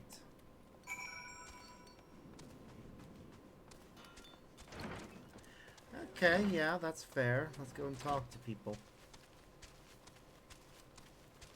One of them is Dollar Strict. Uplander wants to know about Brain Tickle's Movamek. That's an easy task. Movamek never lip flaps about anything other than her pot-sworn amphoid. She says he is just as good as a Tricky's crafter as he is a crafty tricker. Always playing crafty tricks. One day Amphoid draws little arrows around the village, showing pot-sworn how to leave Earthenshire without Hellpan's eye-catching them. Many laugh-minded pot friends follow the arrows and leave for secret hiding place in the woods. Hobbies are Freddy feels over disappearing Potsworn. Potsworn come back all glitter teeth. The Hellpans are steam ears. All except Mobamug. He goes around the village saying guilt words to every mobby for Amphoid's sneaky tricks. Deep heart though, it's clear that she has nothing but happy feels to have him back. Okay. I did not realize my chocobo was that close to dissipating.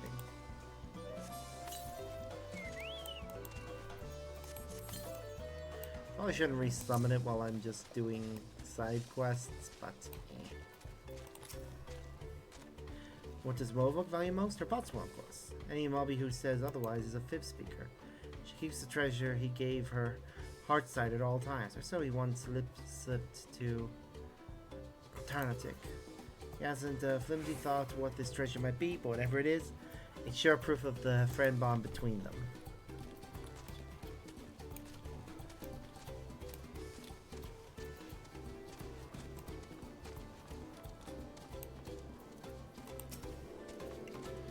Wolfmuck and Amphor. Yes, I know the pair well.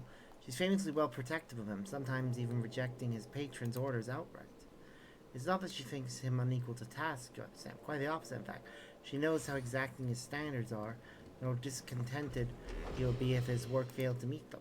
So anytime a patron attempts to have him lower his standards or design something differently than how he judges best, Wolfmuck will always leap to his defense. As for what she enjoys, well, her delight in Amphor's creations is not dulled at all the years they've worked together.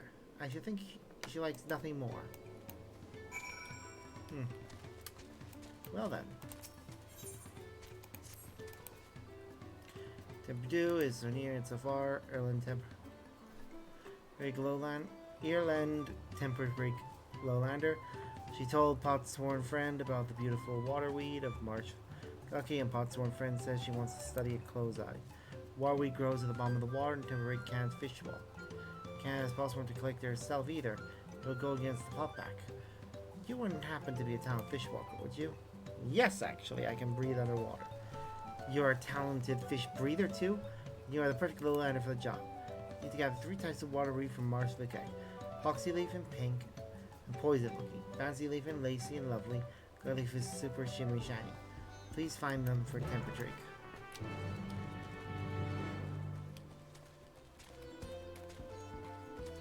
There's one more side quest around the back here. Taylor, can you deep dunk? Can you fish walk? Can you swim? Let us explain. She was out fishing with a friend when he dropped their only fish stick in Wet Run. She came back to find another fish stick, but no fish stick can be found. There's only one thing for it. We need to find that fish stick that fell in the Wet Run. The problem is, no mobby likes deep dunking. Our safe suits are too heavy, but we can't take them off. It wouldn't be safe. Will you help us find our missing fish stick? Fisher mobby friend is waiting at the sunken ship of river. If you could deep dunk into the wet run on our behalf, we would be thankful indeed. Well then. Yeah, I can do that.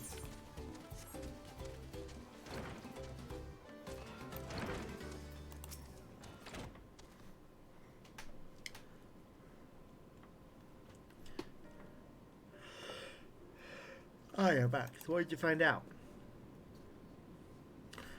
Pretty much that she clearly has a deep fondness for you. Ah, she really thinks that much of me. They say that Moblin Hellhounds love nothing more than helping their charges. Seems it's true, though it wouldn't hurt for her to show it a little more often. That's not the only thing you learned, and I thank you for it. You've given me exactly what I need, so I suppose it's about time I told you what I need it for. The truth is, have you fallen in love with the Moblin? Can human Moblins even reproduce together? Is Spark still hard at hand helping? Yes, he is, so I'll thank you for not bothering us. You remember specifically asked you to leave me be until my work was complete.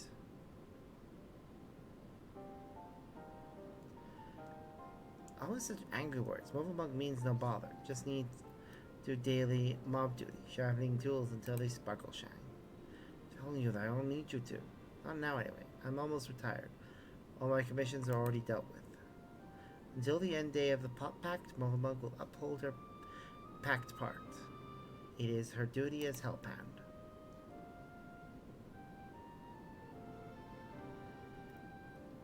Why do you always have to be so?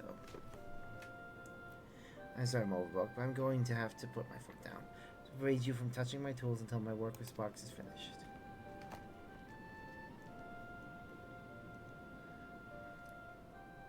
Monk will do as Amphoy asks, though it makes her shamefaced. She will hand turn to other duties. If Amphoy needs her, he has only to hail call. Okay, what the fuck was that, mate? I wish I didn't have to do that, but I'll be needing every one of those tools if I'm to achieve my aim. That aim being to make a farewell present for Mother Monk. In all the years I've been working here, she's been my guardian angel, answering my every prayer before it even makes it to my lips. Even in these recent times when the Hellhounds have grown too few for the number of pots worn, her service hasn't lapsed an ill. Now that my service is coming to an end, I want to do something just for her, to thank her for everything she's done for me. Despite her knowing me better than I do myself, I didn't really know anything about her at all. I tried to speak with her, to learn what really makes her tick, but she always brushed me off, said that her only wish as a humble Hellhound was to see my wishes realized. That got me thinking, perhaps she and the other Moblins might be more willing to open up to someone who wasn't bound by the Pot Pact, someone like you. And by all the gods, the plan worked. An idea for a present now. All that remains is to craft it. Without Momobook's help, that might be a little difficult, more difficult than usual. Willing to play Hellhound a little longer and make it worth your while. Yeah, I can do that.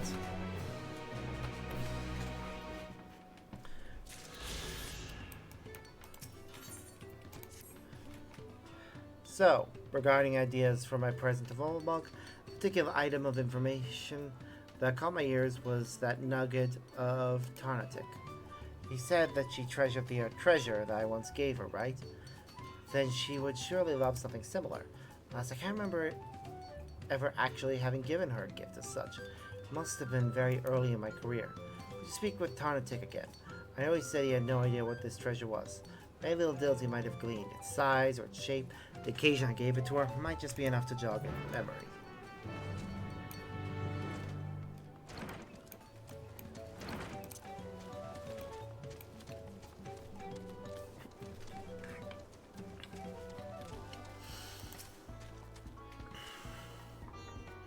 Amvor is making a buy gift for Molmik. Tarnatic wants to hand help however he can. Og has very tight lips, hardly ever slips self-thoughts. Tarnatic has already told Uplander everything he think he knows about her treasure. With Movac straight face, Tarnatic can give Uplander perfect ass chance. Reason-wise, Movac asked Tarnatic to bring her some craft goods for a sneaky secret craft task.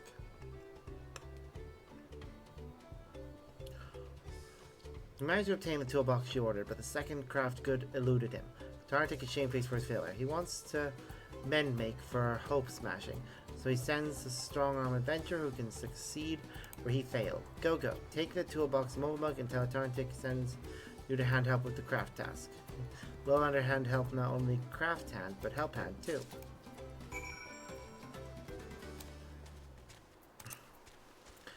I'll talk to Wuklam. If all the quests take us out of the village, I'll then talk to Wuklamot. Has Sparks finished hand helping Amthroy?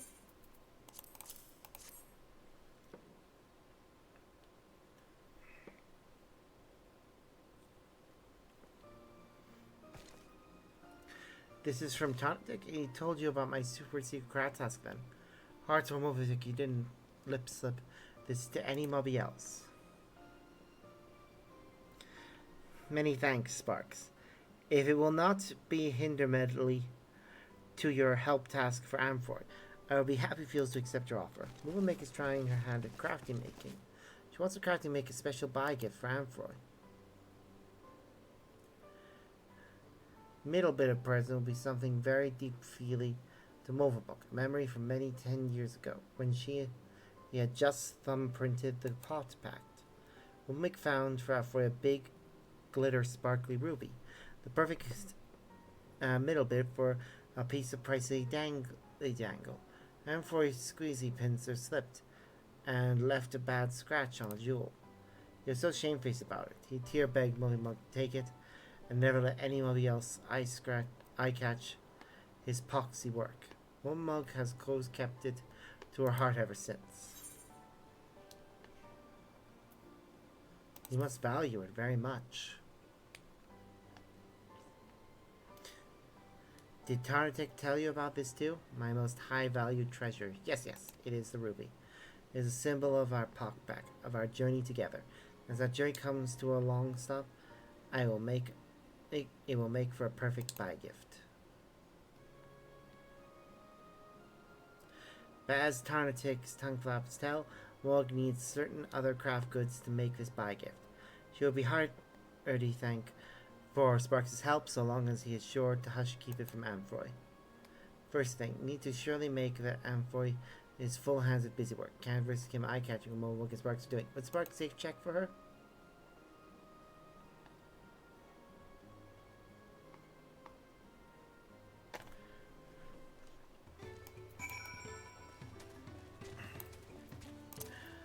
Oh, the fact that I'm keeping 2 secret projects. Wow. Just wow.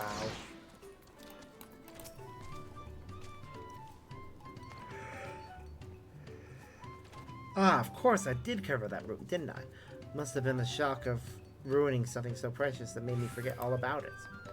Now that I think about it, it was right around the size of that ratty old leather pouch she's always carrying around. I never even thought to ask what was inside. She must think me the most incurious lout in Ultra. Oh my god! She's gonna make a gift for him with the ruby, and he's gonna make a pouch for the ruby to go in. Ugh, it's one of those classic stories. Thank you, Sparks. You've opened my eyes and filled me to bursting with ideas for her present. Oh, and thanks for agreeing to help Movelmeg with this little project of hers, whatever it might be. As long as it keeps her out of my hair until I've finished my work, I shan't ask any more.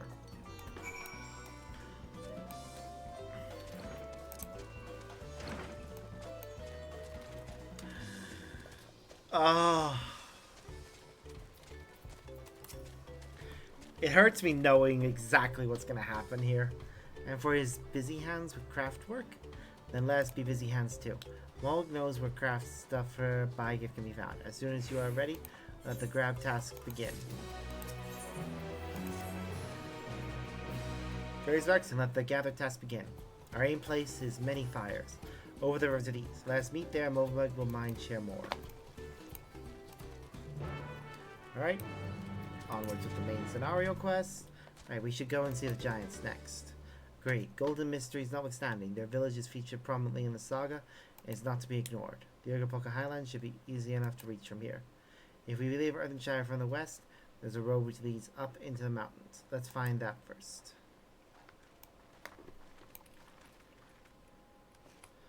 Alright. All quests are underway. So let's carry on with the story. Oh god, I'm sorry. That just looks so slow. Chocobo, let's go.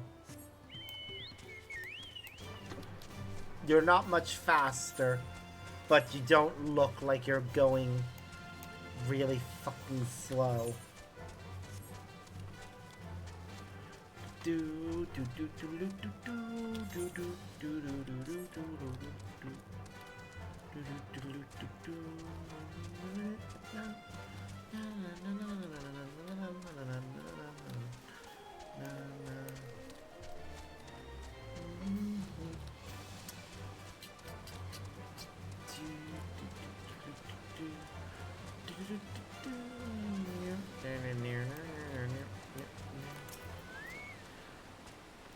You can wet walk.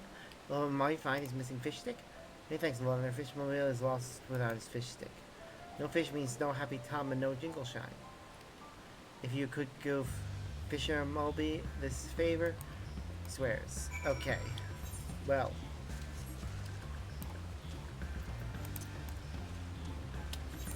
First things first. Pull apart is over there.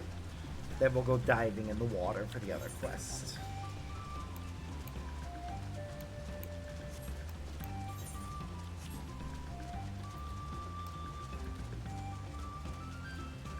There, I see it.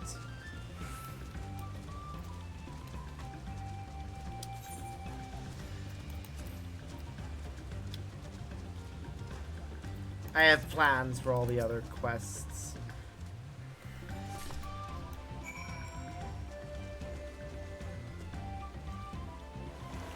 But I might as well as use these other ones to help. Now that I think about it, I should really be using them to help level up Gunbreaker, because it's the next class that I'll be leveling up.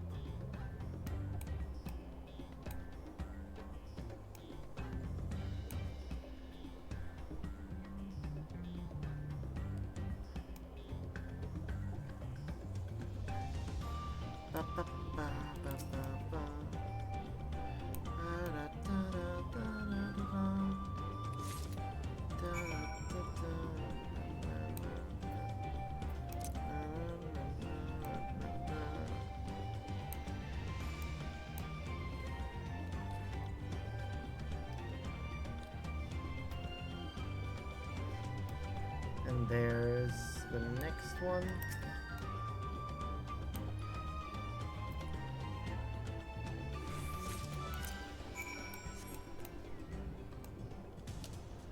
It doesn't look as silly with them flying mounts underwater.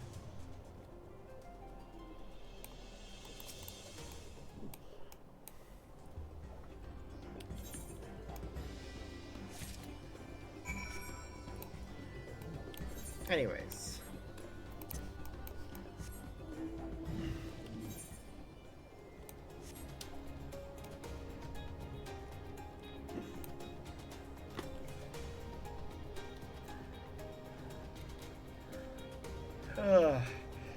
What time are we at?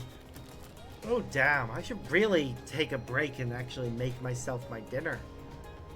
Like a proper break.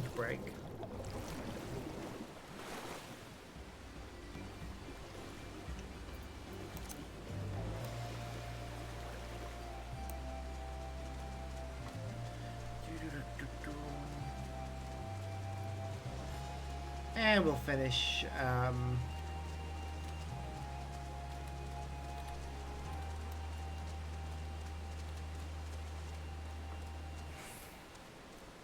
the quests in this area. I did say I wanted to finish this area off.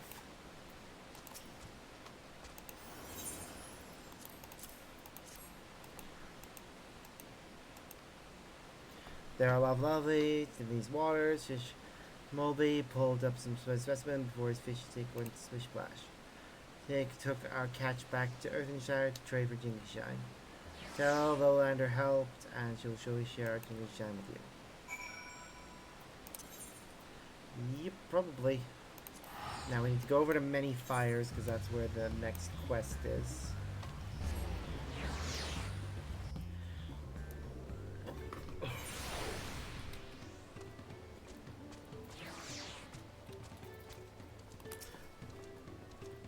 Hail Sparks, let us be fast acting.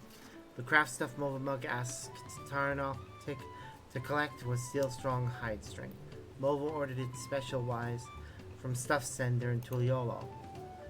Little Luck, Stuff Sender's wheelie wagon, was upheld by the storm. Only way to get hide string now is to make it Mobby self, but for that Mobby will need good hide.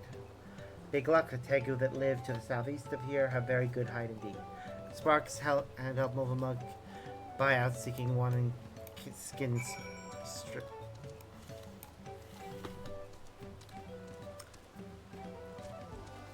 Ugh! I'm sorry. Most of their little insistence on using two words to make one are cute, but that one was just... Ugh.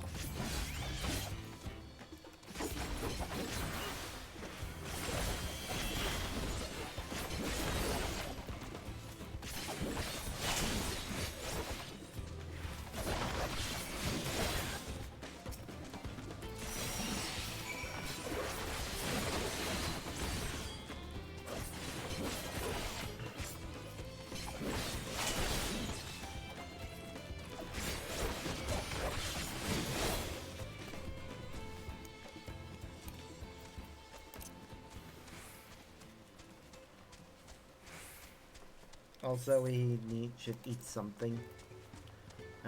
Just to clear up some of our inventory, we'll eat that. We'll turn in all the quests in a bit. Did Sparks say to Tegu? Did Sparks get good hide? Yep. Oh yes, this is good hide. Very good hide. Even Mug can make good hide string from this. Mug is not a master maker like Anfroy, but she has some small crafty skill herself.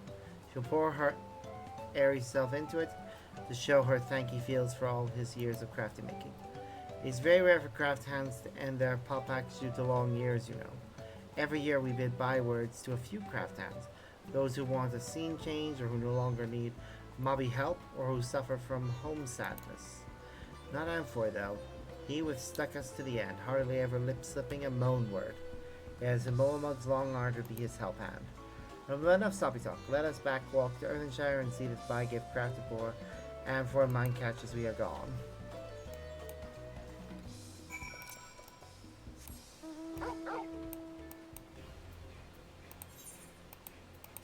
Gonna fast travel there, but then I'm gonna head up for that divine inspiration thing.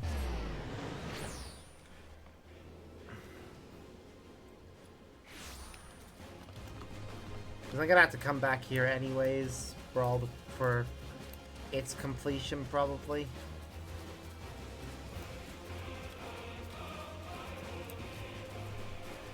So it'll be good to get it out of the way.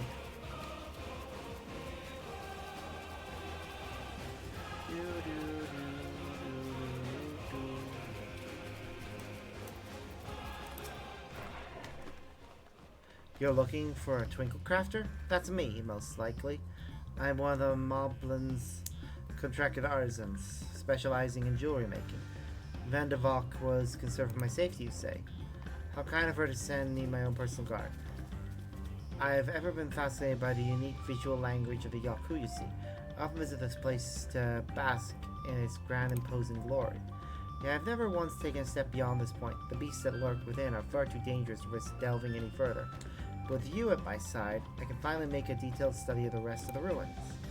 Such as what remains of them, of course. 500 years have come and gone since the giants returned to their ancestral lands. They have not been kind to the creations they left behind. It's some of the largest structures still remain. This impressive gate, for one. They say the Yakui towered yawns above even the tallest Zabral.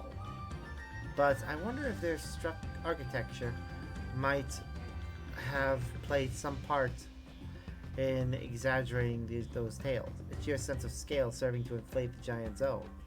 No speculation, let us press on. We have much to discover. I mean, if this is accurately what they were, then I estimate around That ring of rock is jutting out just above the top. Yeah, where it juts out there. It's probably about the height we're looking at for these. At least that would be my personal stake on how tall they actually are.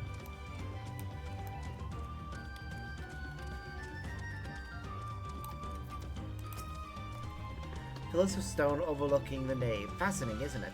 Simple combination of geometric shapes naturally draw one's eyes to the center, all while maintaining a delicate balance. As the sun traversed the sky, so too would the shadow of the towers above paint patterns on the ground below. And not just any pattern, oh no, calculations! Every stone cut in place with mathematical precision, divining the movement of the stars and changing the seasons. A triumph of both form and function. True artistry. Wait, what's that over there, by the cliff's edge? Quickly, with me.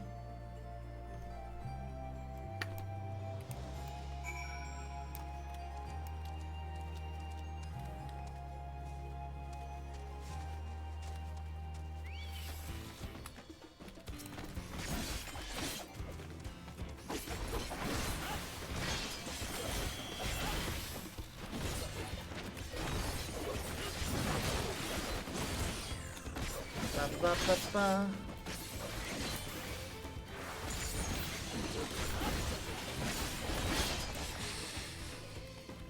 There we go. God damn it. I was trying to avoid this. But no. You have to turn at just the wrong moment.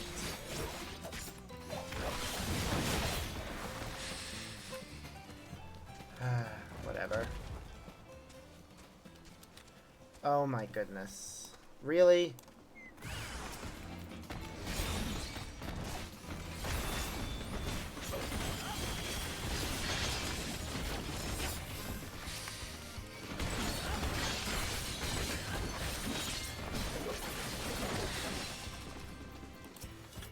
Buddy, be more careful. Thank you, and forgive me for racing ahead like that. I'm so absorbed in examining every elm of this place, I clearly forgot the reason I'd never done so before. If anything is worth risking one's life for, it is surely this. Just look at this tower. It's a work of art. To the untrained eye, it might appear a little more than a pile of stone. But look at how each brick is cut and positioned perfectly to align with its neighbor. Not a drop of mortar to hold them in place. The engravings, too, surely have some religious significance. They certainly inspire reverence in me. Yes. Inspiring reverence, that's the thing. Why else would the giants build their temple upon the cliff top, if not to make daily proof of their predominance over those who dwelled in the plains below, those who are beneath them in every way? One cannot help but admire them, that their creations should awe and exhilarate us even now, centuries since they've been gone. Thank you, my friend. My passion for jewelry craft has been cooling of late, but now I am positively burning with inspiration. The Yaku creations can echo through the ages, and so can mine, to Earthen Shire and eternity.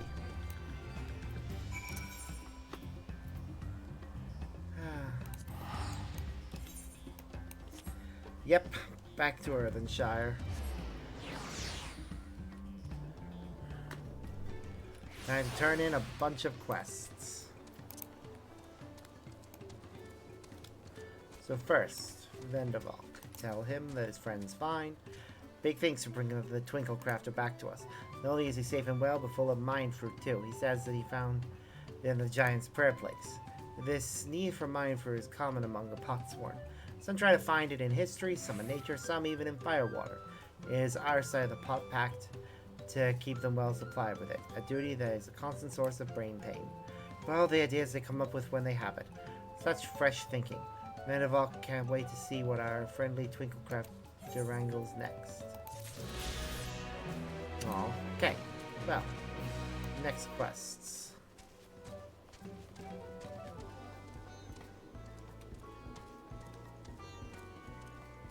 First, Timberic.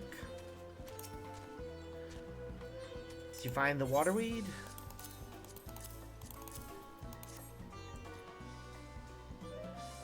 Wonder deeds. They're even more beautiful up close than they are in the water. Deborah will show them to her pot-sworn friend right away. They're sure to give her plenty of mind fruit. She is expert at reproducing nature, not only in pretty looks, but in funny traits too. This waterweed has a very special funny trait. It changes color depending on the warmth of the water in which it grows, exposure to light, and even over the long years. If she can craft dangle jewels that do the same, they will surely sell for a potload of jingly shines.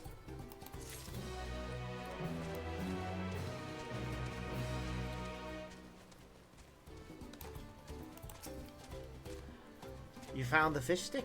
Ah, stick. Can't thank you enough. Moblins like us tend to stay away from the water. The thought of deep dunking is scary at the best of times, but deep dunking around those wrecks, the shoal of no return we call it, is especially knock-knees. It's full of spiky stones and boat bits. Many are the adventurers here whisper words of the city of gold and sail upriver in search of it. No mobby knows where the adventurers go, into the river, perhaps on the bellies of the beast, but their boats all end up in the same place, smashed on the spiky stones.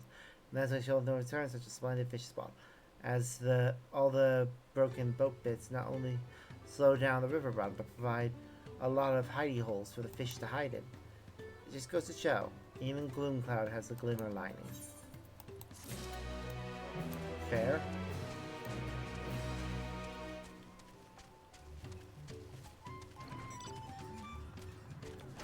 Alright, mobile book.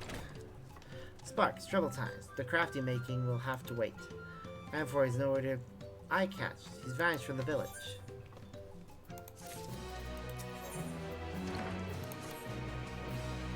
In past times, Amphor only ever sneaky skipped when he was heavy burdened with craft work and he has snooze arrest. Why would he sneaky skip now?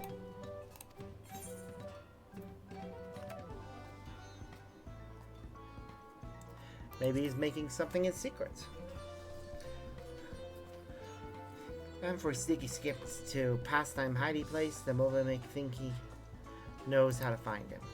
Once Amphor play the crafty trick on every mobby, he have little arrows around Earthenshire that show the Potsworn how to sneaky slip away to his secret hidey place without help hands eye-catching him.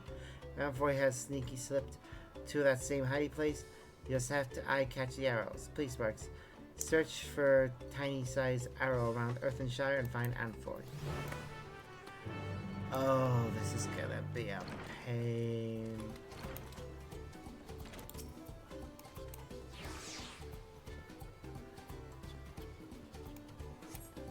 The base of the wall bears a stain of age, but none are in the shape of an arrow.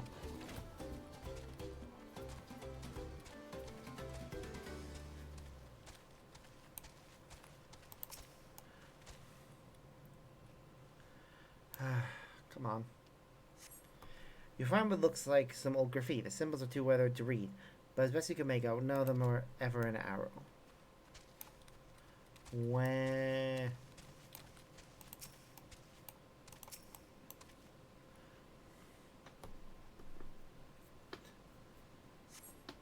You strain your eyes to scratch on the wall and discover that it is in fact 3 scratches, clustered in a small distinct arrow shape. It appears to be directing you along the wall towards the northwest.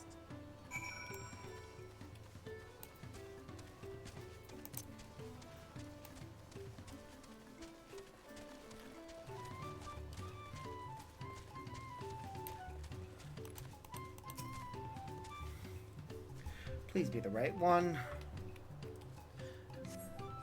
Final graffiti that reads, Muvamuk Samizer. Perhaps it was written by Amphor in his younger years.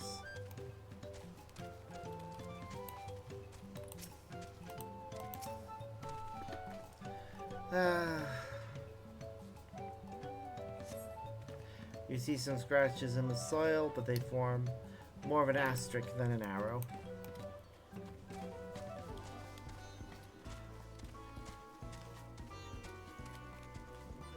Where? There.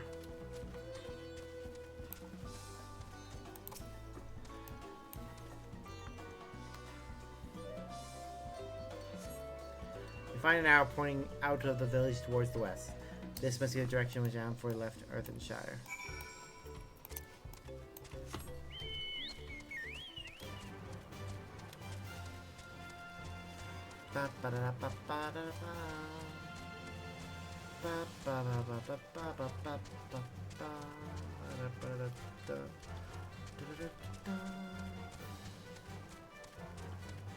Oh, oh dear. Oh god. Damn it, Amphoy.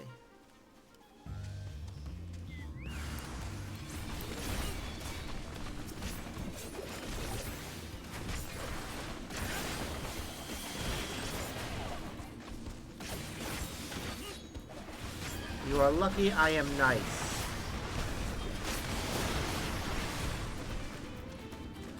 Other people would have left you to die. Hey, come on, let's get back to... Thank you so much. It would have been a cruel twist of fate to be murdered monsters a few days before my retirement. Lucas path to avoid being spotted by the moblins, only to get spotted by something far, far worse. It's a roundabout route to the correct cistern, a community of artisans, mostly those who used to work in Earthenshire before they ended their contracts. Seemed like a perfect place to make Wolvermuck's present without her finding out. Come with me and I'll thank you properly once we're safe behind its gate.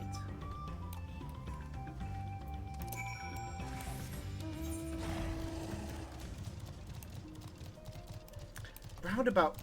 Wait. There's hardly a roundabout way. This is like... deliberately...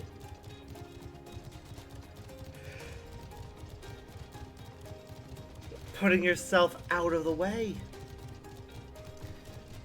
All to avoid being spotted. Maybe if you have to avoid being spotted doing something, it's something you shouldn't be doing. Honestly, what's wrong with some people? Oh well. Moving on.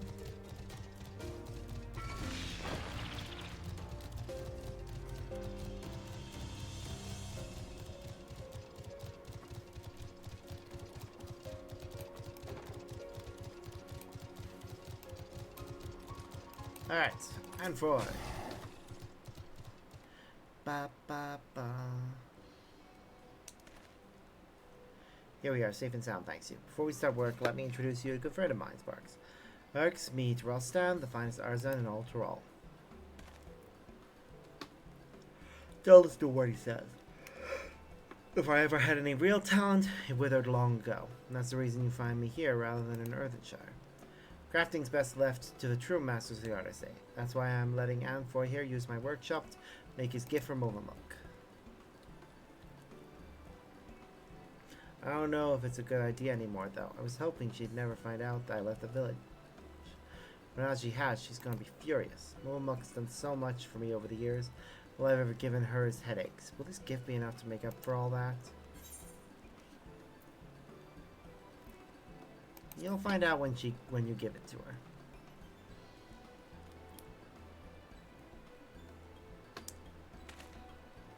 Did she say something about me when you were helping her? Well, even if she is angry with me, it wouldn't be the first time. All our years working together, that's been our way. She nags me, I fob her off with my work, fitting that it should end the same. Hey, Nano. I'm done with the present soon enough. Would you mind heading back to Earthenshire before me? Mulk know that I'm safe and well and I'll be home soon.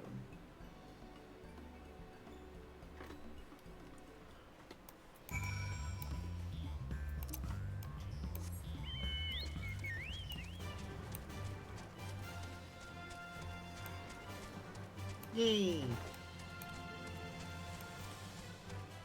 Well, I am relaxing before I have to head back to work, although I should really make myself something to eat soon. I've been saying that for like the past hour or two, but I keep putting it off because I'm really enjoying playing the new expansion. Ugh.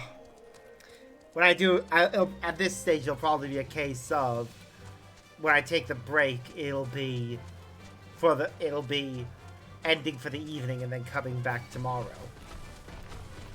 But we'll see. We'll see how things go.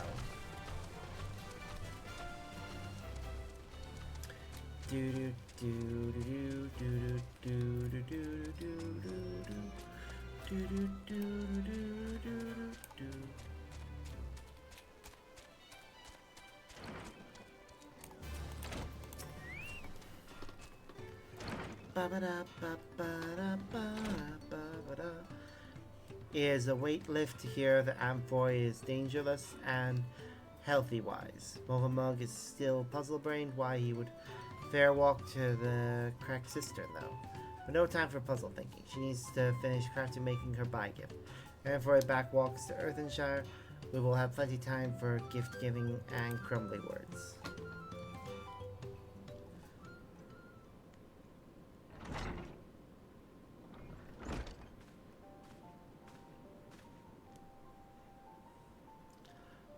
How many times have we trade lip flaps on this amphoy? You must not leave the potwall alone. Wild place is danger place. I know, I'm sorry. I can see that I've made you angry. This will be the last time. So can we keep the lecture short? Plenty well. Just fact, Sherry. Why did you sneaky walk away to the cracked cistern? What? Go on, give your gift. Be nice.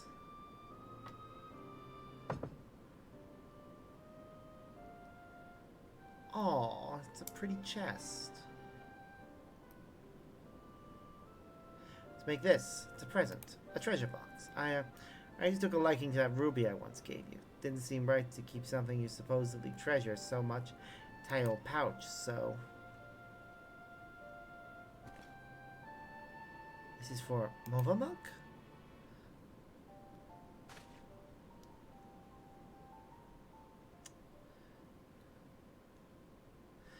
Amphoy hides his deep feels with grumbly words. Some Movamuk will reply with grumbly words too.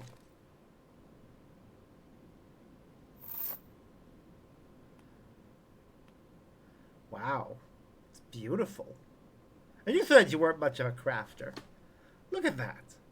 Movamuk knows Amphoy is a flop-minded preenie dresser, so she made her treasure into a gaudy glitter dangle for him to hang around his neck.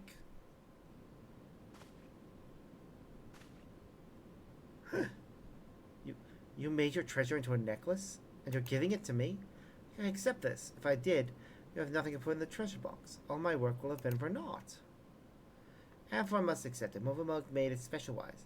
So even after his pot pact ends and he takes Earthenshire, he will remember our long times together.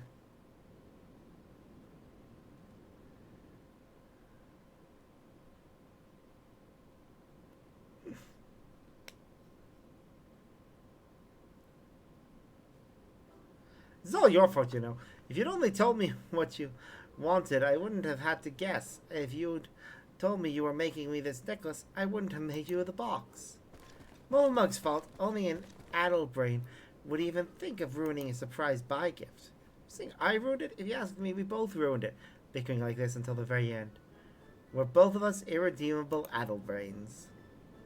Hey, at least you admit it!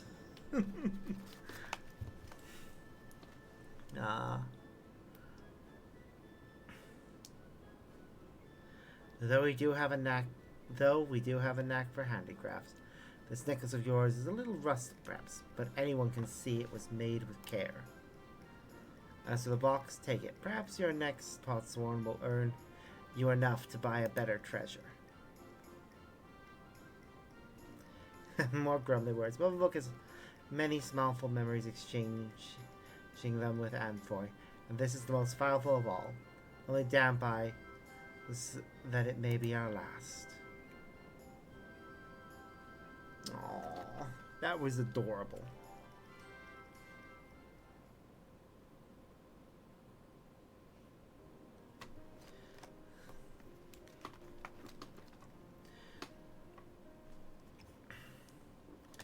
Apologies for making you witness that sorry spectacle.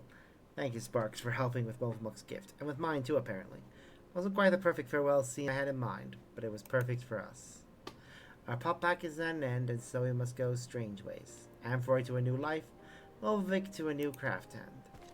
But so long as we help hands fast keep the trust and respect we hold for our potsworn in our hearts, and hand pass those same friendly feels to the next generation, the pop pack shall live on. Aw, that was cute. Let's just start packing. The pop pact may be at an end. My career as an independent artisan is just beginning. Expect more gifts where that treasure box came from.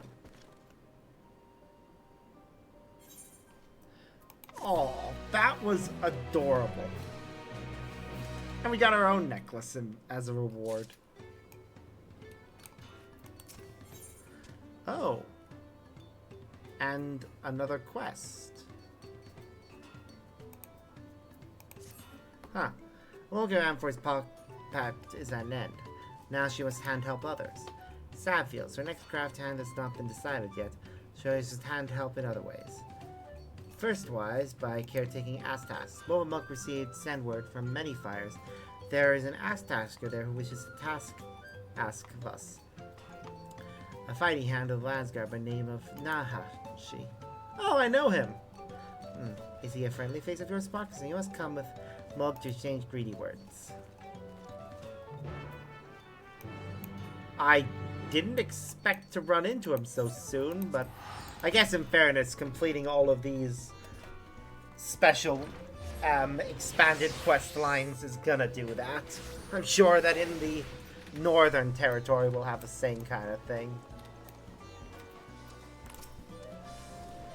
Sparks, oh, I am glad to see you. You've got to help me. Since last we met, the Landsguard sent me the length and breadth of Tyrol, seeking out 100 different materials that go into making our uniforms. Finally, I was done with it all, but then our armorer got injured, the only man in Tuliolol with the skill to weave all these different materials together. I spoke with some of my senior officers, and they recalled that the uniforms had originally been ordered from an Earthenshire artisan.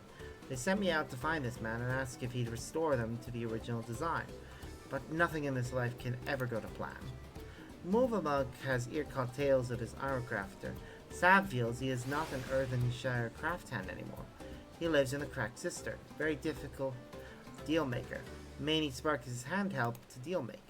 Let's fast foot there. Movamug will face swap you both with him.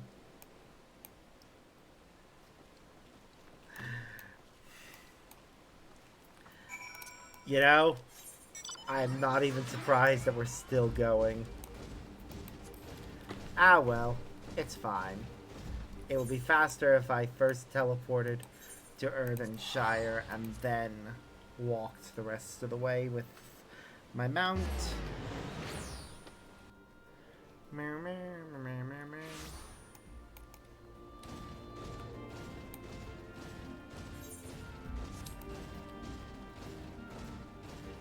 Ba, ba, ba, ba.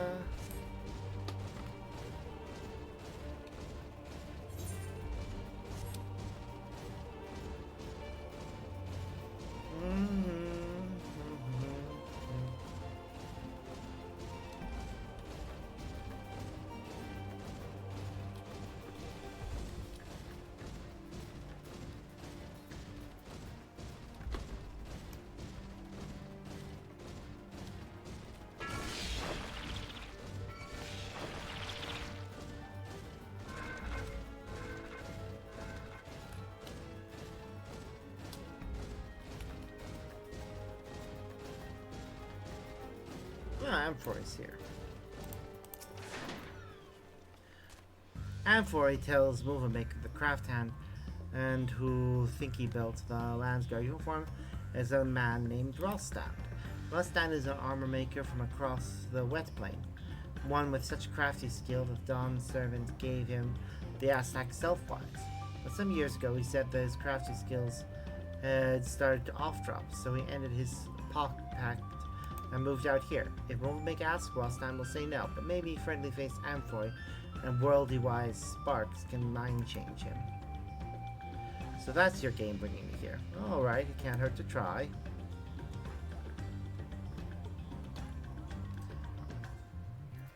I hope this particular... Usually the joint quests, when you see overlap between two things, is only one quest. Amphoy told me what you're after. I'm sorry to have to disappoint. These old hands of mine don't work like they used to. A lifetime of working metal takes its toll. I'm too tired and too frail to be journeying all the way to Tuliolol. I'd even make it there in one piece. It's a long journey and a hard one. We asked the Landsguard to haul all the materials here instead. That wouldn't make it any easier for them. They'd have to organize boats, and punnities, and porters, and it would likely take more than a simple trip. Any ideas how we could ease the burden on both sides, so we could meet in the middle? How about setting up a workshop in Alcano? That could work. Alcano's not far, and it has a boat landing. No need for Rostam to risk the rapids, nor for the Landsguard to haul all those heavy crates to the top of the falls and beyond. If we can convince the Hano to let us set up a workshop there, it could be the answer. But can we? I'm friends with them, so I think they'll accept. Your friend here seems confident enough. Well, if the Hano and the Landsguard are both willing to make that concession, it'd be churlish of me to refuse it. I can't promise you my best work, but I'll give you what I can. I'll ready my tools. If you could let your friends by the gates know they can start making their own preparations, I'd appreciate it. And ultimately, this quest will lead to the Beast Tribe quest, or Allied Society, whatever they want to call it now.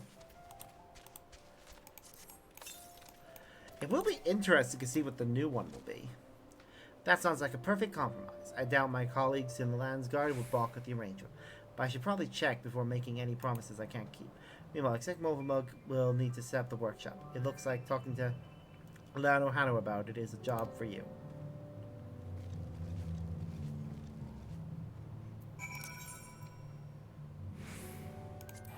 Yep, over to Alcanu now.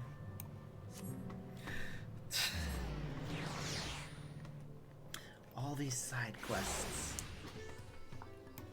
I'm glad for them. They give a break in the story, so I'm not just blitzing ahead with it.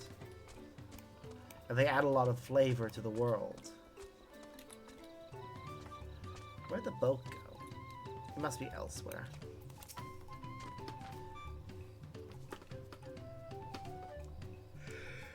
To think that Master Craftsman should seek to establish his workshop here in Alcano. We are as surprised as we are gratified.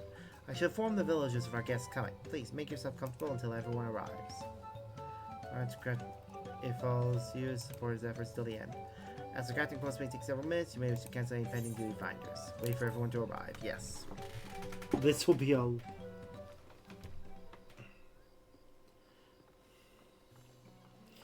Look at all the supplies.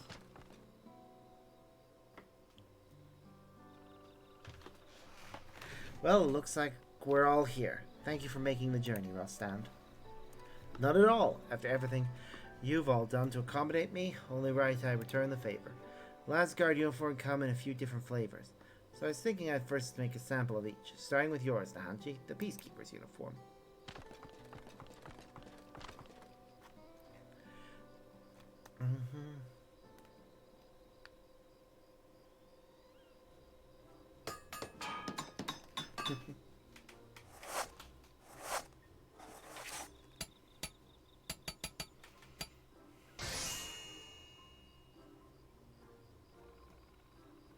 Oh, it's pretty.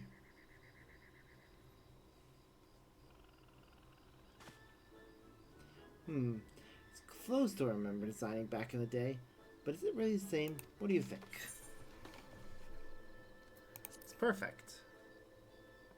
You really think so? Well, if a fighter like you thinks it'll serve, I'll trust your judgment over mine. A suit of armor can be pretty as a picture, but so long as it doesn't protect its weaver's life, it's little more than a funeral shroud. I remember Gulul Jaja went at my samples hammer and tongs with spell and sword to see how the mannequin survived. The first few models, all he left was ash. It hurt my heart to see my creation so thoroughly laid to waste, but I soon learned. Anyway, on to the next pattern.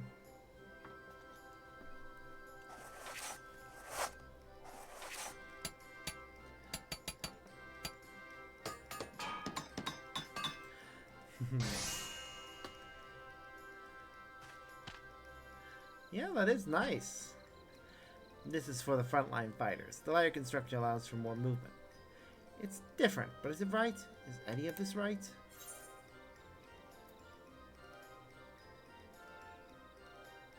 I don't know about you, but I can see myself fighting in it. It warms my heart to hear you say it. You're right, each uniform embodies a different aspect of kick. So it naturally should represent a different face. I don't remember how they said that. Isn't represented in one uniform alone, nor even in them all combined. Only a fool would think he could capture every aspect of the divine. That's what you can hope for is to find a way to imitate it through trial and error. And thanks to your support, I'm starting to feel as if I've done just that. Remember how I felt to happen upon these designs so many years ago. Let's see if I can repeat the trick one more time.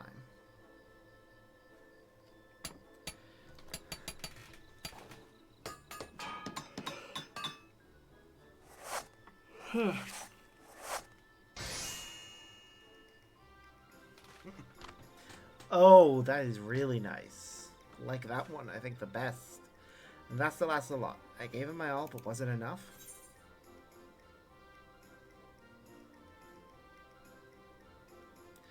I want a set for myself. You honor me, Sparks. The uniform is off the landscape, but the crafting method is no great secret. I'm sure they wouldn't begrudge you wearing one in solidarity. But first, now that I've won your approval for the designs, you have to put them into production.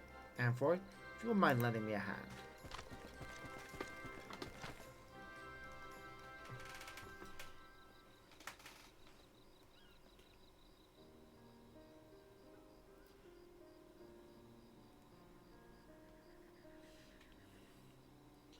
The last shipment's on its way downriver to Tuliolo. Finally, our work is done.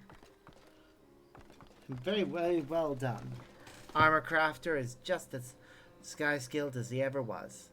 To Volvamuk's eyes, Celeste-wise, she is sure the Landscar will be just as happy feels as she. So am I. It was a pleasure and a privilege to see your work, Rostand. There's a place for you in our armory, if you'd be willing to take it. I thank you for giving me this chance. You made me feel like there might still be some use in these old bones. But if it's a job in the capital you're offering me, I'll have to turn you down. My rear legs have long since deserted me.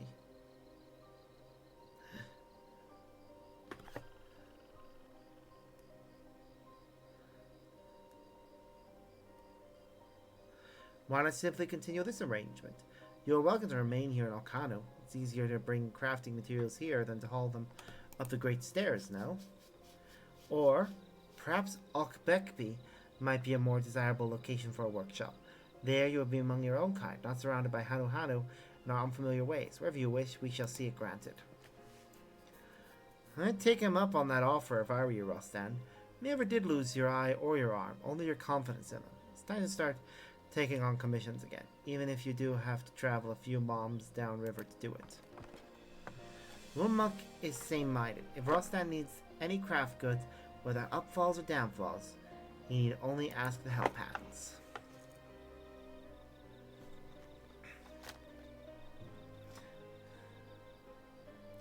Well, if you all insist. Excellent. As soon as I get back to Tuliol, I'll let our armorer know they have a friend in Kazamaku. I'm sure they'll be only too glad to share the burden. As shall we. This shall mark the beginning of a new era of cooperation between Moblin and Hanu Hanu. Oh, Muck future gazes too. Many thanks to Rostan for bringing us all together.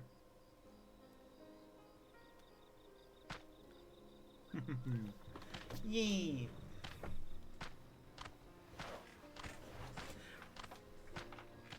Everyone's all going off their separate ways.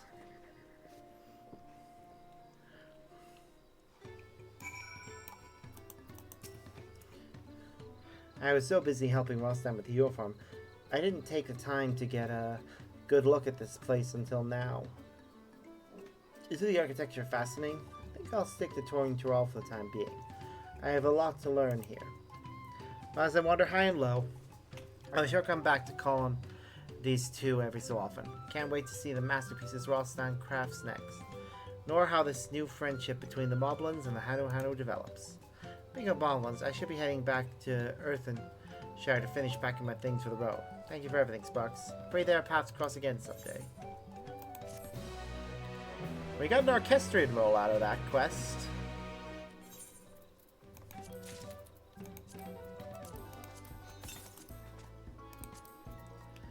me.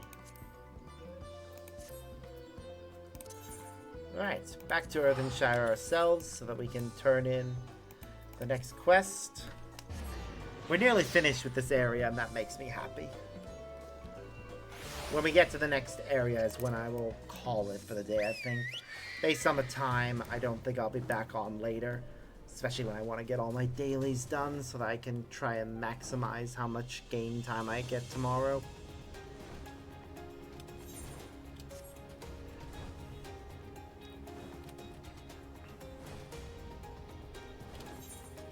But yay, we should be able to fly in this area after we finish the next quest, I think. Let's check it. No, it gets us some gloves, but not the means to fly in this area. Which is sad. Ah well. I'm sure we'll get a quest that gives us the ability to fly later.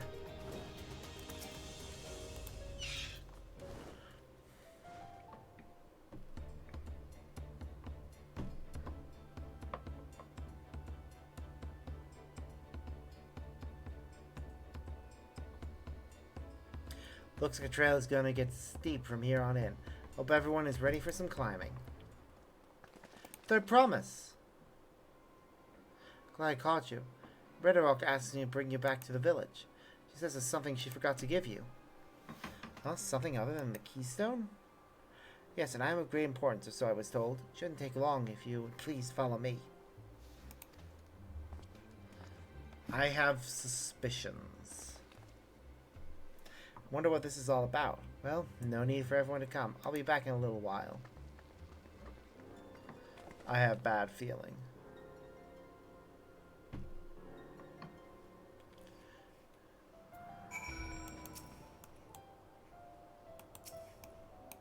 Yeah, I have a bad feeling she's just been lured into a trap.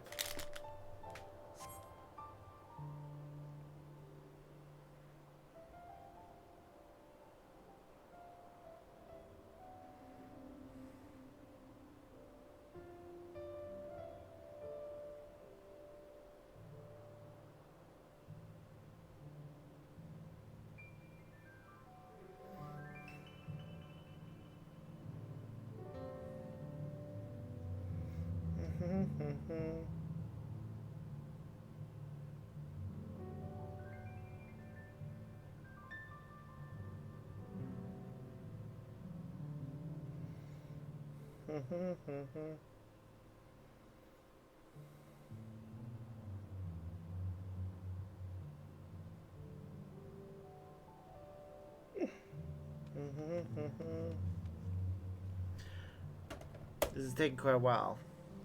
Just keep waiting for now, I suppose. I have a bad feeling. I really do.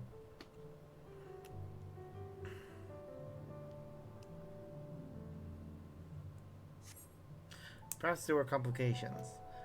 Well, let's wait a little longer. I don't think we should keep waiting. I think we should go looking for her. I have a really bad feeling.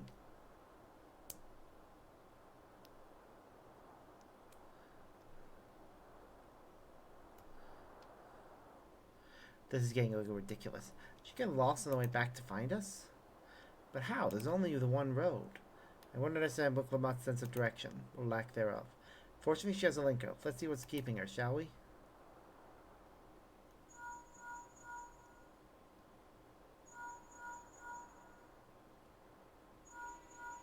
Yeah, that is incredibly suspicious.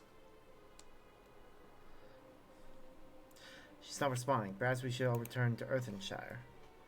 'Twas Redderock who had business with her, yes? I suspect a certain someone is trying to steal the keystones. Well, we're not going to let him get away with it.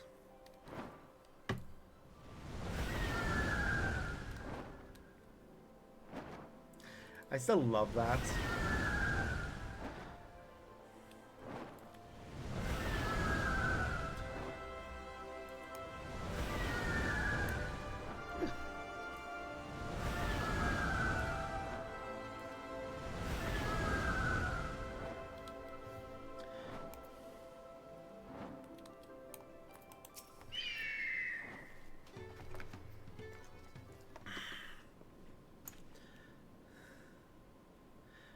Back again so soon? You come looking for Wokomat. Did you not send someone to fetch her? Redrock did not. Neither has she seen the third promise since you were last here. Then who was that man who came for her?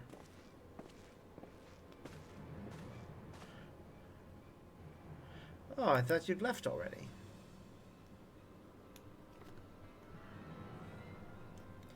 Where is Lamati? Is she not with you?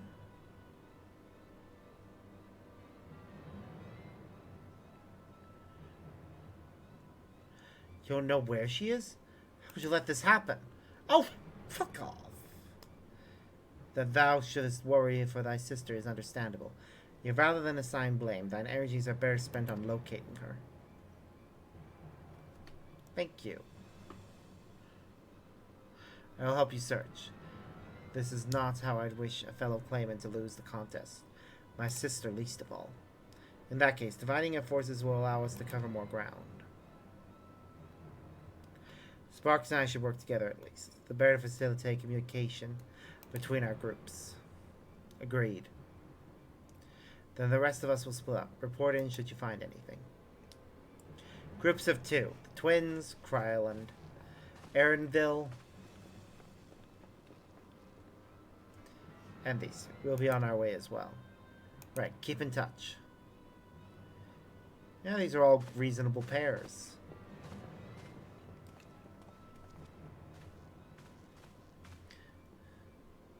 Come, we should begin our search.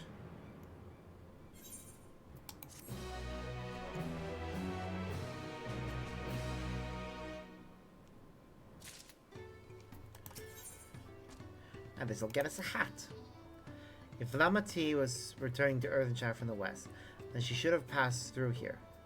Except Redrock swears she didn't see her. In which case, it is entirely possible Lamati never made it back to the village at all. The way to be certain is to ask the sentry station at the opposite entrance.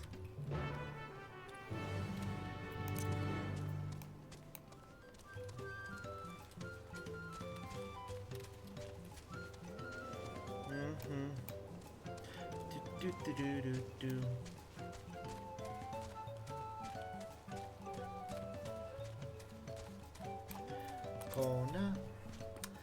The third promise? Mobby has been standing at this post with diligent eye-watching. He has seen no claimant pass this way. What of Tanawata with brightly colored hair? Mobby knows something of this one. Here's tongue flaps about a peddler in Many Flames who was attacked by a crazy-haired bandit on the road. Band, you say? Thank you. You've been most helpful.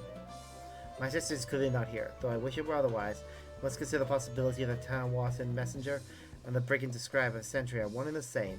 Lamati is in very real danger. Come, let's hurry to Many Fires.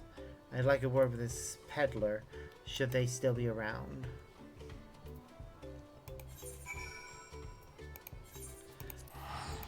Thank you for teleportation. No, that's fair, Nano. I'm not talking much myself, really, outside of commenting on what's going on in the game. I'm just really invested in this new story. I want to see how it ends. Was there something I could help you with? I'm told you were the victim of a band attack. Could you recount exactly what happened? My goodness, I thought I recognized you. I'll tell you everything I remember, second promise. It was that scoundrel, Wakesa, who ambushed me. You know the name of your attacker? There's no mistaking that hair. All my peddler friends have stories of that notorious bandit leader and his predations. Wakesa and his gang will stoop to any low for the sake of a few pel, and with no fresh quarry coming up the broken stairs, they've had to become more creative. Little wonder he went after Lamati. He likely thinks to ransom her for a royal sum. I expect he'll soon make his demands, but I intend to wait. We'll find this villain firsthand, deliver his deserved payment in person. What say you to a small deception? I will assume the role of a well-to-do merchant to lure Wakesa out of hiding. Then, when he comes sniffing about, we catch the rat by the tail. Yeah, I can work with that. Makes a plan. And I have just the right garments for your disguise. At a special discount price, of course. The brush of balance has dampened your mercantile spirit, I see. Very well, I accept your generous deal. Let's see how he looks. Yeah, no one would think that's the third promise. Now we lay the bait. I will precede you into many fires to make my presence known. You follow on behind, boasting to those along the way how you paid me a hefty purse in exchange for a rare gemstone or some such. If Wakesa is a coin hungry as they say, the recently enriched peddler should be an irresistible mark. We let him strike, and then we spring our trap.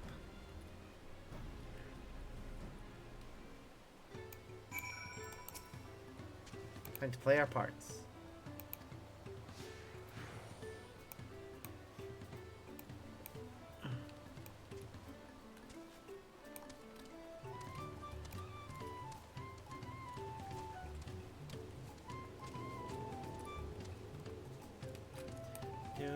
Do.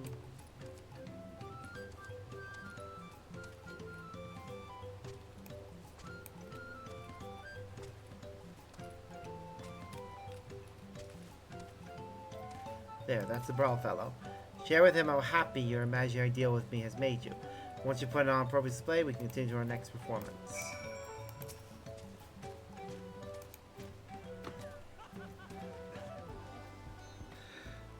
A rare gemstone from the Shistero merchant, you say? I envy the profit he must have made from such a sale. Since the stairs were destroyed, I have not been able to peddle goods in my usual haunts.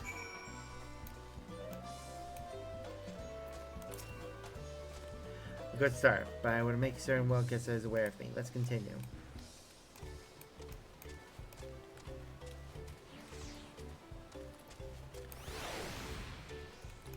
I think that Moblin is going to be our next target. The Moblin there looks amenable to conversation. The stage is yours.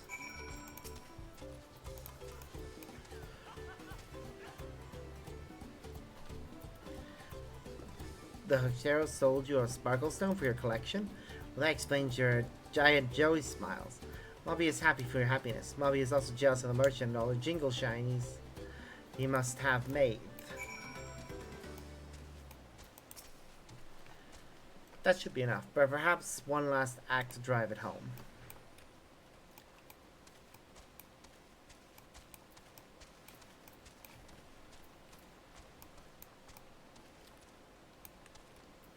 Ah, there's a cheery pillow over there.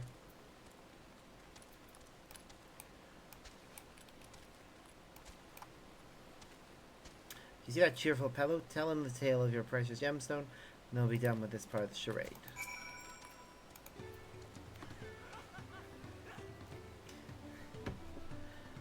A passing peddler had the very gemstone you saw for your collection? That is a stroke of luck. I'll wager the merchant was just as pleased to fill his pockets with your grateful coin, eh?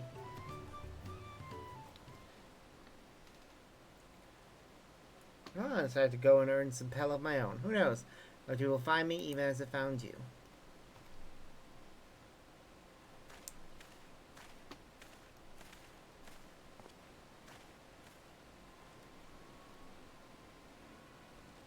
Yep. I see him.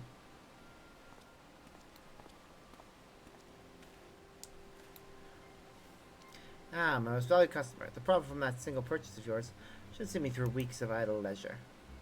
Traveling with such a fat purse in those sellswords is tempting fate, so I shall make Earthenshire my last stop and then return forthwith to Tuliolo.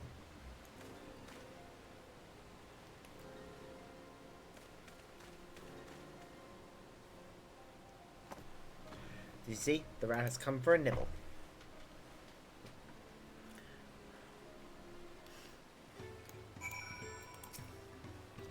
You played your part to perfection, Sparks, a man of many talents, just as Thancred and Raja described.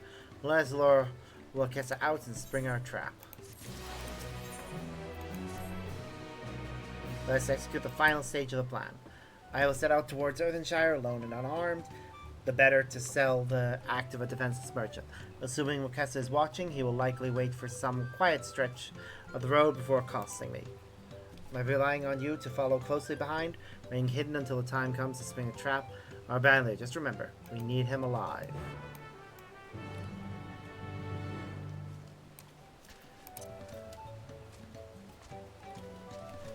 Oof. Okay.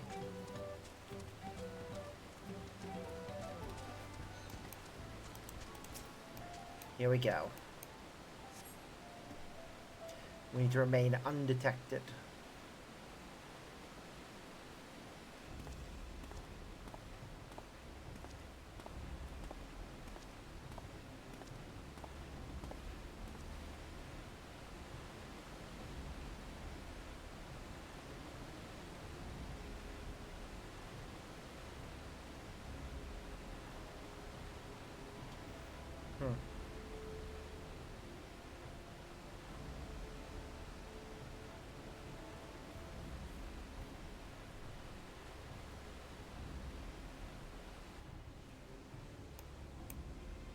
Okay. Cutscenes so far. I see somebody behind that tree. There it is.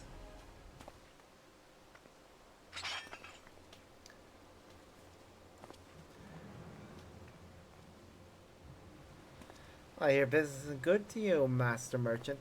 Suppose you share some of the profits. And by some, I mean every coin you have.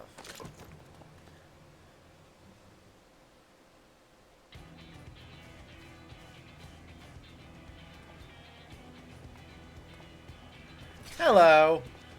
Dare to fight me? You're that gemstone collector. I see what this is. We've been tricked. Spit in your eyes. Men kill these Vidral.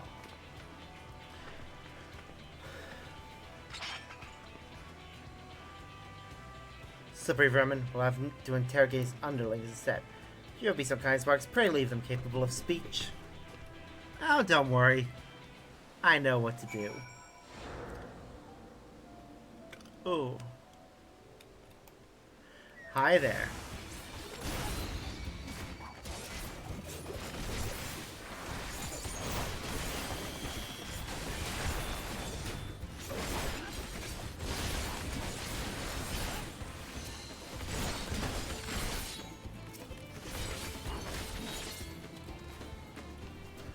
Ha. Oh, that was fun.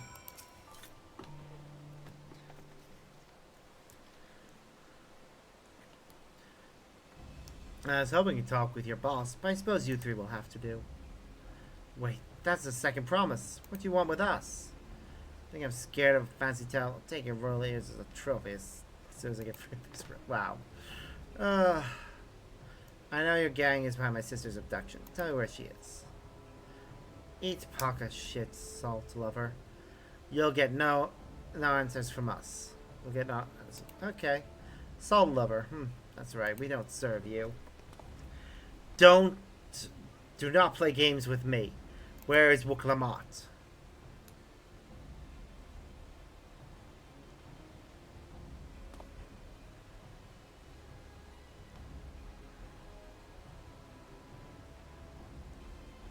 I am fast losing patience. Talk now or die. The choice is yours. We were hired to nab the third promise. That's all. We don't know where they took her. Hired? By whom? We weren't told that either. Only Wilkessa knows. He's the one who took the job. It seems we need their leader after all.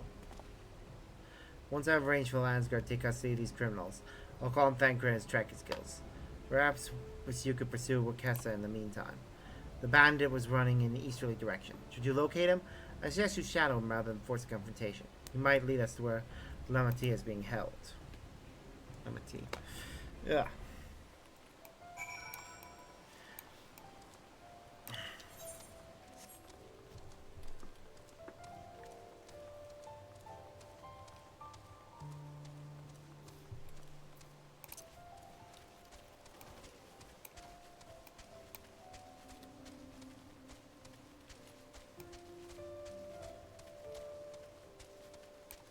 Ba-da-ba-ba.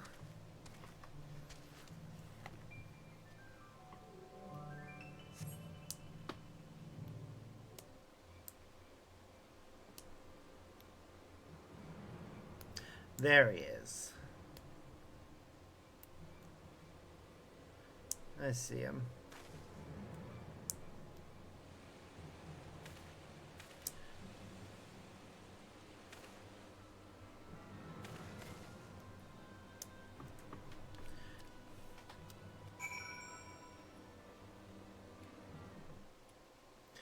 from a distance. The objective will end in failure if you notice or fall too far behind.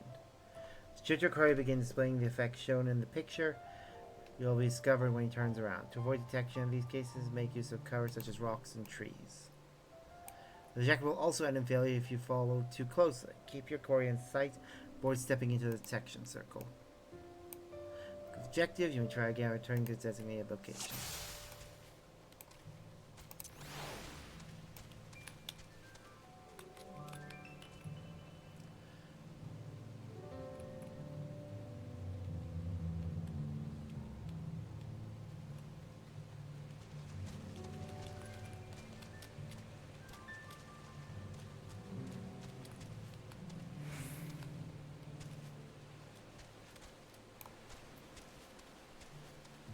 Okay.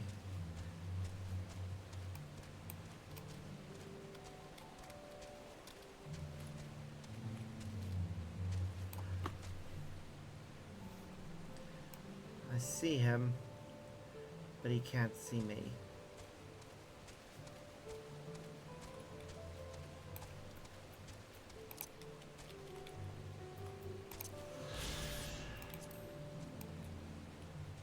Damn it. I think I'm falling too far behind.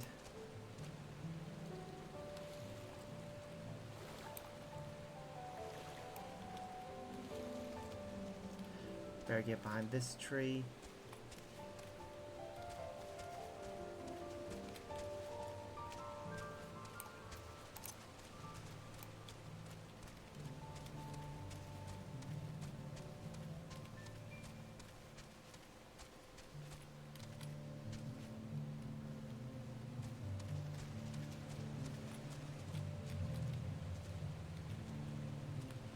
There's a tree between us and him.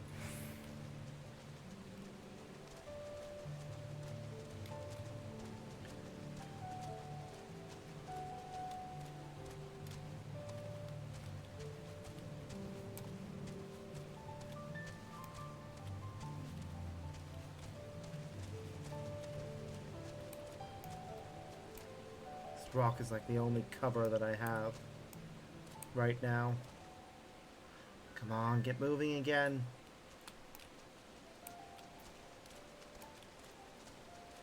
That tree is our next destination.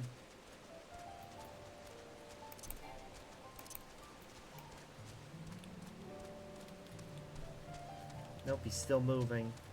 Damn it.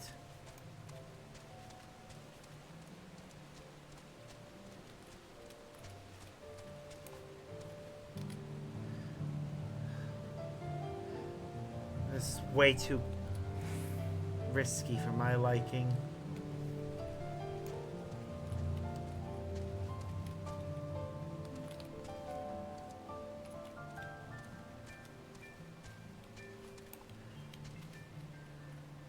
Set to meet him in front of the hideout.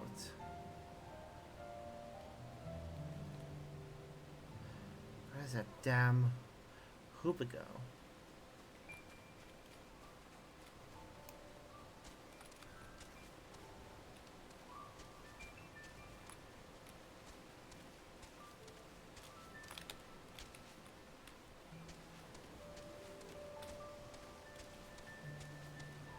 There's my destination. Duty complete. Woo! Success!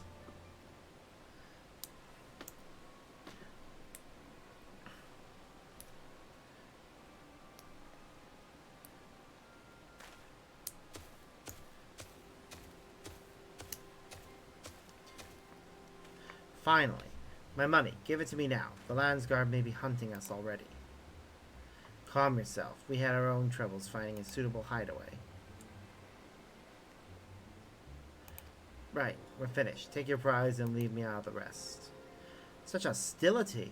You were hurting for coin and I offered you gainful employment out of the kindness of my heart. Kindness, you brought a blackened tempest upon us. One look I could tell that man was a killer, a butcher, a salted devil in the flesh. Oh, spare me your fearful bleeding. Go on, scamper away now before the scary mercenary comes to claim your head.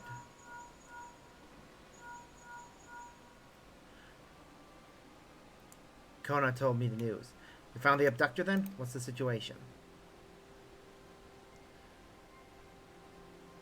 You think the bandits were hired by this Hubigo?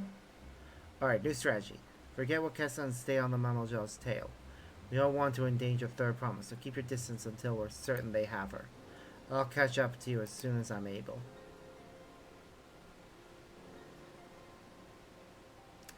Is it another tail? Are we going on another tailing mission? Oh my fucking god. Are you fucking kidding me?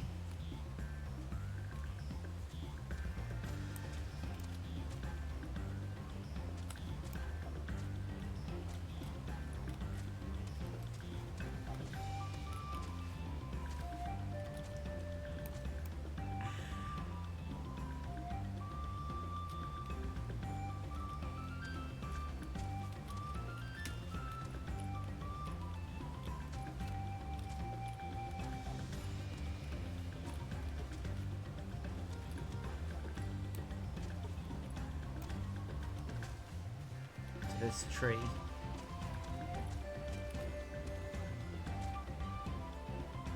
To the next tree.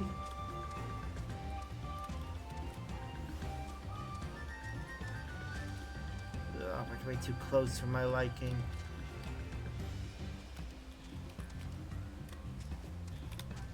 Fuck. Got too close there.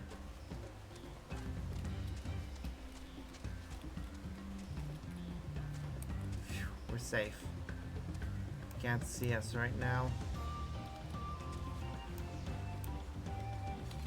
Come on, hurry up. Don't want a beating. Yes, please hurry up.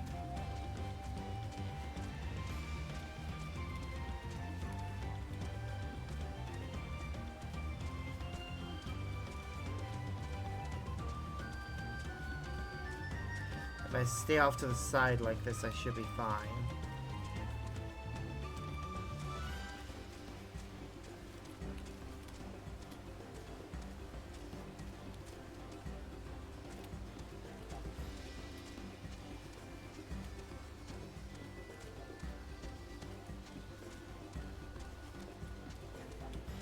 Okay. That's a ship. I don't like this.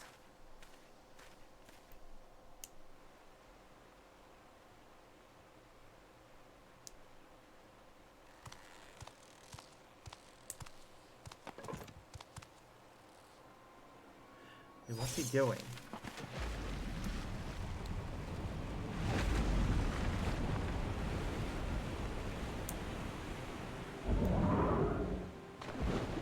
Why is he doing that?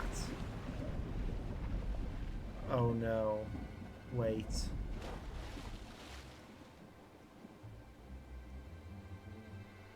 She's on the boat. Better late than never. That Mamulja. He's the one who kidnapped Wook Lamart. I think so, yeah. So we're still unsure. If we can follow him a bit longer, confirm his connection to the abductors.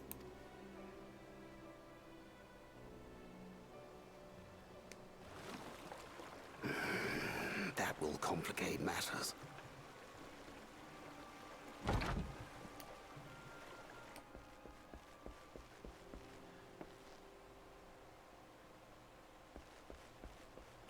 Yep, it sure does. They tried to make sure he couldn't follow. Confound it! If I set out now, I can trail them along the riverbank. Mm-hmm. Do it! Even if it costs you the contest. What worth is the throne if I lose my sister to win it? Wow. Huh. Well then. Very well then. I'll send word when I locate her. Till then, I suggest you save your strength. A rescue attempt could turn ugly. Huh.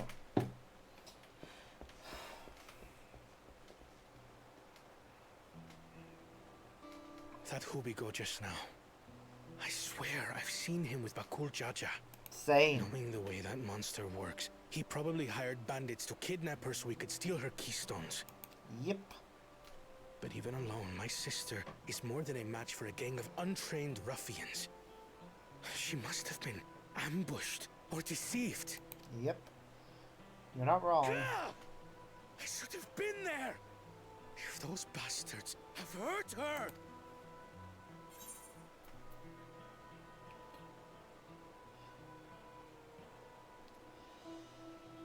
I thought you were the cool-headed one. And what exactly is that supposed to... Forgive me. Snapping at you won't get my sister back. I'm afraid I've always been like this when it comes to Lamachi. The thought of her being in danger sends me into a panic. Aww. But isn't that how families should be? Yes, actually, it should be. You should care about your family that much. That the thought of harm befalling them These days, distresses you. They live however they please. But the clan into which I was born kept to the nomadic traditions of our ancestors.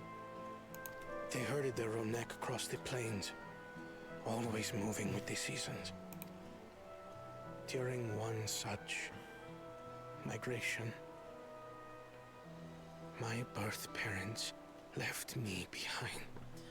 Oh, A child, that's awful. all alone. Without a single word of explanation. That explains why you're behaving like this. You don't want anyone else to suffer that. Merchant was the only reason I survived. Taking pity on me, he taught me his trade that I might fend for myself. I became a stallkeeper in Tuliyolal's market. And that is where the Dawn servant found and adopted me. Aw, that's cute. I had already been in the palace some time when Lamachi came to join us. Like me, she had been cast aside by her parents. I knew the pain of solitude and wanted to spare her that suffering. Aw. As this tiny child's new brother, I swore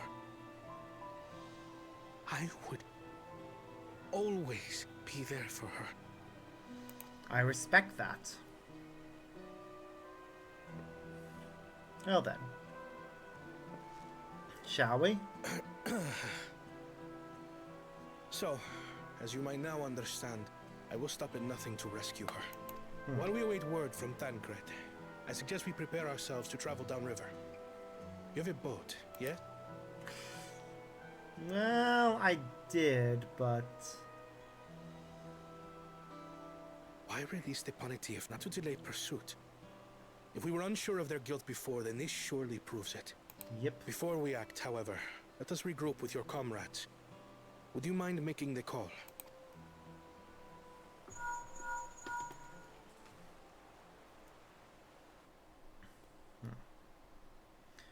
Yep, the others know now. Understood. We'll meet you at many fires.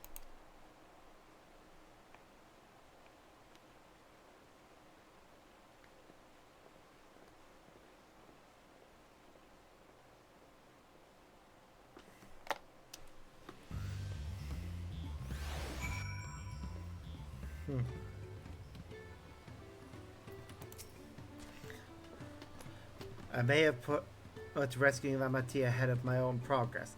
Do not take that to mean I've given up on the contest. That's how important she is to me.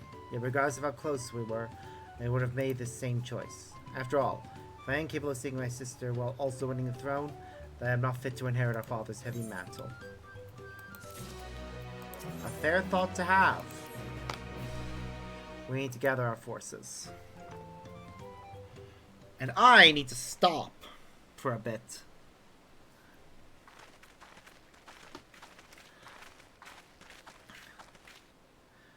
First, allow me to brief everyone on our present situation.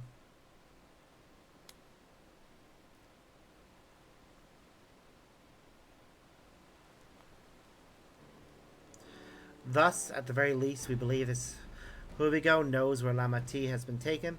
Then Grace showering their boat even as we speak, and I should like to join him with all haste. Fortunately, our quarry had the foresight to release your Punati from its harness, leaving us without a means to give pursuit. Aaronville, as expert on wildlife, what are our chances of recapturing the beast?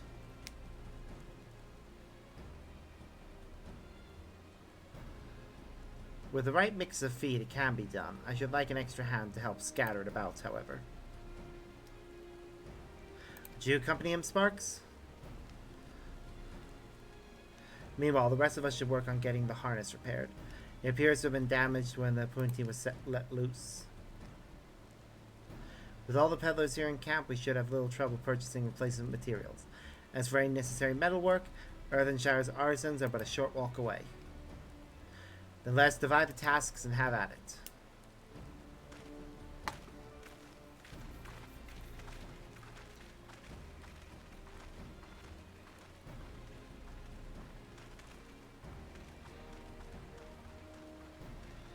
There was an unusually aggressive herd of wild Puntis downriver, so our girl will have fled in the opposite direction. Come, we'll try the waters upriver.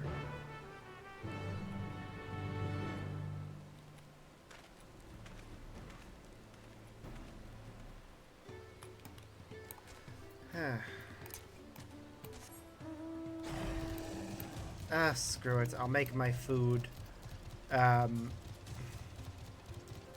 a bit. I really want to finish this part of the story. I'm way too excited about it. But at the same time. Okay. I'm heading back to the sanctuary. Because I have a call with a friend in about 30 minutes. This will actually be where we call it. Let's see. I'm not gonna log out yet. I will do some off-camera stuff. But for now, thank you all for watching. It's been a great time. We've made a lot of progress, and I'm looking forward to continuing tomorrow. Until then, as always, I've been Sparks, and I look forward to seeing you all in the next video. Bye!